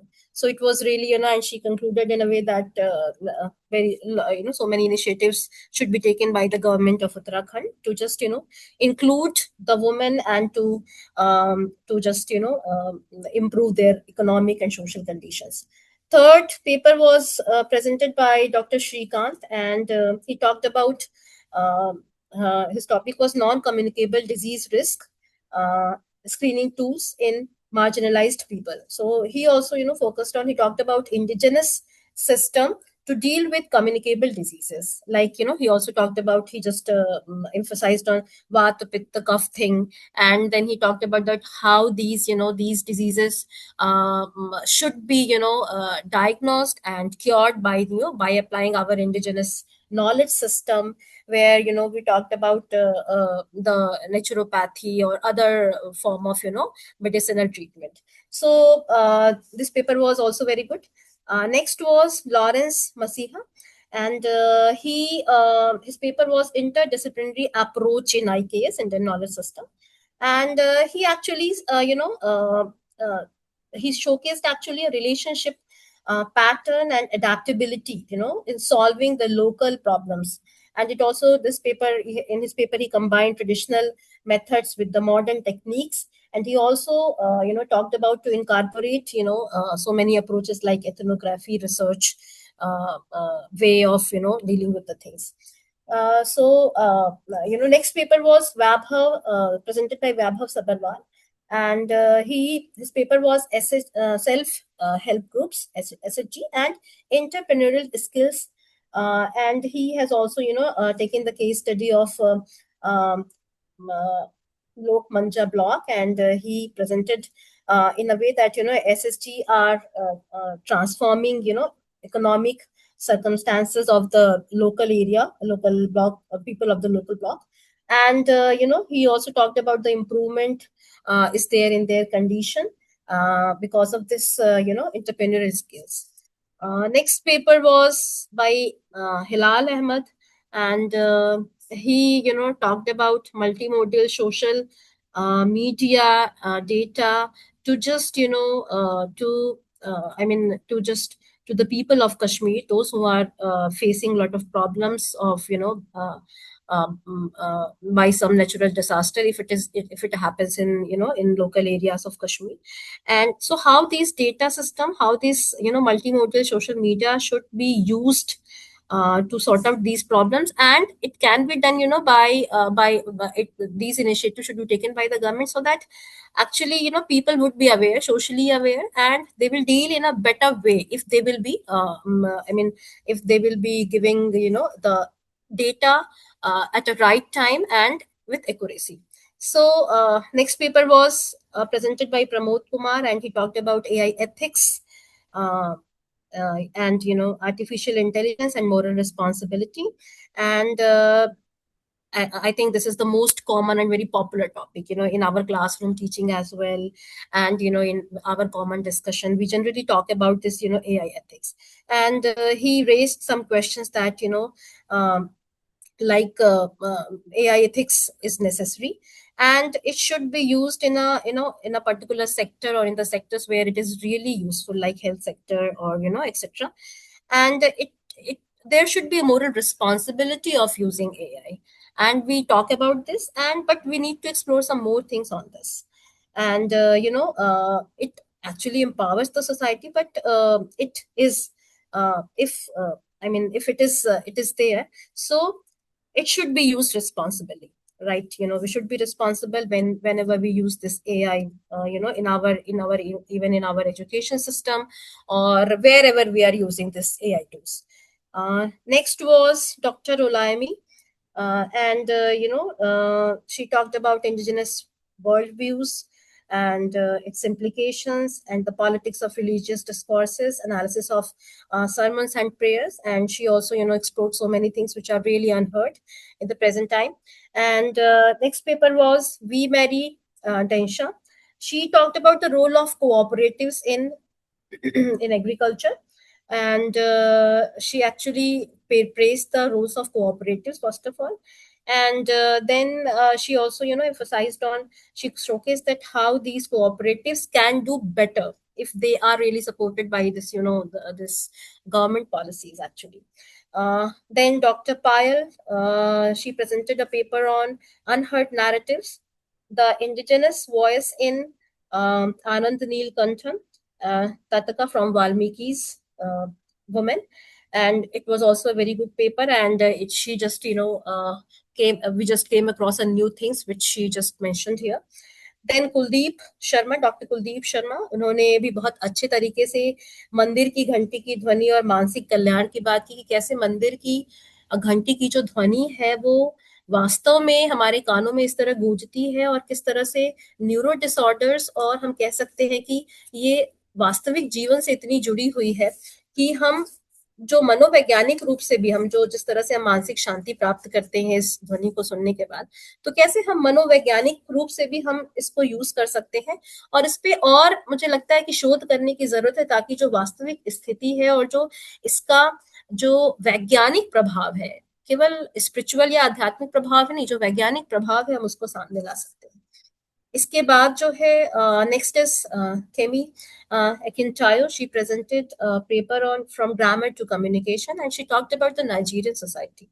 That how this Nigerian students are facing a lot of problem in their daily classroom teaching actually, and she supported their that the language should be used in a functional way. Functionality of the language she focused on.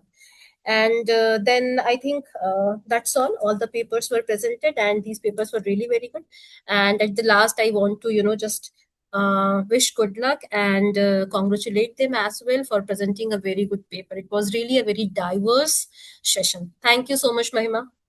Thank you so much, ma'am, for your valuable remarks. Immense value to this gathering, and we are grateful for your time and contribution, ma'am. Thank you so much. Thank you, Mahima. Now there is an announcement. Ma'am, please announce the 2 best presentations also. Okay. Right now, Mahima? Just right now? Ma'am, we can take later. We can take later. Yeah, Yes. we can take later, definitely. Sure. Okay, thank you, ma'am.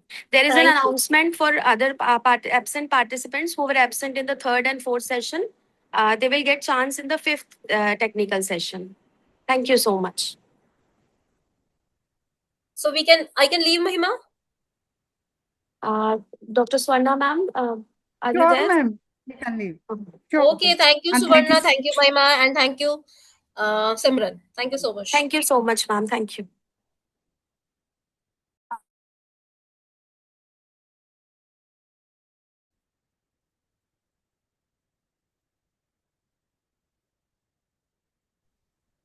Hello, madam. Let me present, please. Let me present. You jumped me in schedule 3 and I complained. You said I should be patient. Okay, just present. Start now.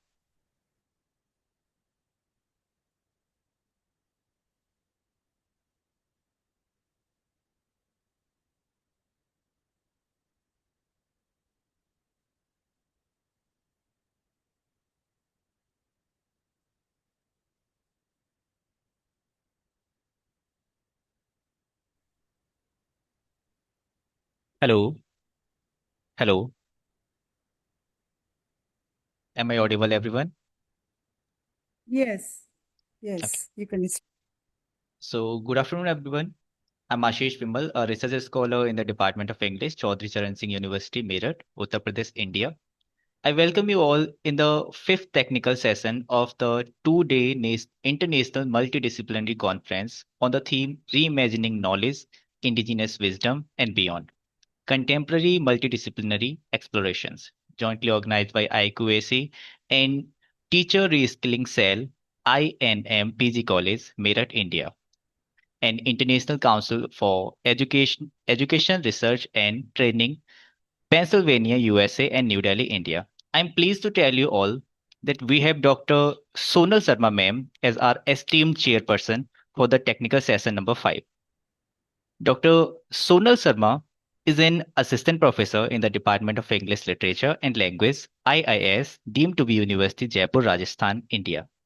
She is the author of the book titled Folkloric Study of India and Nigeria through the select plays of Girish Karnad and Volsoinka. Along with being the editor of book Recent Trends in Children's Literature published in 2022. She has a number of research papers presented and published to her credit and has been a part of a number of expert talks. It is our immense pleasure to have Dr. Sonal Sharma ma'am as our esteemed chairperson. Thank you, ma'am, for joining us after sparing some of your busy schedule. Now, before the session starts, I find it my duty to brief you all that due to the paucity of time, each participant would be given the time of around 5 minutes to present and conclude their research findings. Dear participants, kindly adhere to the time limit so that all the presenters have the fair opportunity to present their research papers. Now I would like to ask for the permission of the chairperson ma'am to initiate the technical session.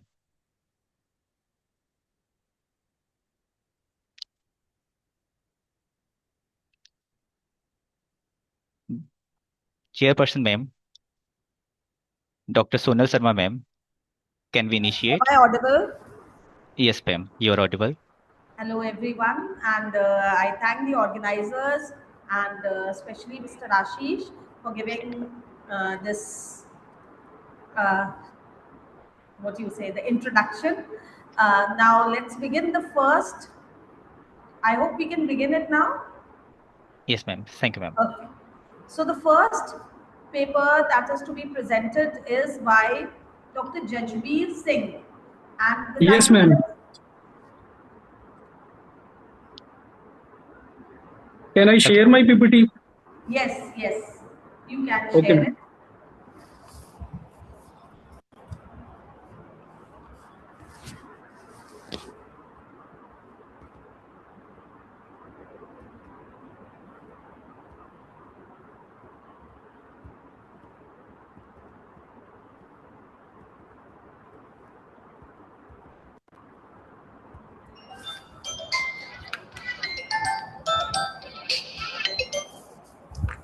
Good afternoon, ma'am. I am Dr. Jajbir Singh. My presentation topic is Reimagining knowledge through the Ayurveda and indigenous wisdom and a multidisciplinary integration for the sustainable global health. And first of all, the background and the context of this study that the 21st century, that of the rapid scientific advancement and rising of the global challenging that of the non-communicable diseases, mental health crisis, and the environmental degradation, and the need for the holistic and sustainable healthcare model. And why the Ayurveda, that one of the oldest holistic healthcare system that provide of the prevention, personalization, and balance body, mind, and environment, and focus on prevention, personalization, body, mind, and environment, and align with of the system, biology, integrative medicine, and sustainable health model. And the abstract overview data N is equal to 250, and the statistical tool that of the chi-square test and correlation study that of the also used that of the proposal of the transdisciplinary healthcare model, and the key finding that of the improved healthcare outcome with of the Ayurvedic practice. And the problem statement that of the lack of the standardization, epistemological gap, and policy barrier, and the digital documentation and global collaboration, and the challenge to be integrated with the Ayurveda and the modern science. That of the aim and the objective of this study to evaluate the Ayurveda as an indigenous knowledge system, and it integrated into the sustainable global healthcare, and the objective that of the analyzing of the Ayurveda concept scientifically and assess the awareness and adoption, and evaluate the health outcome statistics, and that of the also of the value of the integrative healthcare model, and problems that conceptual foundation of the Ayurveda that provide on Ayurveda is built upon of the fundamental concept that define of the health and diseases on the theory of the Panch Mahabhut, Tridosh theory, and Agni, that of the digestive fire, Dhatu and the Mal, and the Prakriti, that of the constitution. And the multidisciplinary integration framework that of the Ayurveda, nutrition, psychology, and the ecology that provide of the healthcare, that provide of the sustainable development. And the indigenous knowledge system and their relevance that provide of the key feature of the holistic worldwide integrated of the physical, mental, and the spiritual health, and preventive and promotive healthcare focus and use of the natural resources and sustainable practice, and the personalized treatment approaches and the relevance in the global health that of the culturally adopted and environmental sustainable and community center approaches, and the cost effective and the accessible. And these are the literature view that of the Vedic period to the of the contemporary multidisciplinary research. That of the, these are the research gap that of the lack of the large scale data, need for the digital integration, and the limited interdisciplinary study, and the policy level of the implementation of the gap. And the hypothesis that of the null hypothesis, there is no scientifically significant association between the adoption of the Ayurvedic lifestyle practice and the improvement in the health outcome, and the alternative hypothesis H1, there is a statistical significant association between the adoption of the Ayurvedic lifestyle practice and the improvement in health outcome. That of the research methodology, that of the study design, of the qualitative, that of the textual analysis of the Ayurvedic literature, and the quantitative, that of the structure survey on the Ayurvedic practice, that of the sample size, that of the total participant, that is 250, and sampling technique, that of the study by random sampling, and the study variable, that of independent variable, that of the adoption of the Ayurvedic practice, and dependent variable, that of the health outcome and tool and the instrument, that of the structural questionnaire, interview schedule, and the observation, that of the checklist, that of the data collection, that of the primary and data secondary data, that of the primary data, that of the questionnaire survey and personal interview, and secondary data, that of the classical Ayurvedic text, that of the research journal and the health reports, and the data analysis, that of the demographic profile of the participant and the adoption of the Ayurvedic practice, that of the demographic profile of the participant, majority in the 18 to 30 age of the group. And these are the graphical representation of the awareness versus the adoption of the Ayurveda practice, as well as the duration of the practice versus the health improvement. And the statistical analysis that is equal to, that is 0.68, and p value is 0.001, and R scale, that of the correlation 0.462%, that provide the health improvement, that of the long-term benefit observed. And these are the statistical formula that is used to test the hypothesis by the chi-square test was applied of the examiner of the association between the variable, that of the chi-square, that of the sum of the observed frequency minus the expected frequencies square upon of the expected frequencies. And these are the statistical analysis of the SPSS output, that of the descriptive statics and correlation metrics, chi-square test, and practice versus the health outcome regression summary, and the ANOVA test results. And the overall statistical outcome that provided to the that of the chi-square test, that of the confirm of the association, and chi-square test p is equal to 0.001, that of the reject of the null hypothesis and regression analysis. R square is equal to 0.462, that is the 46% of the explain of the variation, and high F value and the significant P value of the most confirmed value. That of the interpretation, that of the provide the awareness lead to the adoption, and adoption drive from the health improvement, and the that provide of the long-term benefit observed, that of the long-term benefit observed, that of the interpretation of this study. And the key result of this study, that of the significant improvement in the health, strong adoption of the outcome relationship, and preventive model validated. And the outcome of study, that of the evidence of the integrative medicine, increase awareness, and the policy making. And that of the challenges that provide of the lack of standardization, institutional resistance, and the limited evidence, and the policy barriers.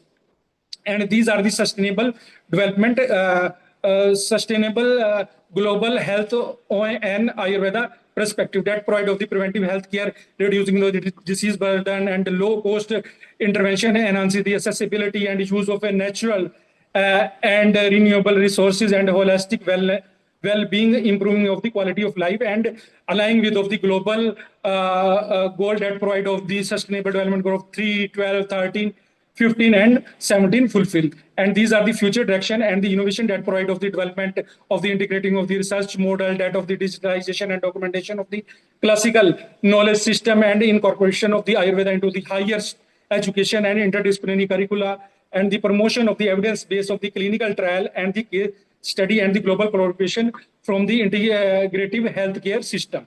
And these are the discussion of study that provide of the from the disease to the wellness, and then of the root causes approach, and ethical sustainable healthcare that provide of the holistic well-being for all.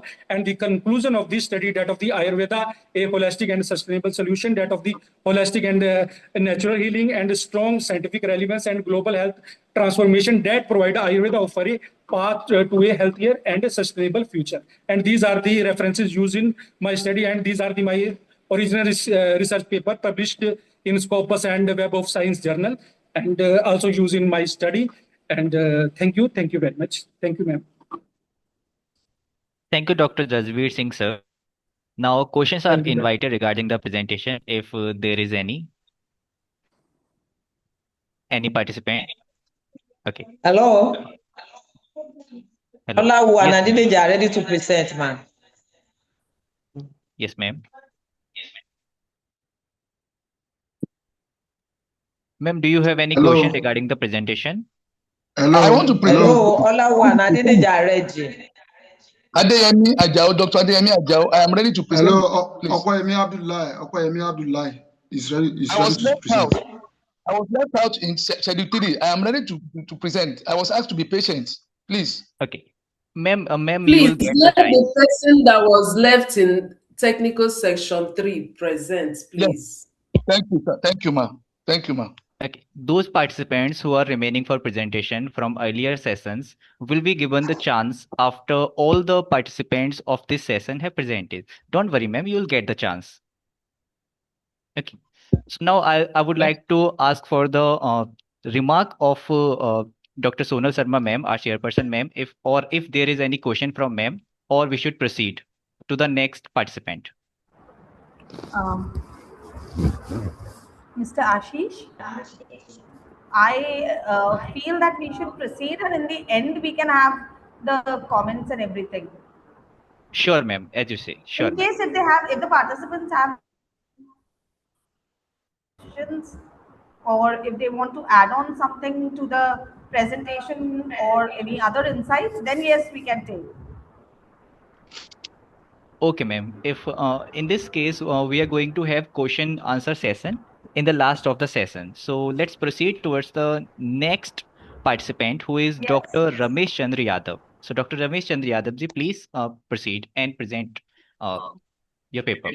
Yes. Good afternoon. Am I audible, sir? Yes, sir, you are audible. Please proceed. Okay. Thank you so much. Can I share my PPT? Yes, sir. Please share it. That question. To share.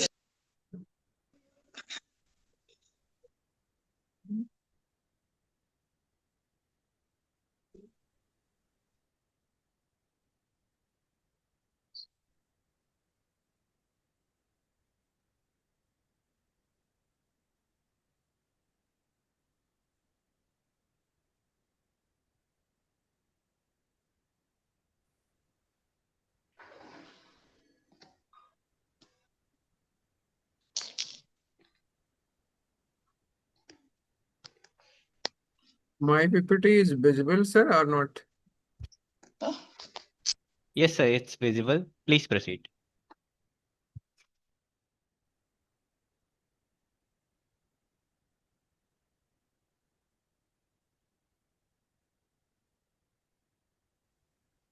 Okay.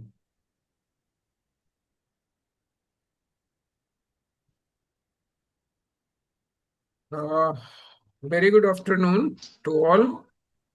Chairperson, co-chairperson, and whole organizing the international conference. Myself, Dr. Ramesh Chandra Yadav, Assistant Professor Sociology, Baiswara PG College, Raebareli, University of Lucknow. My research paper topic name is Changing Patterns in Family Structure of India, a Sociological Study. The importance of the family structure in India had been recognized since Vedic age. The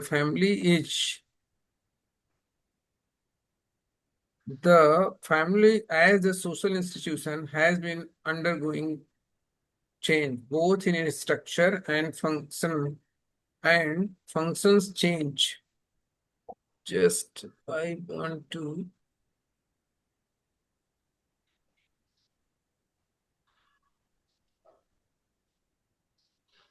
okay.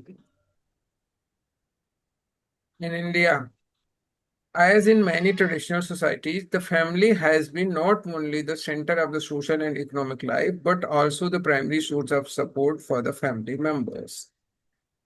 The increasing commercialization of the economy and the development of the infrastructure of the modern state have been introduced significant change in the family structure in India in the 20th century. Especially the last few decades have witnessed important alterations in family life. India's fertility rate has fallen and couples have begun to bear children at a later age. At the same time, life expectancy has increased, resulting in more elderly people who need care. 4 major functions of family. First one is physical function. Second one is economic function. Third one is reproductive function. And fourth one is socialization function. Objective of the study. There is 2 objectives. My research paper. First one is to know the main reason in the increase of nuclear families or decrease in joint families. Second one is to investigate the relationship of family structure and social values as they relate to family structure in contemporary Indian society. Research methodology. The research approach employed for this study is a qualitative approach, especially a sociological perspective. Qualitative research involves exploring in-depth insights, perspectives, and meaning rather than numerical data and subject to certain limitations as the research is based on the secondary data. A review of literature. A review of nuclear family versus joint family according to the Chitra Nair, 2009, 72% of city women prefer nuclear families, and in a debate of nuclear family versus joint family, it is explained that a survey is carried by a famous matrimonial portal to find out preferences of youth for nuclear family or joint family. It appears the most working women, 72%, want to live in a nuclear family. According to Anand Singh, in 2008, attitudes towards nuclear, joint, and extended family living arrangements among middle-class people of the Indian origin in Durban, South Africa. It takes the view that joint and extended family arrangements within this segment are still as popular as the growing Western notion of nuclear families. The purpose of the article is defined as an expression of the preferences for a particular type of living arrangement. That could be one of the 3 types, vice versa, nuclear, joint, and extended family. Factors of change. What are the factors affecting the family structure in India? Industrialization and urbanization. Some impacts of industrialization and urbanization are listed below. Nuclearization of the family as more and more members are moving away from the larger family circle and living as individuals or members of a nuclear unit. Migration to industrial and urban areas in search of employment opportunities also increases joint living in some parts of urban areas. The states with a higher level of urbanization tend to have a higher proportion of single-member households. Culture and westernization. Culture has been shown to determine the family structure by delineating boundaries, rules for interaction, communication patterns, acceptable practices, discipline, and hierarchy in the family. Impacts. Culture and westernization. Culture has been shown to determine the family structure by next growth in individual families with focus on increased privacy and independence, ideas derived from Western culture.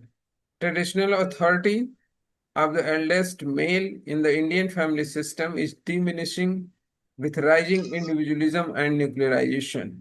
Sir, I request you to please Acceptance of non-traditional relationships such homosexual relations and live-in arrangements.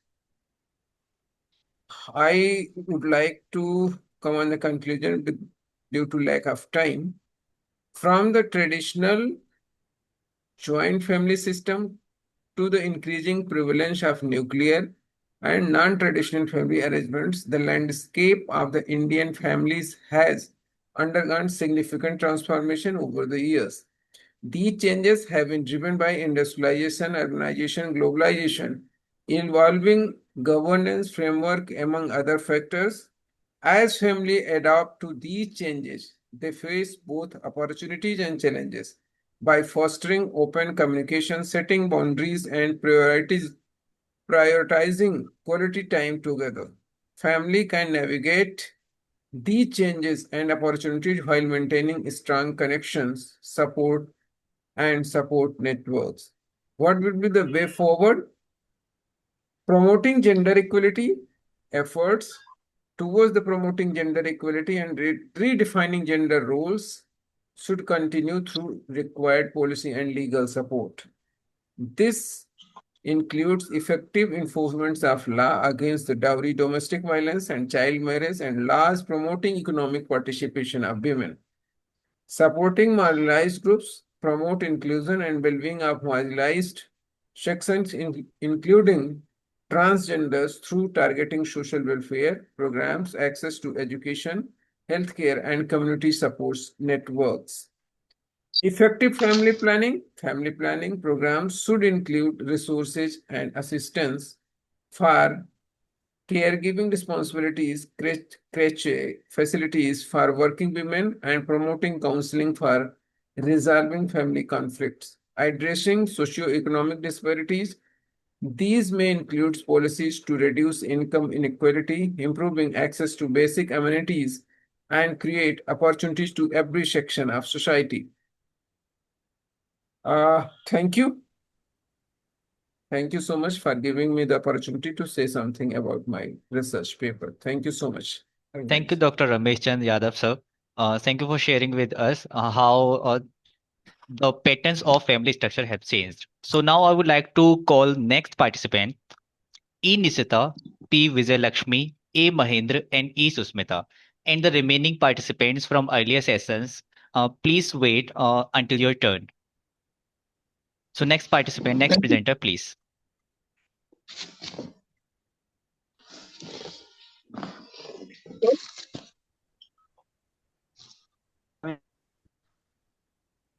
Hello. Am I audible?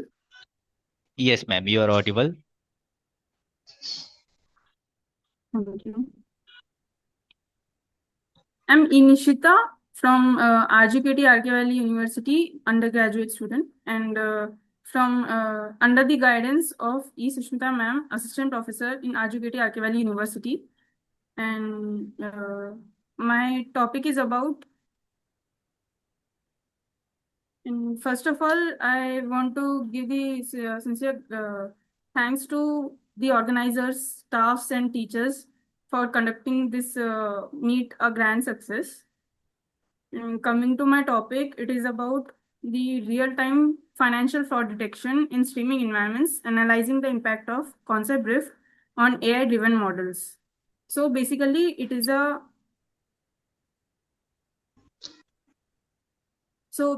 basically it is a field where the most of the transactions we use in our day-to-day life.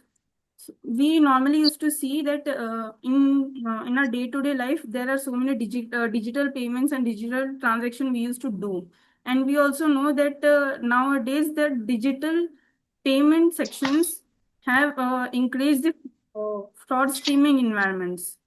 Means most of the fraudsters are doing most of the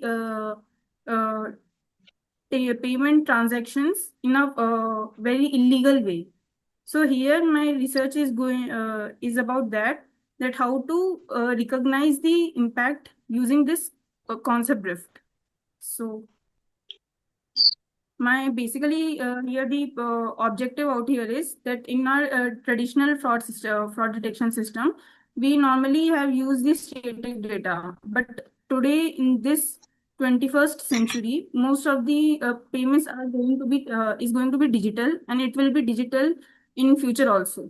And most of the in this streaming environments, which means data is changing day by day, and it is not static. Static in the sense like we normally used to say that some historical data is there, and which is actually very fixed and we can't change that. But in this today's world, the data is changing every day because we are doing transactions in day by day performance.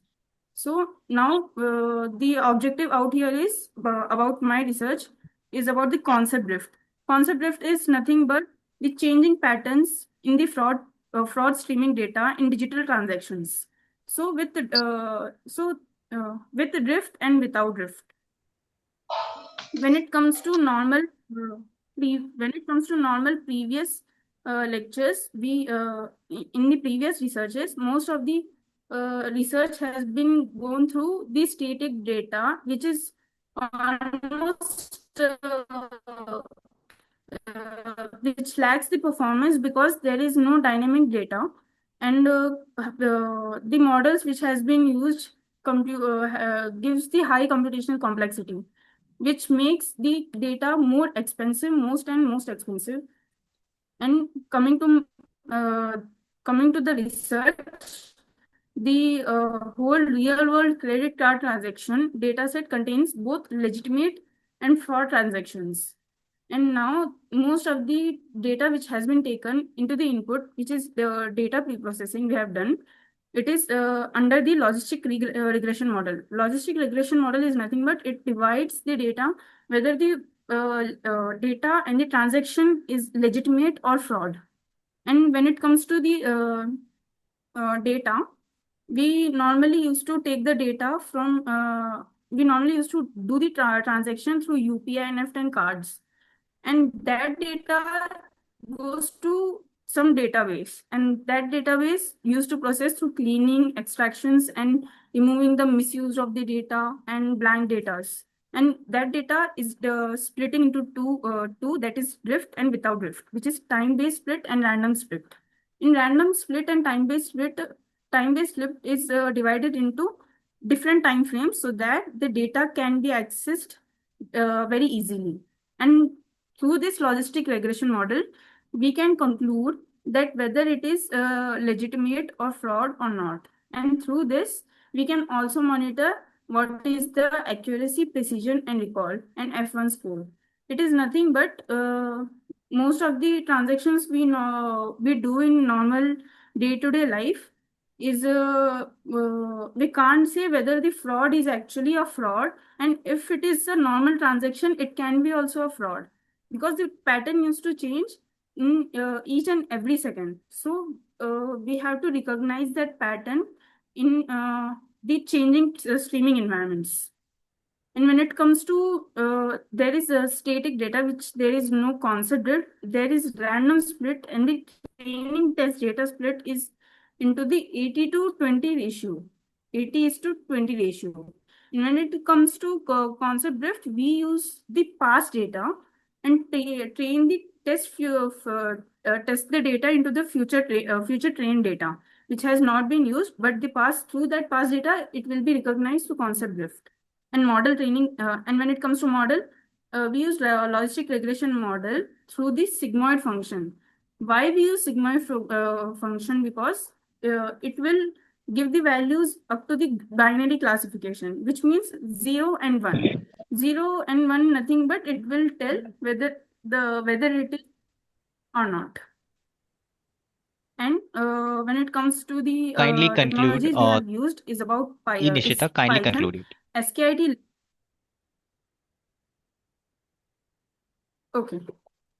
So my result is going to be like this: that the precision and the accuracy we have used in no drift is almost same, but the precision and F1 score and recall has been changing in day-to-day environment in the data. And when it comes to the conclusion, we normally used to say that we have to see the different outputs and different measures to recognize the transactions each and every time, and we have to use different models to recognize it and use it in a efficient way. And when it comes to the future, we can also add into the cost-effective measures through the different models by using the deep learning methods and different machine learning models. Thank you so much. Thank you, Nishita, for your presentation. Now I would like to call next presenter, Mrs. Pooja Rani and Kiran Kumari. And I request all the participants to kindly adhere to the time limit of 5 minutes. Thank you. Mrs. Pooja Rani and Kiran Kumari.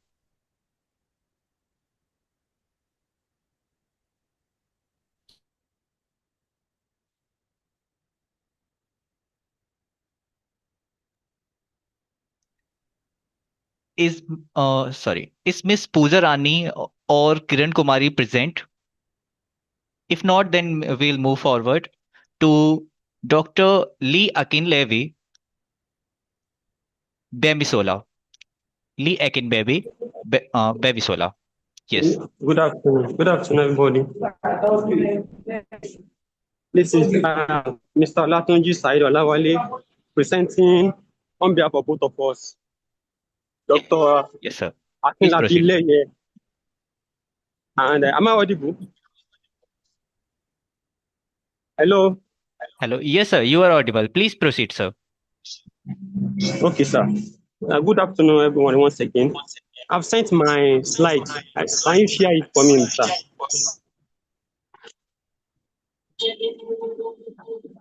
Hello, sir. Yes, I've sir. sent my slide.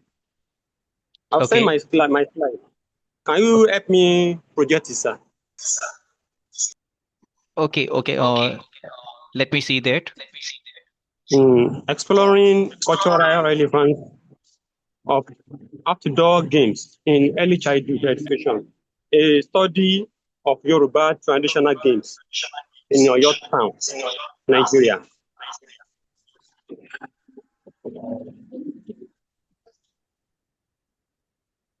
Can I proceed, sir?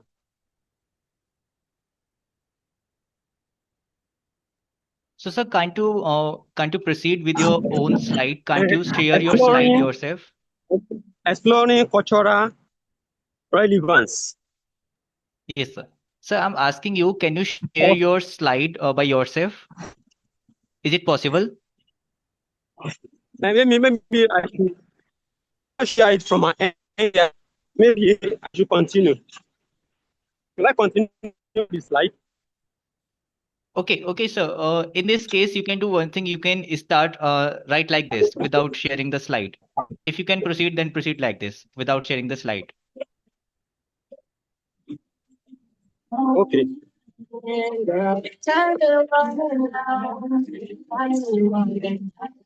Sorry, please.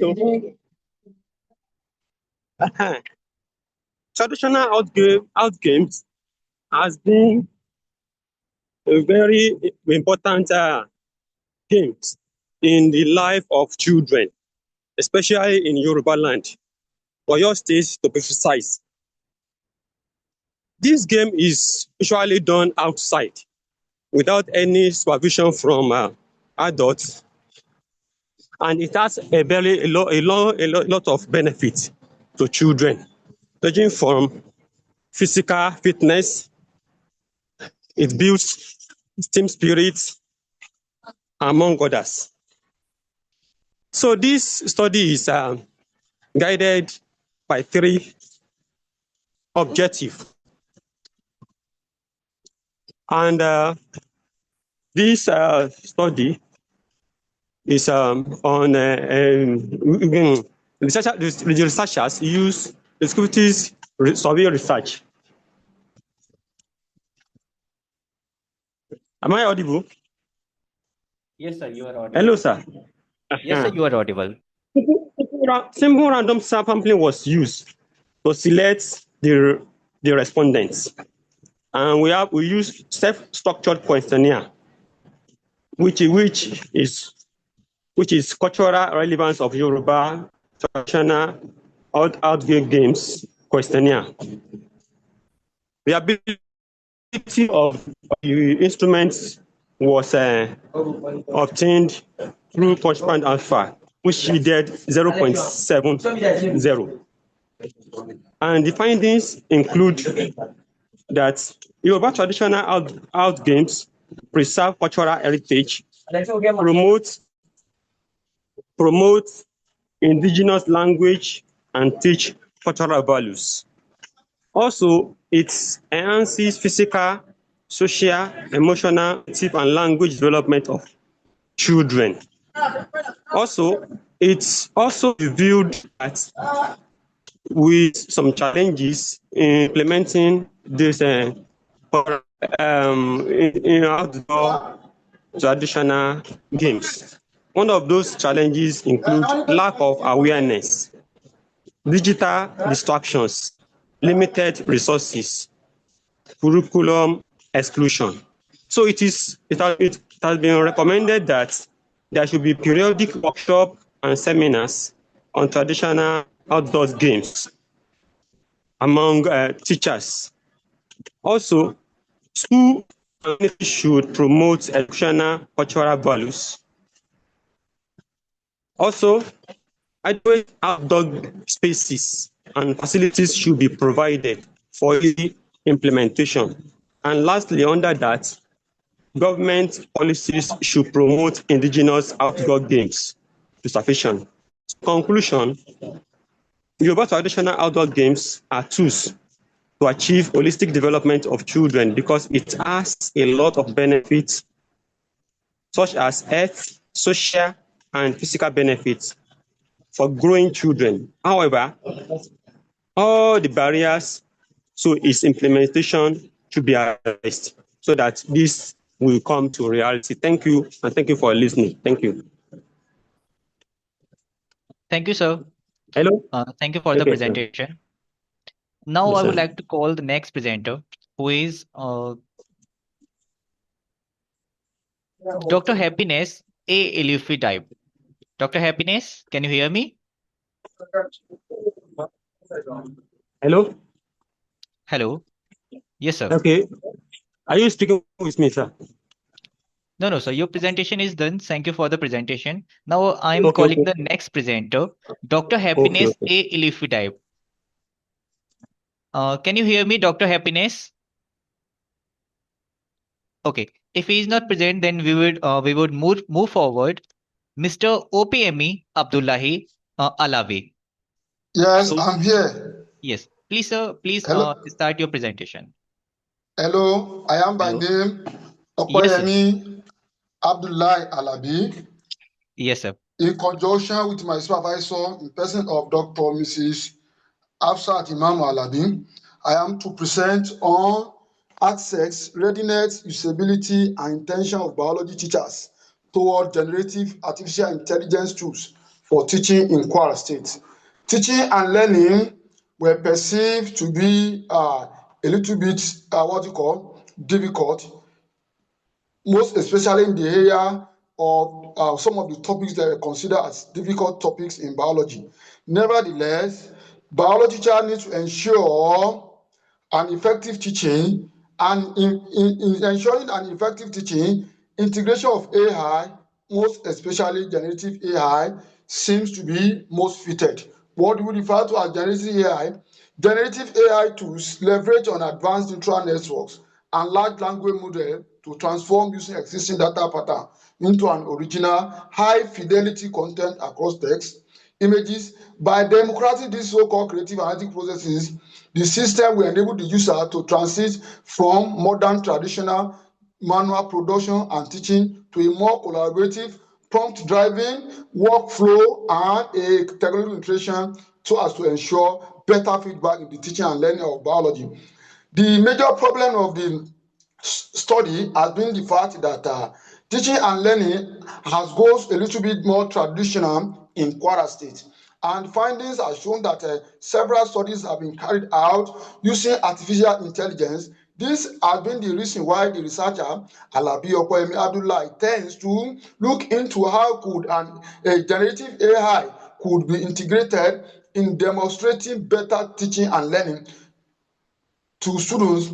We observe that students have a very eager and they are mostly adapted to using of AI, but the question remains that do they know which ones are generative AI, predictive AI, and some other ones like that. So in lieu of this, the researcher deemed it fit that investigating to the generative AI, the teacher accessibility, their usability intention could be easily assessed. The researcher raised the purpose of the study was to check the accessibility, the usability, and their readiness and intention. And the researcher raised 4 research questions. That is, what is the level of the accessibility of the seniors secondary school biology teachers using generative AI in Kwara State? What is their level of usability of generative AI? What is the level of the usability of generative AI tools amongst senior secondary school biology teachers in Kwara State? And what is the level of their readiness toward the using of this so-called generative AI tools. The methods employed were based descriptive. A study were employed descriptive of survey types, and of which the study covered a population of 601 biology teachers from senior secondary school students in Kwara, senior secondary schools in Kwara State. Multi-stage stamp-based techniques were adopted, propulsive, random, and stratified techniques. This was because of the fact that the number that was got sampled was not the same and was not the same, and the sample random technique was used to draw 601 biology teachers in Kwara State.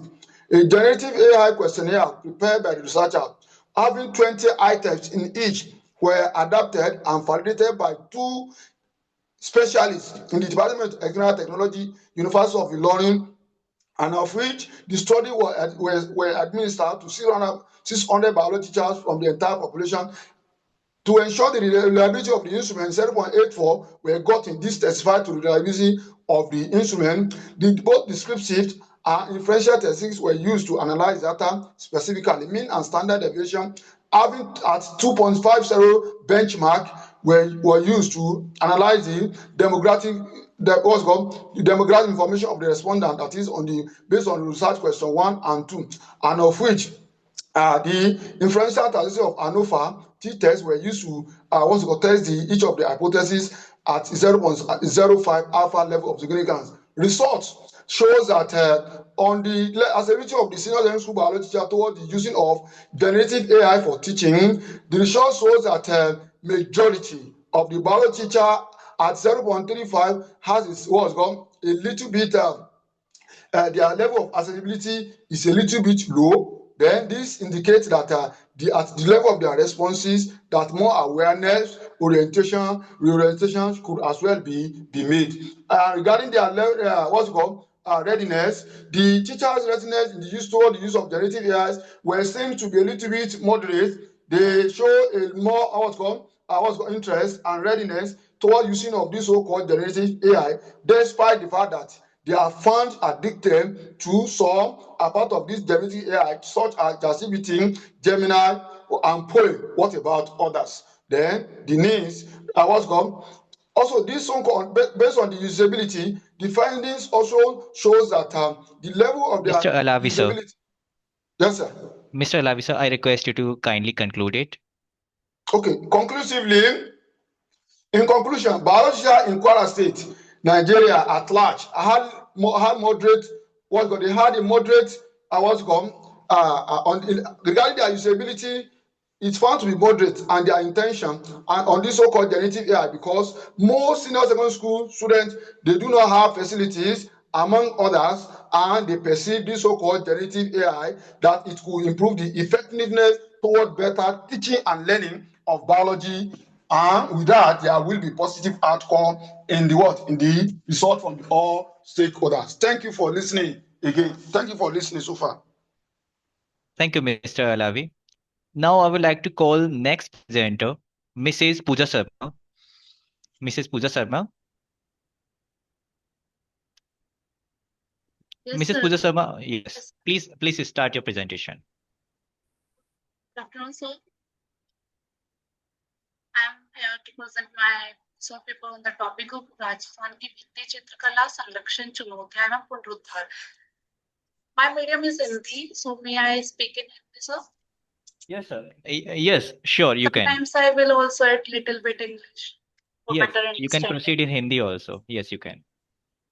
Art is not only a form of beauty, but it is also a reflection of history, culture, and society. Wall paintings are one of the oldest visual expressions through which we can understand the traditions and lifestyle of earlier times. Rajasthan, being a land of rich heritage, has a remarkable tradition of mural and wall paintings.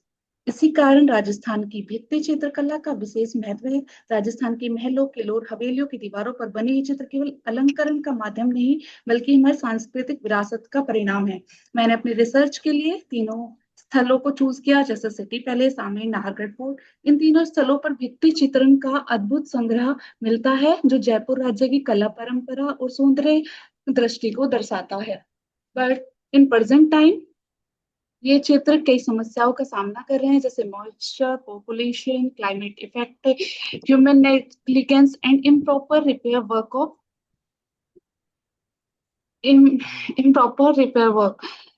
इन सभी कारणों से sir रंग फीका पड़ रहा है और कई स्थलों पर ये नष्ट भी होते जा रहे हैं। इसलिए मेरी रिसर्च का मेन पॉइंट इनका संरक्षण, चुनौती और पुनरुद्धार।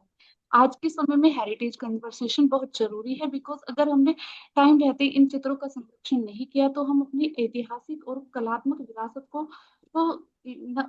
का इम्पोर्टेंट पार्ट खो देंगे और हमारी आने वाली जनरेशन भी इन सभी चीजों को देखने से वंचित रह जाएगी। I am presenting my research objective to understand the historical and cultural significance of fresco painting in Rajasthan, to study the techniques of fresco painting in depth, to examine the present condition of fresco paintings located at major sites of Rajasthan like City Palace, Amer Fort, and Nahargarh Fort, and identify the main causes of their deterioration. To study the process of restoration along with its rules and principles, to discuss the challenges faced in restoration and their possible situation. And my conclusion lastly is, therefore, proper restoration, scientific conservation methods, public awareness, and government support are essential to preserve this valuable art for future generation. That's all about my topic. Thank you, sir. Thank you, Mrs. Pooja Sharma, for such nice presentation. Now I would like to call next presenter, Dr. Alawa Lawrence Eledizana. Dr. Alawa Lawrence Eledizana, are you present?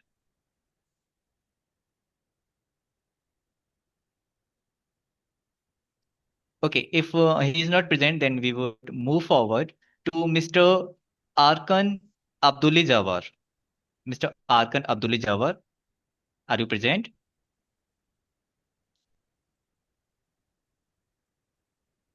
Okay, moving forward, we have Maisa Mohammad Jasim for the Good next afternoon, presentation. sir. Okay, Mr. Arkan.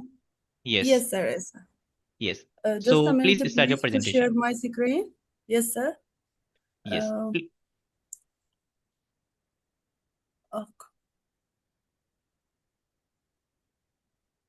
Please, is my screen visible, sir? Yes, it's visible now. Good afternoon, everyone.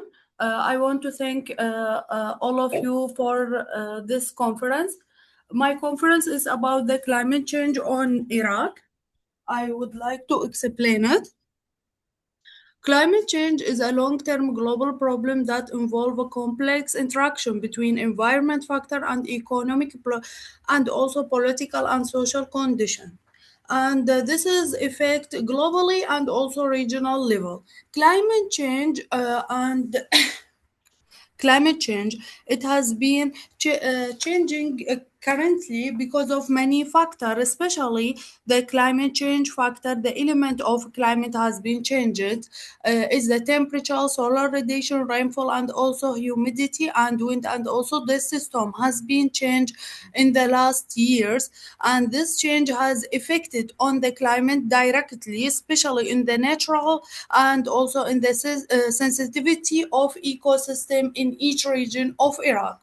Mostly, why I choose this study, because climatologists has noticed there are a global change in on the climate in all the world, but especially on Iraq. We have been changed from a green country to a desert country. Mostly, we have a very big serious problem on the climate of Iraq, which is affect directly all the living organism, like human, plants, and all other living organisms.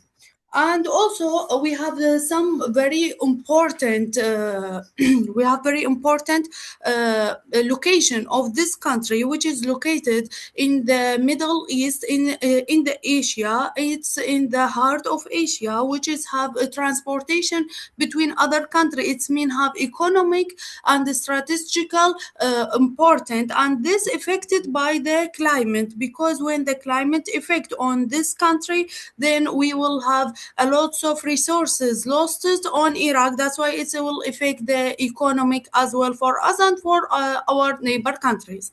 The study area I told you, it's about the country. This my country is Iraq. I choose a lot of different cities, which is covered full cover of the Iraq surface from the north to the south and east to the west is have geographical importance. That's why there are a lot of different researcher has been studied the climate change on Iraq and also from outside other country like Dr. Ahmed and Dr. Yusuf and so many others like Dr. Abdullah. And my research objective that's to know in simple to know this the global change or Iraqi changing on the climate. It's due to temperature or solar radiation as global warming. And we did this study to study it in details.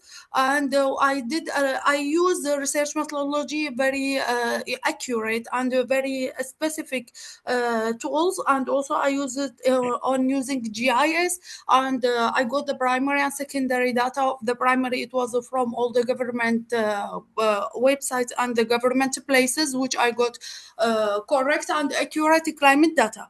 And secondary data, which I used on analysis and get it from all the comparison between the climate element change on Iraq.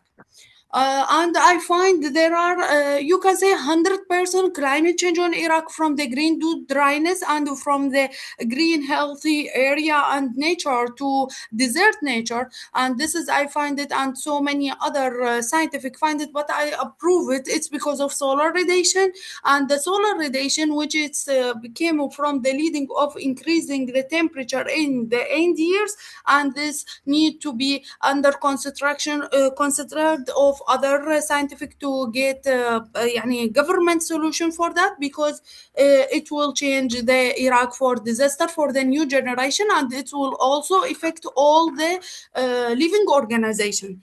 That's why living organism, that's why we need a solution like greenest places and also water resources solution, because we have government issues. That's why our water problem we are not getting. That's why we need a serious solution for this. And there are so many references. I got all my data from that because it's very important topic and very important problem for Iraq and for other countries. And thank you so much, my dear sir, for your good time. Thank you, Arkan, for presenting your topic. Now, this is the time for moving towards the next presenter, who is Maisa Mohammad Jasim. Maisa Mohammad Jasim, are you present?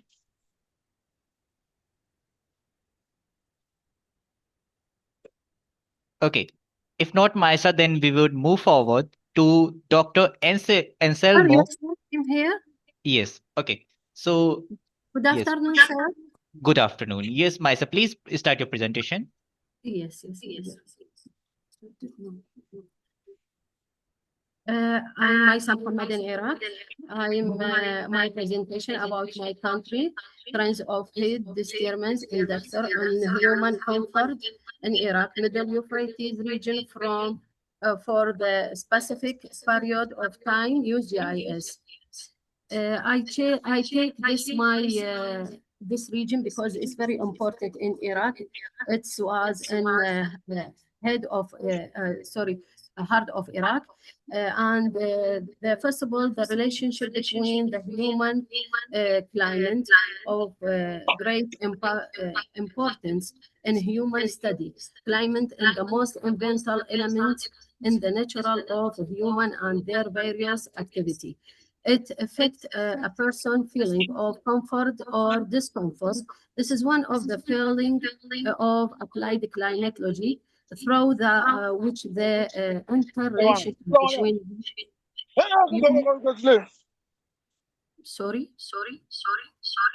human that their various activity can be understood.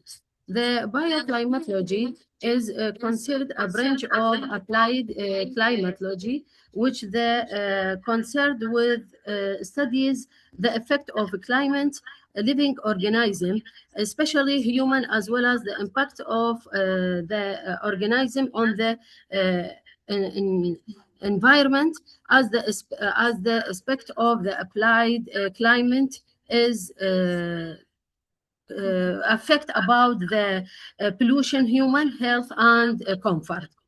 The significance of my study for all the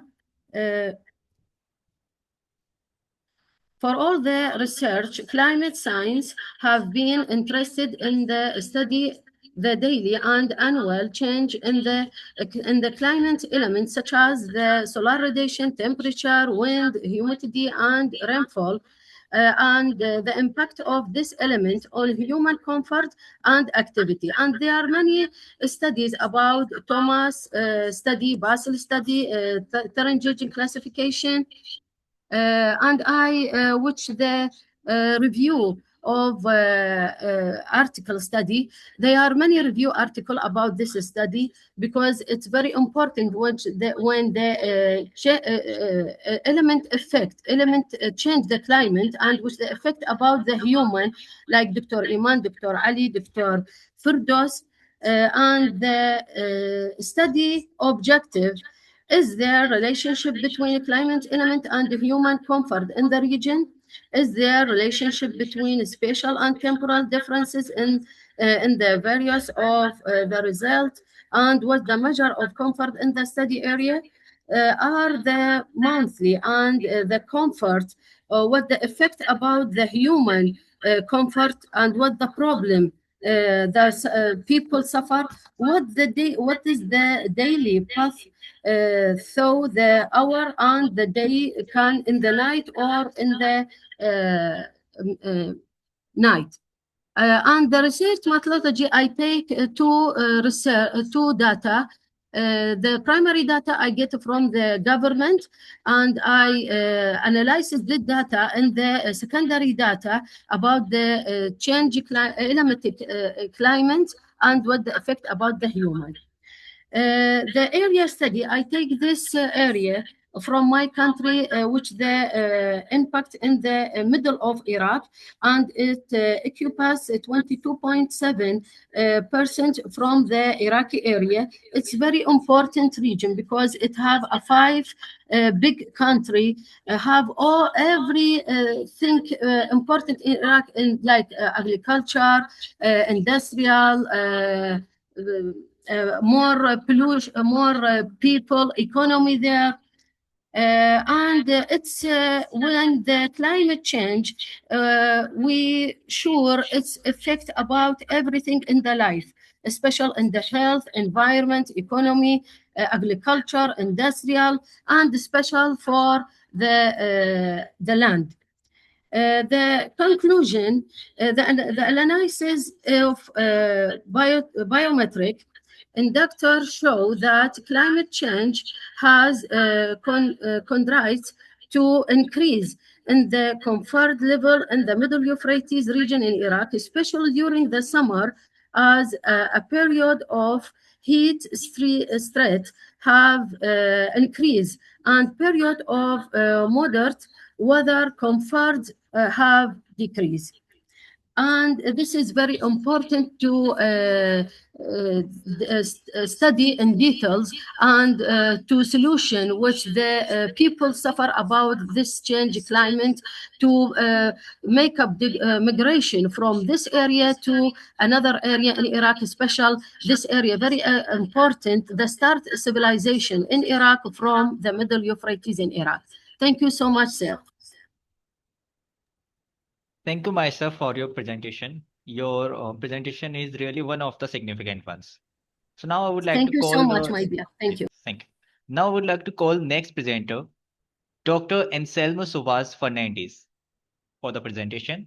Dr. Anselmo Subhas Fernandez. Dr. Anselmo, are you present?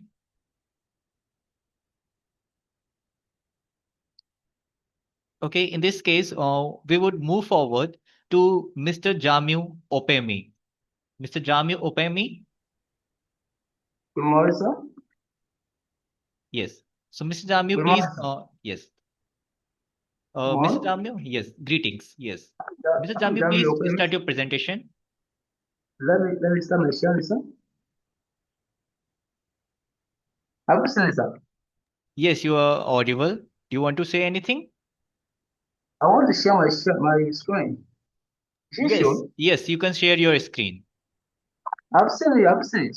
Is it cool? No, it's not visible yet. Try it again and share it. Yes, sir.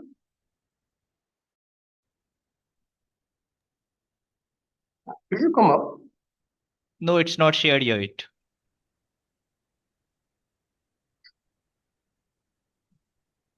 Try it if it is possible. Try it if it is possible to share that. And if it is not possible to share that screen, then you can start like this. Okay. Good morning. My name is Jami Okenishitu. I'm from Nigeria. From University of Ilorin, Nigeria. I'm sharing. Okay. Just one is that. Share. Okay. Yes, sir. Have you seen that? Have you seen my slide? Okay, it's Hello? it's still yes, it is visible now. Okay. My name is Jami Okenishitu. I'm the co-author of this paper. My author of this paper is Dr. Professor Adedokunle Shitu. I'm a PhD student from the University of Ilorin.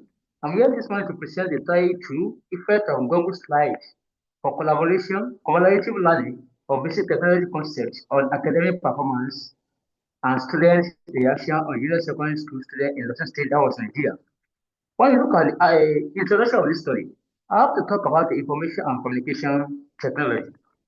And secondly, we talk of collaborative learning, we talk of cloud computing, Google Slides, and the academic performance, and lastly, we talk of basic technology. But when we look at information and communication technology, is of three ways. That is information, communication, and technology.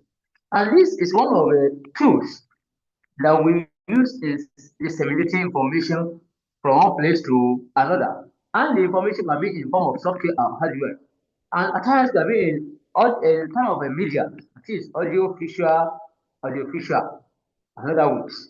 And when we move to collaborative learning is a result of is a new dimension in teaching that employ education that employ ICT, which enables students or researchers to way of teaching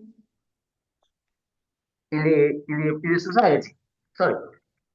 And because collaborative learning is a medium whereby the learners can engage in sharing knowledge together and is about with this theory, constructivist theories of learning, because it allows students to express themselves, send information within themselves, and this information can be in form of in form of any forms.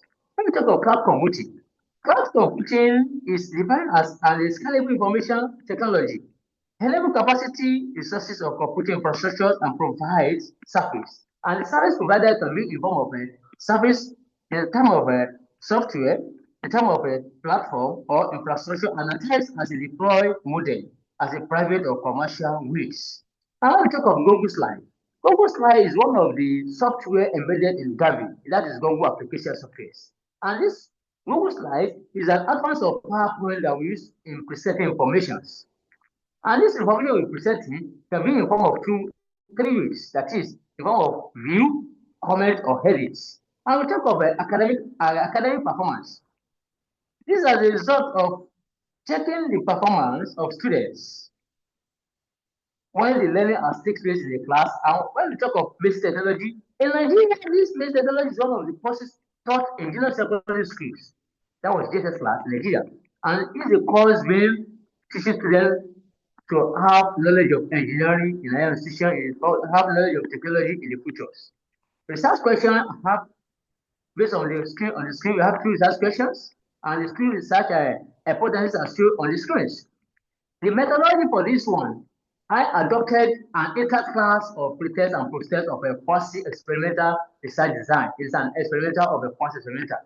That way, I use pretest and a protest in gathering the information, and the population for this only is all based on basic students, basic technology students in the state that was in Nigeria.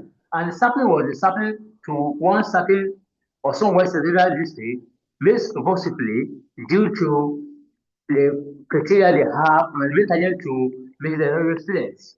And the instrument used on this, we make use of a basic technology performance test and the research questions. And these research questions and the BPTA, the basic technology performance test, being validated by the 3 experts in my department, and there was piloted with approval upper results, and the other one were analyzed using the descriptive means and standard deviation and the impression statistics to test the hypothesis.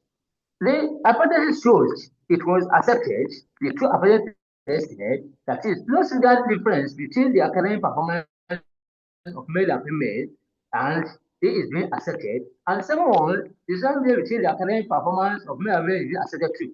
Discussion.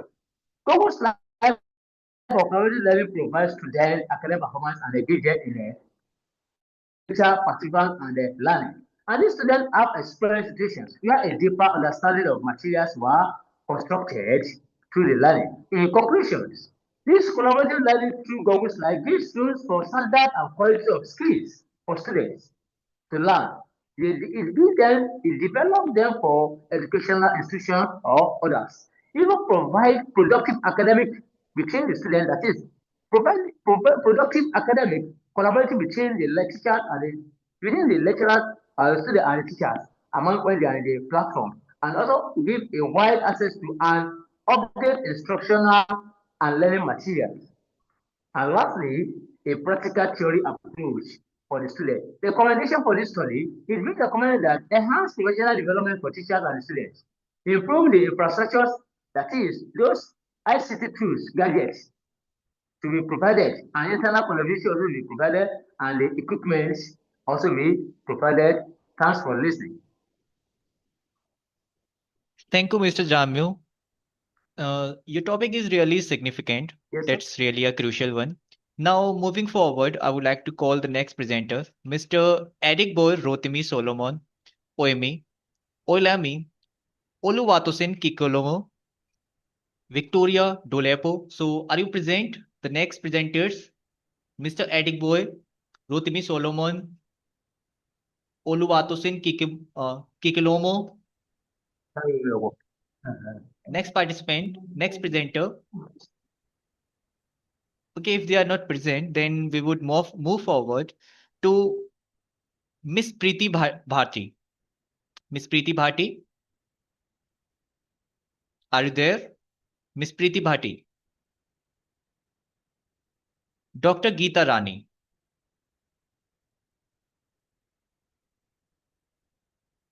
Dr. Geeta Rani. Hello.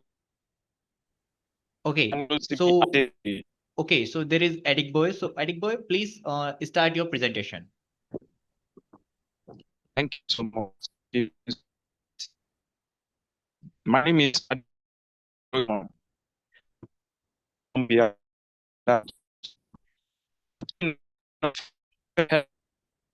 Sir, I regret your voice is not clear. Your voice is breaking. I think there is some technical issue. Kindly resolve it. Can you hear me like this now? Is my voice still breaking like this? Yes. Please continue if it is fine.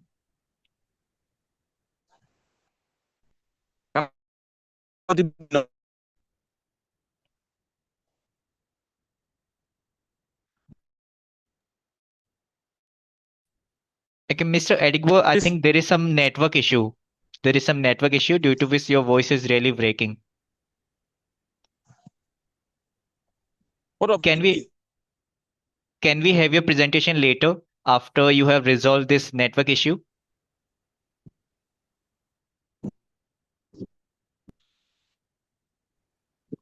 We can't hear you. Can you hear me now? Okay, so hello. Yes. Is it better now? Can I go ahead? Yes, please go ahead. Thank you so much. I'll be speaking on effective health communication and combating spread of infectious disease during an outbreak or pandemic.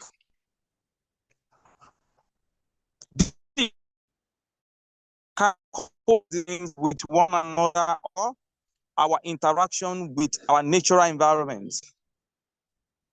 When there's an outbreak, can be a result to or a pandemic or even endemic. But the common to these epidemic outbreak or the common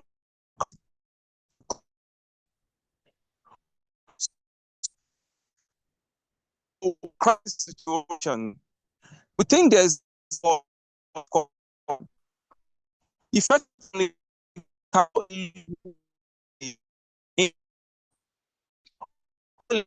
this of this communicable instances. Can help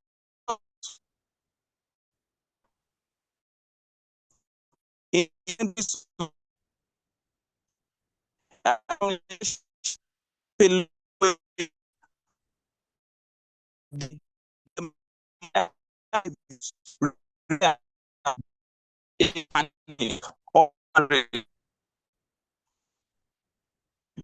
computer to help to strengthen belief options that is required to a heartbreak. Also, communication can highlight benefit of adopting a new habit during an outbreak or a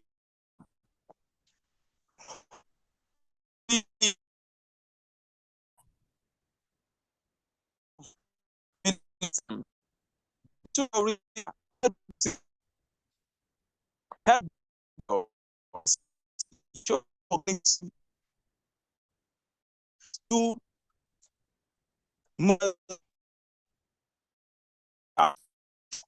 or this part of the message, it must start adopted.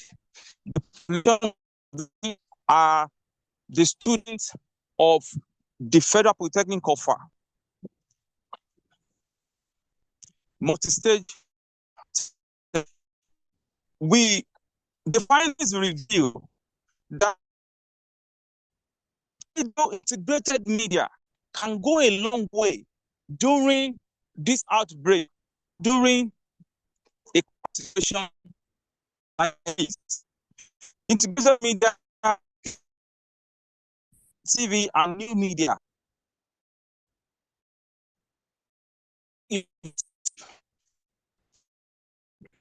during this period, because radio can reach people in the rural area and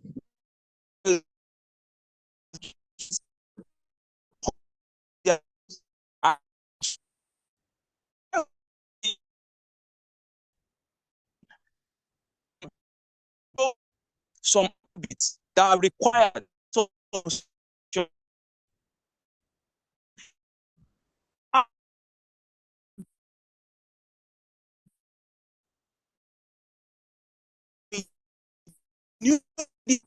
today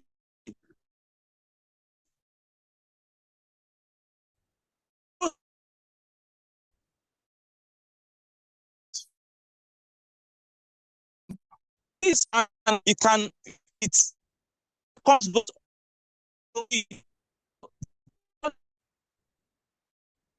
you and even how to curtail this spread of disease, and they can see it and get by it. So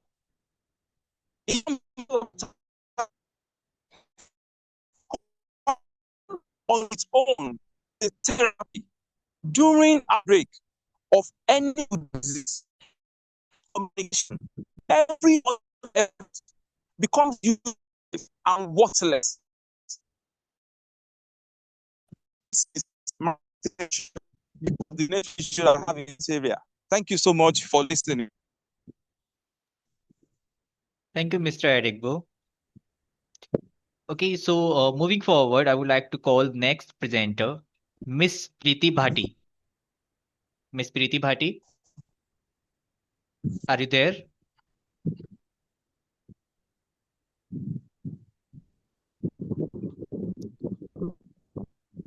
Okay, if Miss Preeti Bhati is not present, then Dr. Geeta Rani. Dr. Geeta Rani, are you ready to present? Dr. Geeta Rani?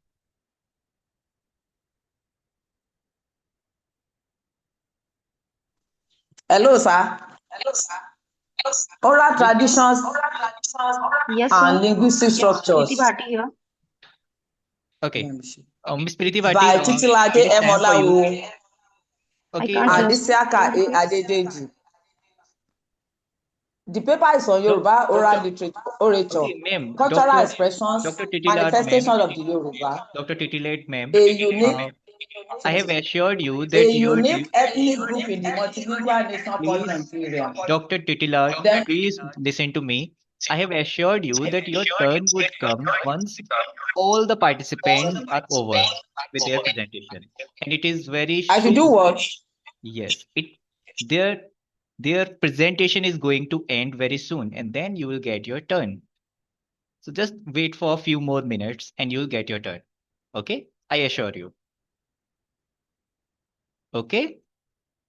So now it is turn to Miss Preeti Bhati for the presentation. Miss Preeti Bhati, come forward and sir. start your presentation.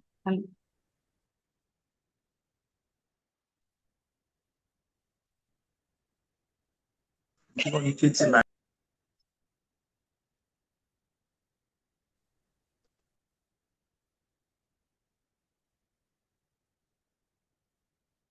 Oh.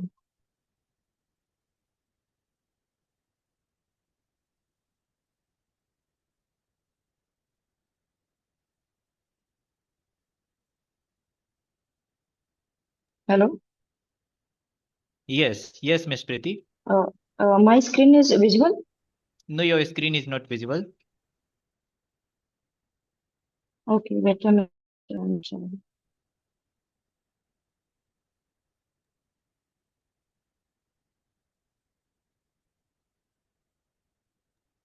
Please do it soon. Your time is running.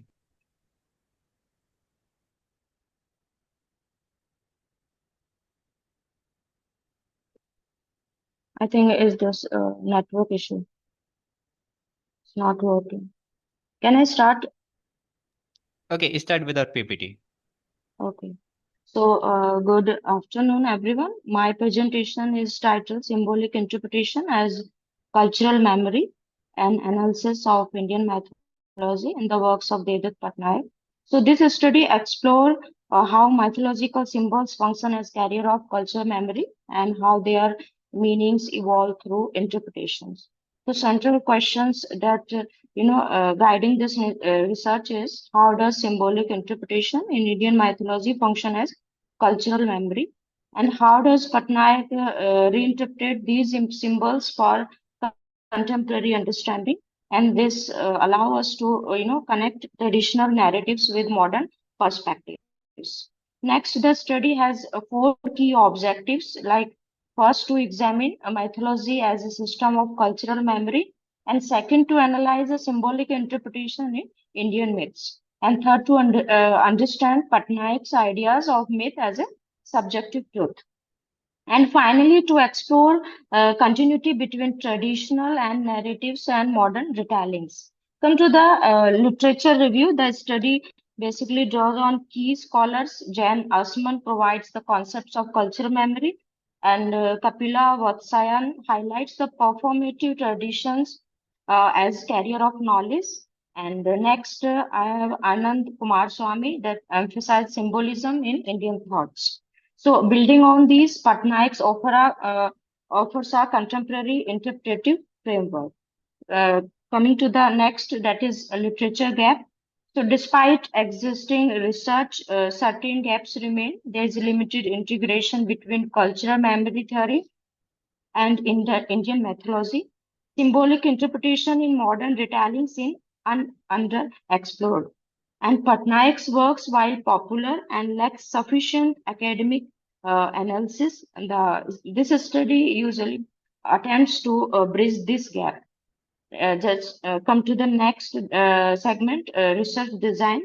So this research follow a qualitative interpretive approach. So it involves textual analysis of selected works of Devdutt Patnaik's including Jaya, Sita, and Mithya, Myth and Mithya. So this focus is on understanding how symbols are interpreted and contextualized.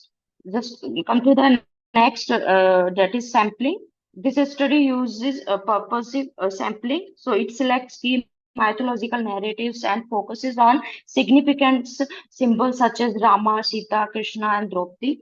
So these symbols are chosen because they show continuity across the time and cultural context. Come to the next, that is the analysis framework. So this analysis is conducted at three levels. First, the narrative level, how symbols function within the story, and second, the archetypal level, that what universal meanings they are representing. And the third is the cultural level, how they act as a carrier of collective memory. So this multi-layer approach helps in deeper interpretation. Come to the key findings of this study is it showed how mythological symbols act as a carrier of cultural memory. So their meanings are not fixed, but depends on context, depends on interpretation. For example, Rama represents dharma, while Krishna represents strategic wisdom. Next to the key findings, that further myths reflects ethical dilemmas, social realities, rather than idealized narratives. Symbols evolve through regional variations, oral traditions, reinterpretations. So this makes mythology dynamic rather than static. Next, Patnaik's major contribution lies in his interpretation of myth as a subjective truth. So he emphasizes perspective, drashti as a central to meaning making. And so this approach allows mythology to remain relevant in contemporary context. In the conclusion, so to mythology function as a living system of cultural memory and symbolic interpretation ensure both continuity and adaptability. So through Patnaik works, we see how ancient narratives can be reinterpreted for modern understanding. So symbols are not aesthetic; they are living carriers of meaning. That's all. Thanks for listening.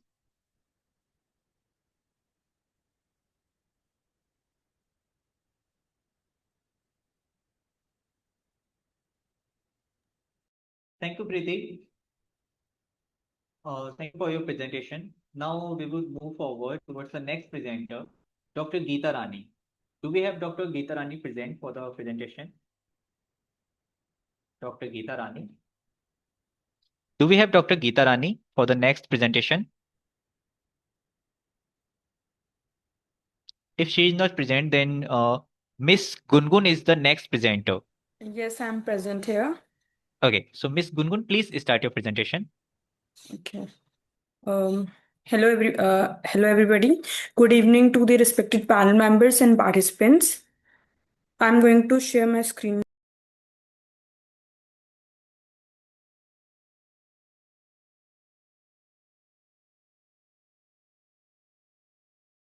Is it visible? Yes, it is visible.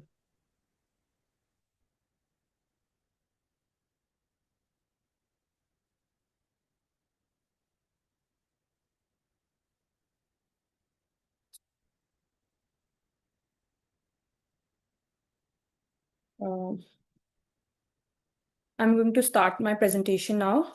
Good evening to the Good evening to the respected judges and everyone present here. I'm Gungun from Lady Irwin College, University of Delhi.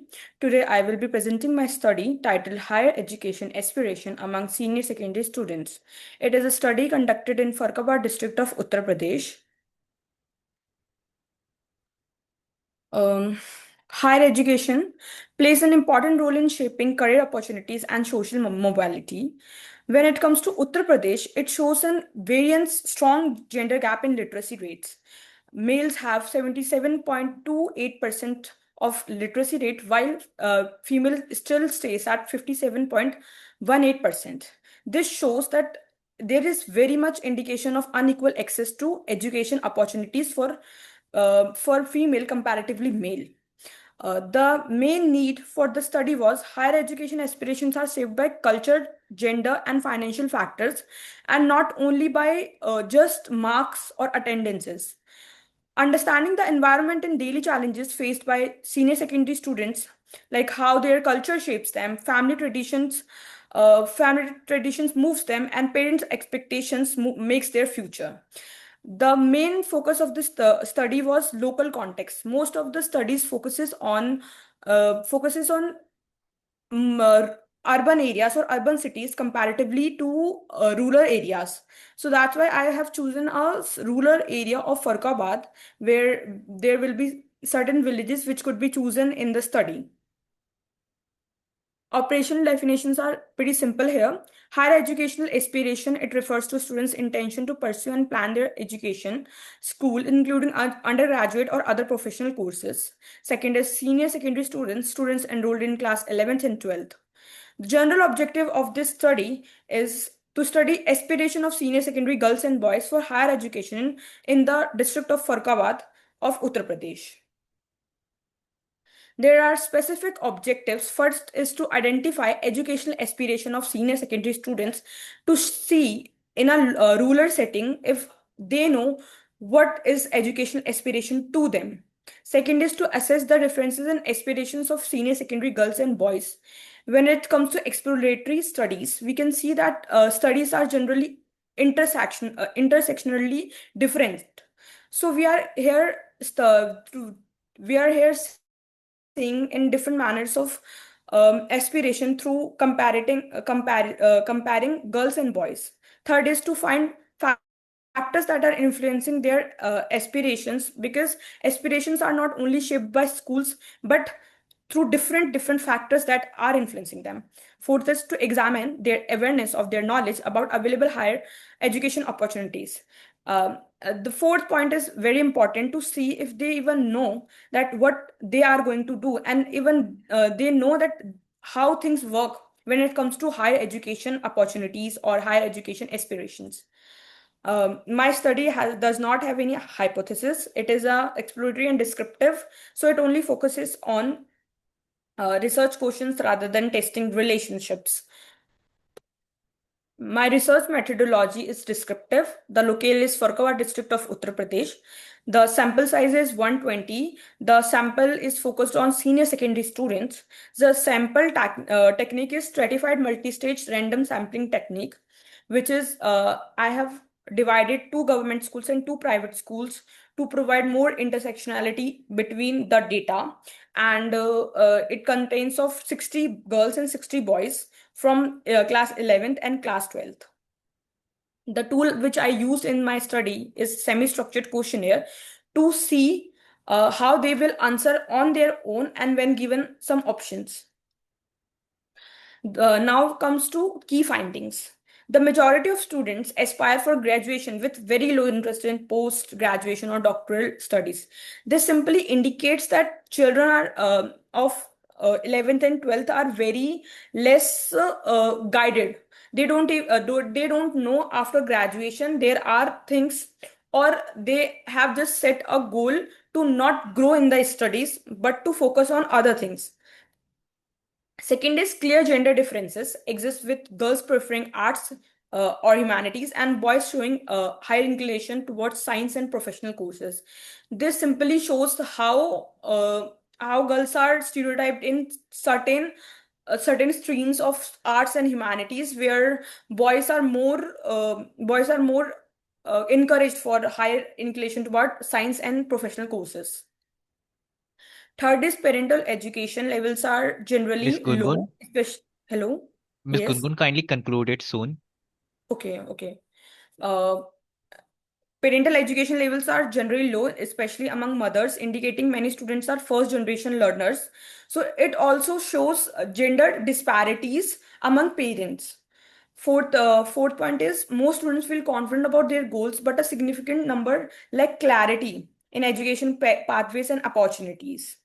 Fifth is key challenges include a lack of awareness, financial constraints, and gender-based discrimination, particularly affecting female students. Where in my study, when I have collected the data, experience of restriction due to gender was more for female comparatively male. I would like to conclude my presentation here with this that the study reveals that most students have higher aspiration for higher education, but these are limited to graduation. Female students demonstrate strong and sometimes higher educational aspiration, yet they face gender-based discrimination and restrictions. A significant number of students lack clear guidance and information about higher education. This is me collecting data from the district of Farrukhabad from in the rural areas. These are my references. Thank you. Thank you, Miss Gungun, for sharing your insights on such a essential topic. Now we will have Dr. Chitra Gupta as our next presenter. Dr. Chitra Gupta ji, do we have Dr. Chitra Gupta, ma'am? Yes. Yeah, sir. I'm here. Yes, ma'am. Ma'am, please start your presentation. Yeah.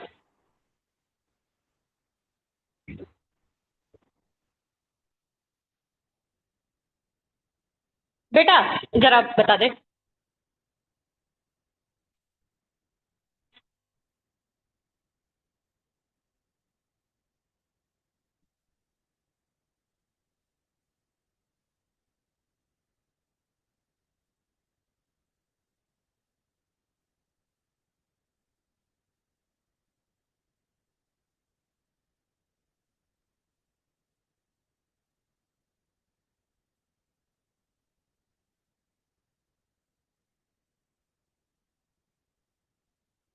more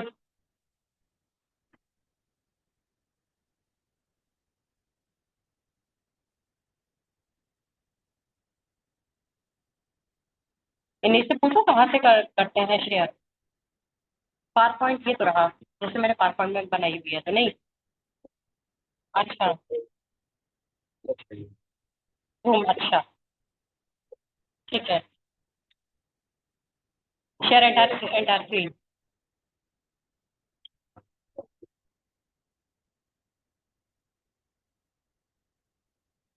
just one था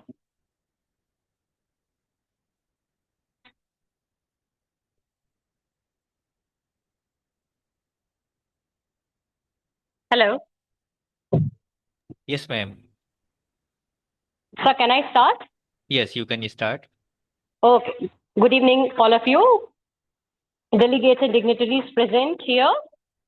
This is Dr. Chitra Gupta here, Assistant Professor from Mangalma Institute of Management Technology. The topic of my presentation is Indigenous Knowledge and Sustainable Community Development. What is Indigenous Knowledge System? Indigenous knowledge systems have long served as a foundation for sustainable community development, especially in rural societies, rooted in cultural traditions, local experiences, and ecological understanding. These knowledge systems specific solutions that promote environmental balances, social balances, and economic resilience. Now, this paper explores the role of indigenous knowledge in fostering sustainable community development from the perspective of social sciences. Now, indigenous knowledge systems are the foundational pillars for sustainable development. What they promote? They promote environmental balances among the community societies for the improvement of social cohesion, and they also promote economic resilience. They focus on agriculture, resource management, healthcare, and governance. Now, what we need to integrate here? We need to integrate the past aviation, the traditional wisdoms with the modern framework. What is the goal? The goal is to achieve sustainable development goals. Next is, why the sustainable development, why the indigenous knowledge is significant, important, and vital for a society. Because it is the mainstream development often which ignores the local needs. And the indigenous knowledge also offers locally adapted solutions, social cohesion, economic resilience, social resilience, community development, etc. The research objectives for my studies are to identify the challenges and barriers in integrating indigenous knowledge with modern development approaches. The second one is to examine the concept and relevance of indigenous knowledge systems in promoting sustainable community development. The third research objective is to suggest strategies for effective integration of indigenous knowledge into contemporary development policies and practices. And the fourth one is to analyze the role of indigenous practices in areas such as agriculture, natural resources, management, healthcare, and the local governance. The research questions for my studies are the same, that are based on the research objectives. Now, what are the key challenges and barriers in integrating indigenous knowledge with modern development approaches? How do indigenous knowledge systems contribute to sustainable community development? What strategies can be used to effectively integrate the indigenous knowledge into contemporary development policies and practices? And the last one is what role do indigenous practices play in agriculture, natural resource management, healthcare, and local governance?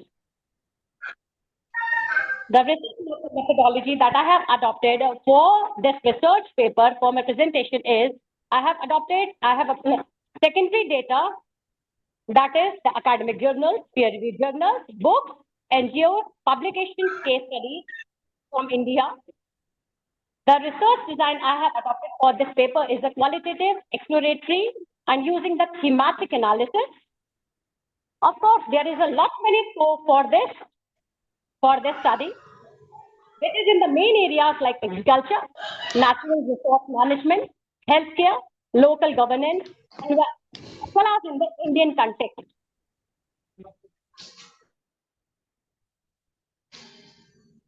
The findings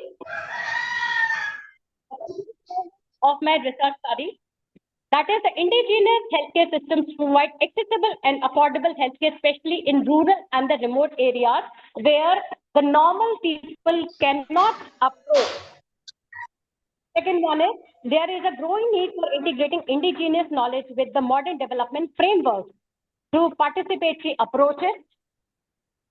Third one is, indigenous knowledge systems significantly contribute to sustainable community development through environmentally friendly, culturally relevant, and locally adapted solutions. Fourth one is, the traditional governance systems promote collective decision-making, social equity, and community participation. Fifth finding for my research paper is that indigenous practices play a vital, significant role in agriculture through mixed cropping, crop rotation, and organic farming, enhancing, improving soil fertility and biodiversity as well. Ma'am, I request you please conclude your findings. Okay.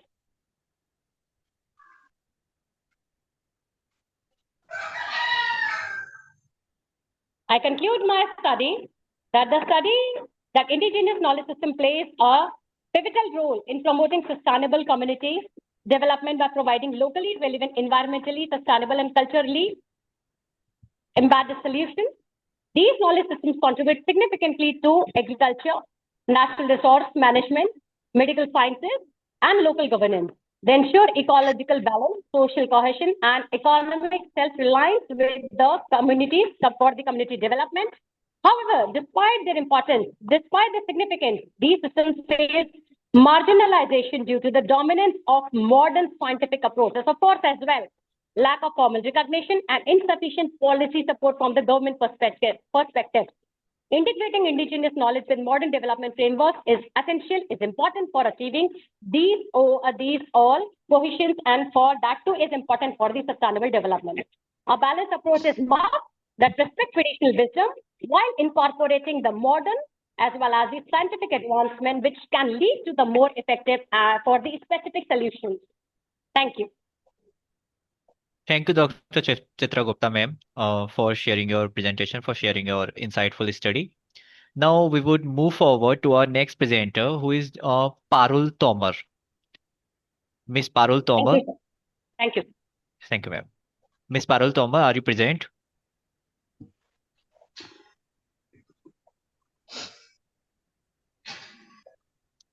Miss Parul Tomar, are you ready to present? I think Miss Parul Tomar is not there, so let's recall the participants who could not present in this technical session. Let me call their names. Miss Pooja Rani and Kiran Kumari. Miss Pooja Rani and Kiran Kumari, are they present to give their presentation? Miss Pooja Rani and Kiran Kumari. Dr. Happiness, A. Ilufidide.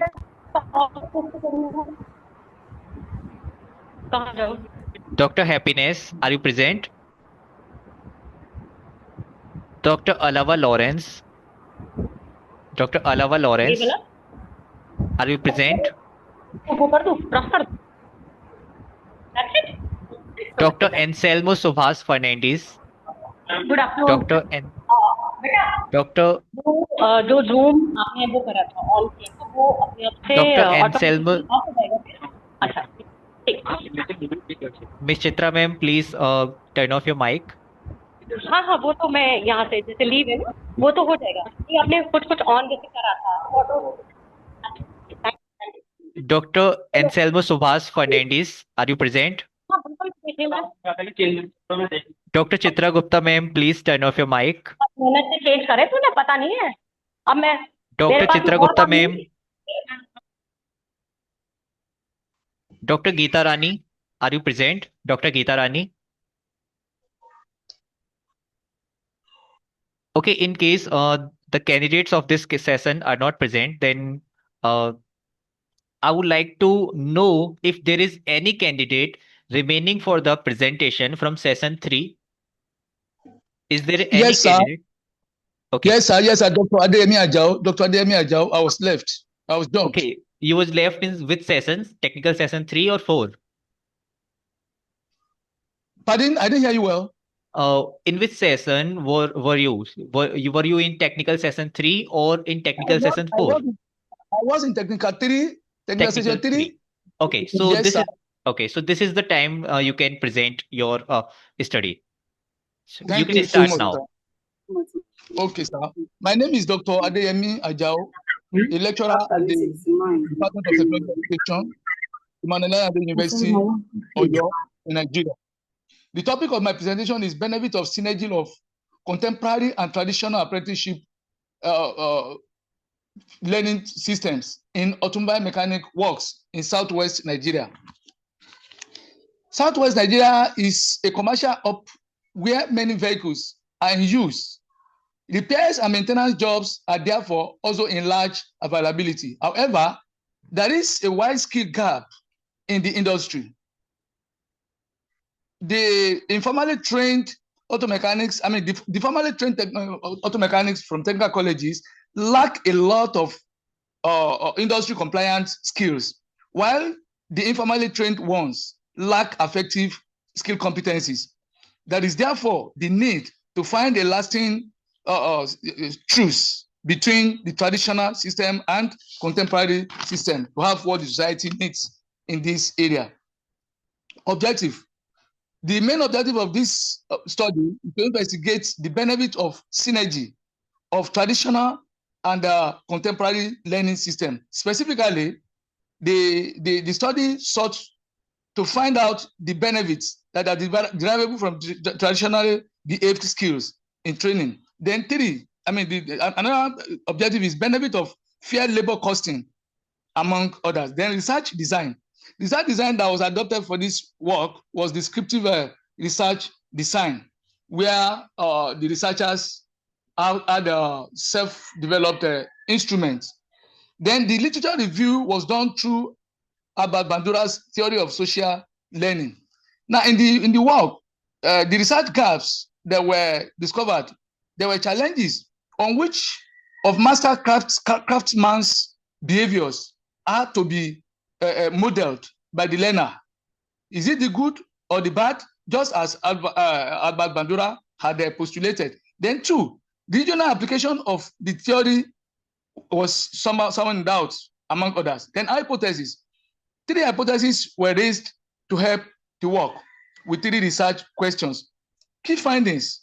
Research questions were in agreement.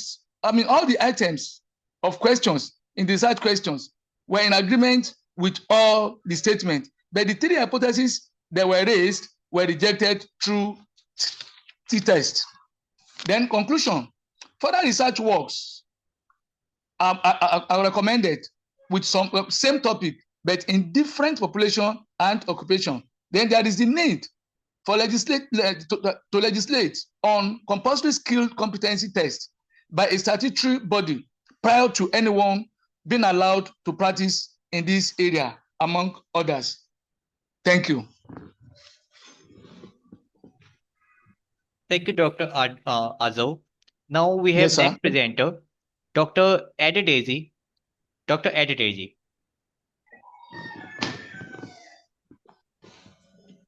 So is Adedeji present?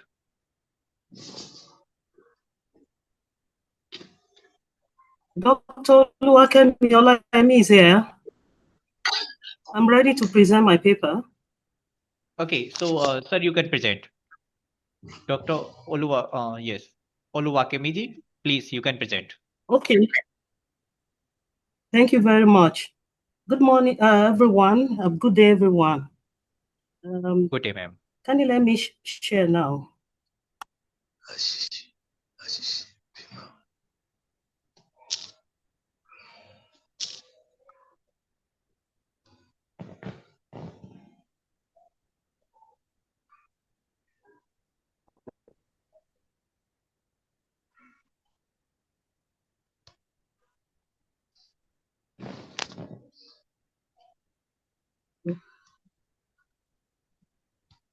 I want to know if you can view the slides now. The slide is not visible yet.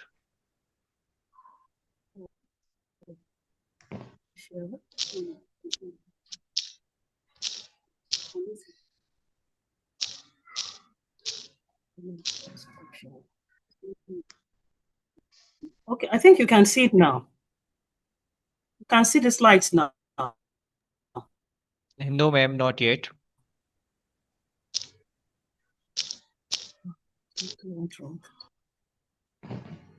Let me reshare, please.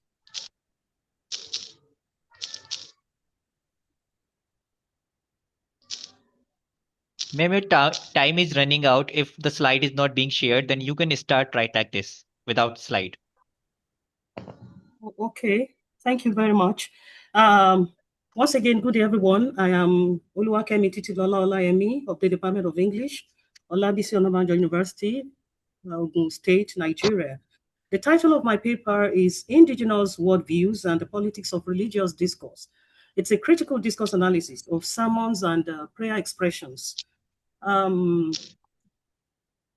Here, there's a central question I'm posing here in this paper.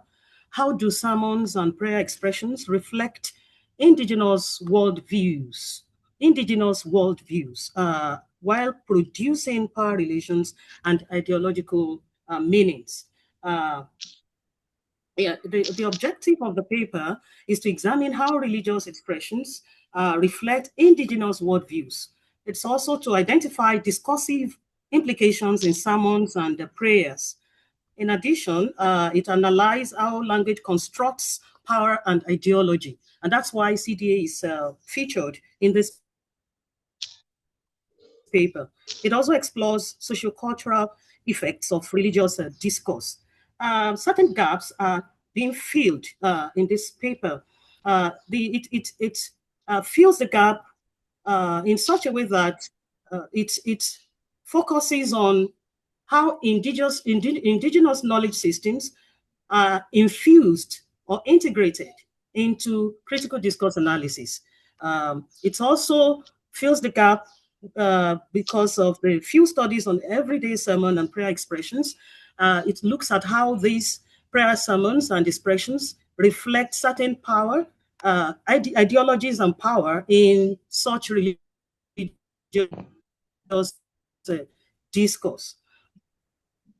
There's been lack of focus on implicit meanings and ideology in religious language. And talking about religion, it's a very important phenomenon, and it is very important to so many people. Humans value religion in different ways, and they view religion from different perspectives. There are underexplored perspectives on African discourse so far in the literatures. So this paper fills this gap. It infuses critical discourse analysis into religious discussions, religious discourse, and it looks at how the infusion relates to ideologies and other issues around power. The research design in this paper is qualitative interpretive design. Samples from there is this the abduction of purposive sampling of common religious expressions. The samples are accepted and they are analyzed based on the theoretical critical discourse analysis. The data from the sermons and prayer context in some of the Pentecostal churches in the southwestern part of Nigeria are used in this paper. And the analytical framework is the critical discourse analysis that I've talked about, that I mentioned. Some of the key findings is that, number one, there's the expressions that are accepted are encoded in indigenous beliefs, reflecting spiritual causality. Not only that, it reveals that language reinforces authority and hierarchy. Some of these expressions are some of the expressions that have been accepted from the religious discourse in this context. Okay, let me just pick number one, maybe one or two of them to make clear what I have in mind to say. The expression, every enemy of your destiny will die, is accepted from religious discourse in one of the Pentecostal churches in southwest Nigeria. Such expressions, such expressions create binary opposition between what is good and what is evil. And not only that, they reflect the indigenous wisdom that there is an enemy somewhere, that everyone has an enemy, and that enemy must surely die. Okay, so that's the indigenous wisdom that there's an enemy somewhere, okay, that one must combat and overcome. But there's the need for carefulness as indigenous wisdom is being infused into religious discourse. It also reveals it reveals Ma'am, I request you to kindly conclude. Okay. Conclusion. Religious discourse is both culturally meaningful. It's also ideologically powerful. And that's why there's the need for care when such discourse is being engaged. Religious discourse is not only culturally meaningful, it's also ideologically powerful. And some of the ideologies that it reflects are what I analyzed in the paper. It sustains indigenous beliefs and identity and social reality. In cases where people have to rise to the situation and prevent poverty, for instance, they have been assured that they must be rich if they are on the side of God. We are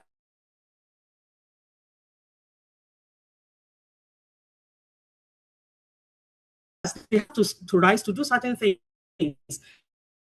It may encourage some levels of complacency. Okay, so it sustains indigenous epistemologies. Also, there's a need for critical awareness of language use and the process of infused religious discourse. And this is essential in order not to present unintended negative notions of worshippers. Thank you.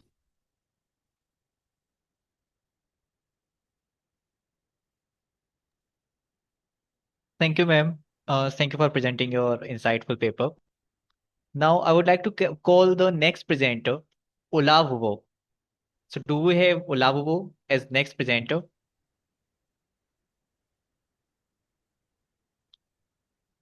Is Olavuvo present for the next presentation? Hello, sir. Good day. Are you hearing me, sir? Yes, good day, ma'am. Okay, so ma'am. Okay, the title of good day. This is the time you can start your presentation. Okay. Okay, please start. Okay, the title is Oral Traditions and Linguistic Structures, presented by Olawuwo and Adedeji from Nigeria. Introduction. The paper is on Yoruba orature. This is cultural expressions, manifestations of the Yoruba, a unique ethnic group in the multilingual nation called Nigeria, which has more than 500 languages. But the Yoruba can be found globally nowadays through two means: slave trade in the past and looking for greener pasture, has been discussed by various scholars like Falola 2012, Concordia 2012, and so on and so forth. The linguistic structures, they are the coherent forms of language in rendition of oral literature, in which every language, every race has that in their own word field. So this linguistic structure can be viewed in two ways. Verbal, this is two words of mouth, and we have non-verbal one, which consists of materials and symbols. Oral traditions within Yoruba, which is one of the strong ethnics in Nigeria, includes myths, stories, poetry, folktales, folklores, songs, riddles, proverbs, jokes, chants, lullabies, legends, praise names, etc. So all these traditions are existing in Yoruba. The amount of definition of oral literature. Oral literature in Yoruba settings and other cultural settings consists of cultural heritage, knowledge and beliefs of a race, compendium of the total ways of life of a very given community, and remembered history, remembering the past leaders in each community, and also it is the warehouse of community memory. Types of oral traditions, which is orature or oral literature in Yoruba settings, are myths, stories, poetry, riddles, proverbs, as I've said before. All these forms of linguistic structures are in consonance, are being performed with this oral literature or oral tradition. This oral tradition range from community to community. Some are universal, that is, are being performed by Yoruba people all over. But there are some that are being peculiar to each community. You have the non-universal one are being performed maybe by one dialect or by one tribe within the Yoruba groups. Then universal chants may be given different names in different communities. For example, we have Ekun Iyawo, which is being sung by new bride in Oyo. For that Ekun Iyawo that we name in Oyo as Ekun Iyawo is being known as Obitun in Edo State. They do the same things, but they give it different names. What are the list of linguistic structures that are being used to perform this oral tradition performance? Each of these chants, each of these oral literature have different ways of performing it. Likewise, they have composition formula in terms of organization, in terms of sort of words, in terms of phrases, and so on and so forth. Then reading, they have different sounds. That is, when you are singing balladi, It's different from when you are singing a song for joy or something. Then prosody, you have different tones, stress, downsstepping, etc. in the performance of all these oral chants, because Yoruba is a tonal language. Apart from that, we have various things that make the aesthetics of this oral chant. Repetition is one of them, in which you have different types of repetition. You have syllabic, you have lexical, you have partial, and we have full repetitions. Then gesture is part of it. This is the movement of different parts of the body where you are chant. You may move leg, you may dance, you may move eyes. All these are non-verbal communications in Yoruba that speaks a lot. Then we have artifacts that depict each of these sounds. Ma'am, I Artifact is request part you to of kindly symbol. conclude. Artifact is part of non-verbal communications that we have in Yoruba land that speaks volumes of what you are chant about. Then the trust. Oral tradition to the Yoruba is the archive. That is where we kept our so many things in which we wish to transfer from generation to generations.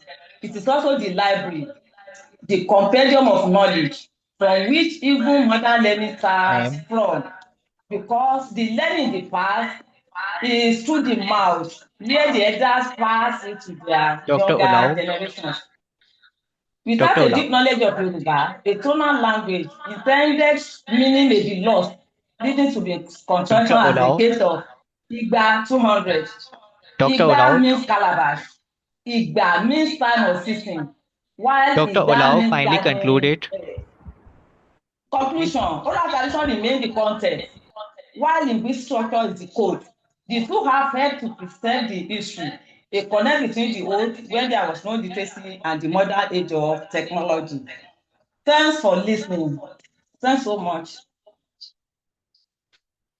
Thank you, Dr. Olao. Thank you for your Yes. presentation. Now we Thanks so have much, sir.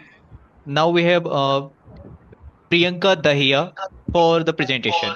I think there is no more person who is remaining after Priyanka Dahiya. What? Okay. Yes. So Yes, Priyanka sir. Dahiya, please start. Dr. Happiness is Namaskar, sir. remaining, Ma'am. please. Dr. Happiness is remaining. Okay. Okay. Doctor Mm. Dr. Happiness That's will why I say continue possible paper after àbí? Dr. But má Dahiya. ṣe tó kọ́ lẹ́yìn. Will continue Sir? after it. Okay. Okay. मेरा आज का विषय है आज के वैश्वीकरण के दौर में हिंदी भाषा की आलोचना। वैश्वीकरण के वर्तमान दौर में हिंदी भाषा को अनेक चुनौतियों और आलोचनाओं का सामना करना पड़ रहा है। वैश्वीकरण ने अंग्रेजी को संपर्क और अवसरों की प्रमुख भाषा बना दिया है, जिसके परिणाम स्वरूप हिंदी का प्रयोग शिक्षा, प्रशासन और रोजगार के क्षेत्रों में अपेक्षाकृत कम होता जा रहा है। यह स्थिति हिंदी के महत्व और प्रतिष्ठा पर प्रश्न चिन्ह लगाती है। एक प्रमुख आलोचना यह है कि हिंदी को आधुनिक ज्ञान, विज्ञान, तकनीक और प्रबंधन की भाषा के रूप में पर्याप्त रूप से विकसित नहीं किया गया। उच्च शिक्षा, शोध और हर क्षेत्र में अंग्रेजी का वर्चस्व बना हुआ है, जिससे हिंदी भाषी वर्ग के भाषा के अधिकार पर असमानता का सामना करना पड़ रहा है। इससे हिंदी बोलने वाले युवाओं में हीन भावना भी उत्पन्न होती है। दूसरी ओर मीडिया और विज्ञापन जगत में हिंदी का स्वरूप भी आलोचना के घेरे में है। बाजारवाद के प्रभाव में हिंदी में अनावश्यक अंग्रेजी शब्दों की मिलावट बढ़ती जा रही है, जिससे भाषा की मौलिकता और शुद्धता प्रभावित हो रही है। इसके अतिरिक्त वैश्वीकरण के कारण उपभोक्तावादी संस्कृति के प्रसार ने हिंदी साहित्य और रचनात्मक अभिव्यक्ति को भी सीमित कर दिया है। गंभीर साहित्य की जगह मनोरंजन वाली सामग्रिक अधिक लोकप्रिय हो रही है। निष्कर्षतः वैश्वीकरण के दौर में हिंदी भाषा की आलोचना इस बात पर केंद्रित है कि उसे विकास और अवसरों की मुख्य धारा से दूर रखा जा रहा है। आवश्यकता इस बात की है कि हिंदी को तकनीक, शिक्षा और वैश्विक संवाद की सक्षम भाषा बनाकर उसकी गरिमा और उपयोगिता को सुदृढ़ किया जाए। धन्यवाद sir. Thank you, Priyanka. Thank you for the presentation. Thank you, sir. Now, as we have Dr. Happiness remaining for the presentation, Dr. Happiness, you can start. Dr. Happiness, are you there?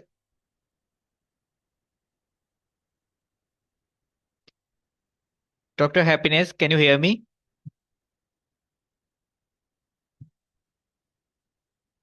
I think Yes, Dr. I can hear you. Okay. Dr. Happiness, please start your presentation.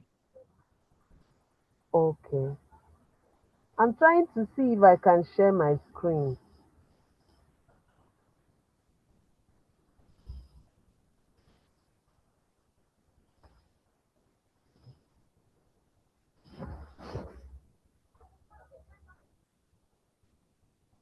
It's a lie.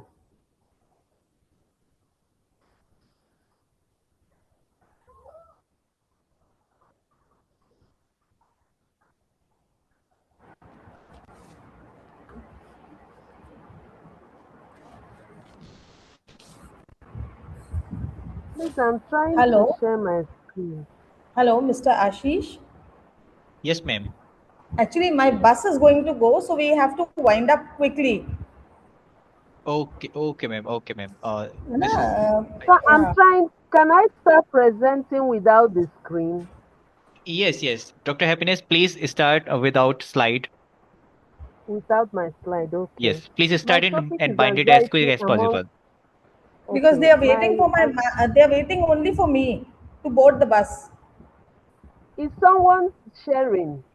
Okay, ma'am. Is someone Just this last sharing? presentation. No one is sharing. Please start Okay, it. my Yes. topic is anxiety among pregnant women attending antenatal care in Langtan General Hospital, interaction between endogenous wisdom and modern realities. The central question is, what is the level of anxiety among women attending antenatal clinic, and how does occupation and residence influence them? The objectives: to determine the level of anxiety among pregnant women, to ascertain the level of anxiety among those women based on occupation, to ascertain the level of anxiety based on the residence, to test whether occupation and place of Dr. residence Happiness. significantly. Sir? Dr. Happiness, I regret that we do not have much time. Can you directly jump to your conclusion?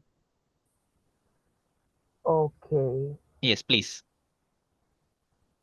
Okay, the findings of this work show that the pregnant women, they had moderate anxiety level, and occupation and place of residence did not significantly, there was no significant difference between anxiety, level of anxiety of pregnant women, and occupation and residence.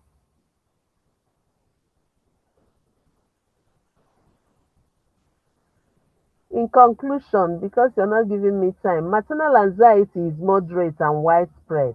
It is unaffected by occupation or residence.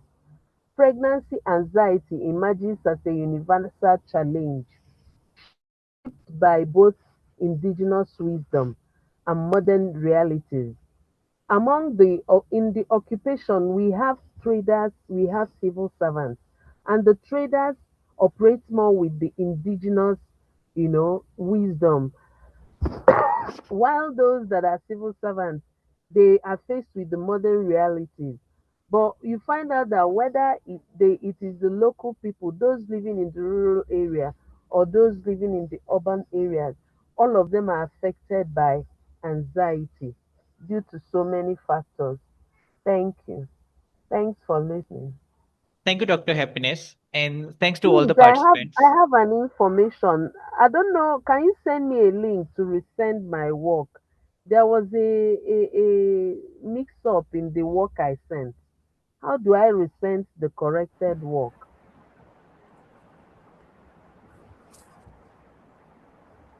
Hello? Dr. Happiness, can we have the talk later? It's okay. Okay. It's okay. Thank you. Thank you, Dr. Happiness. So after the wonderful session, we would like to move to our chairperson, ma'am, Dr. Sonal Sharma, ma'am, for her remark. And Dr. Sonal Sharma, ma'am, please. Thank you, Mr. Ashish. It was indeed a wonderful session.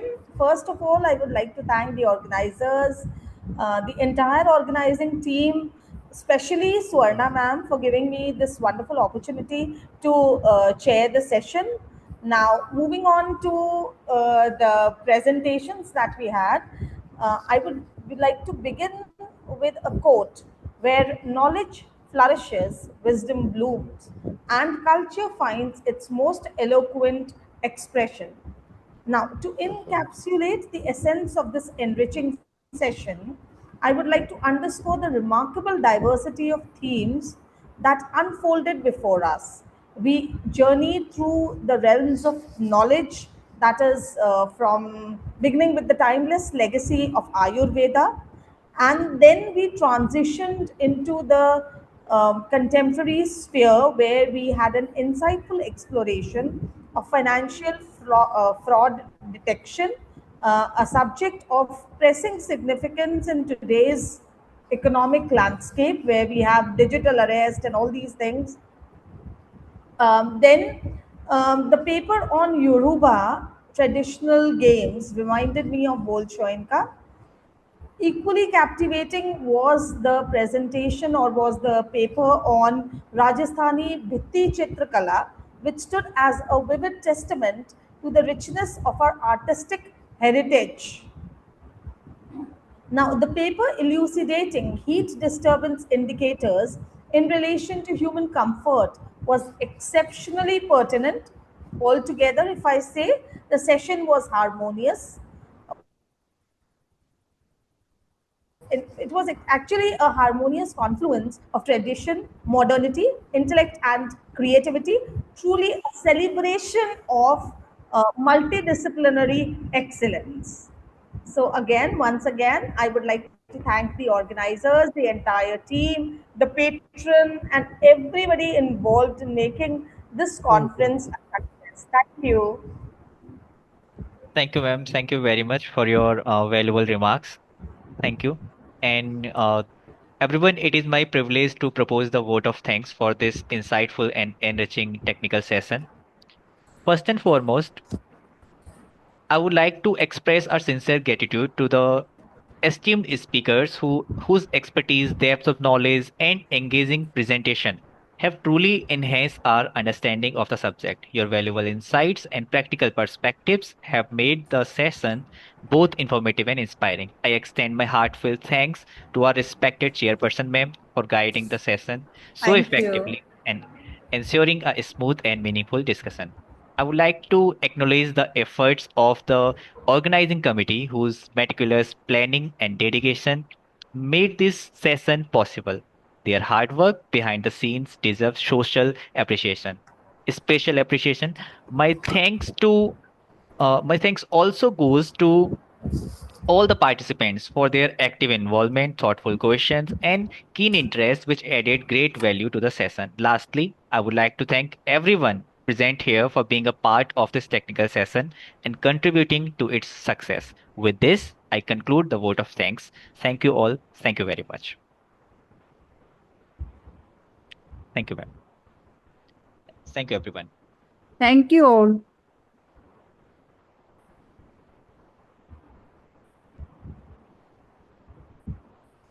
Thank you so much. Thank you. Thank you.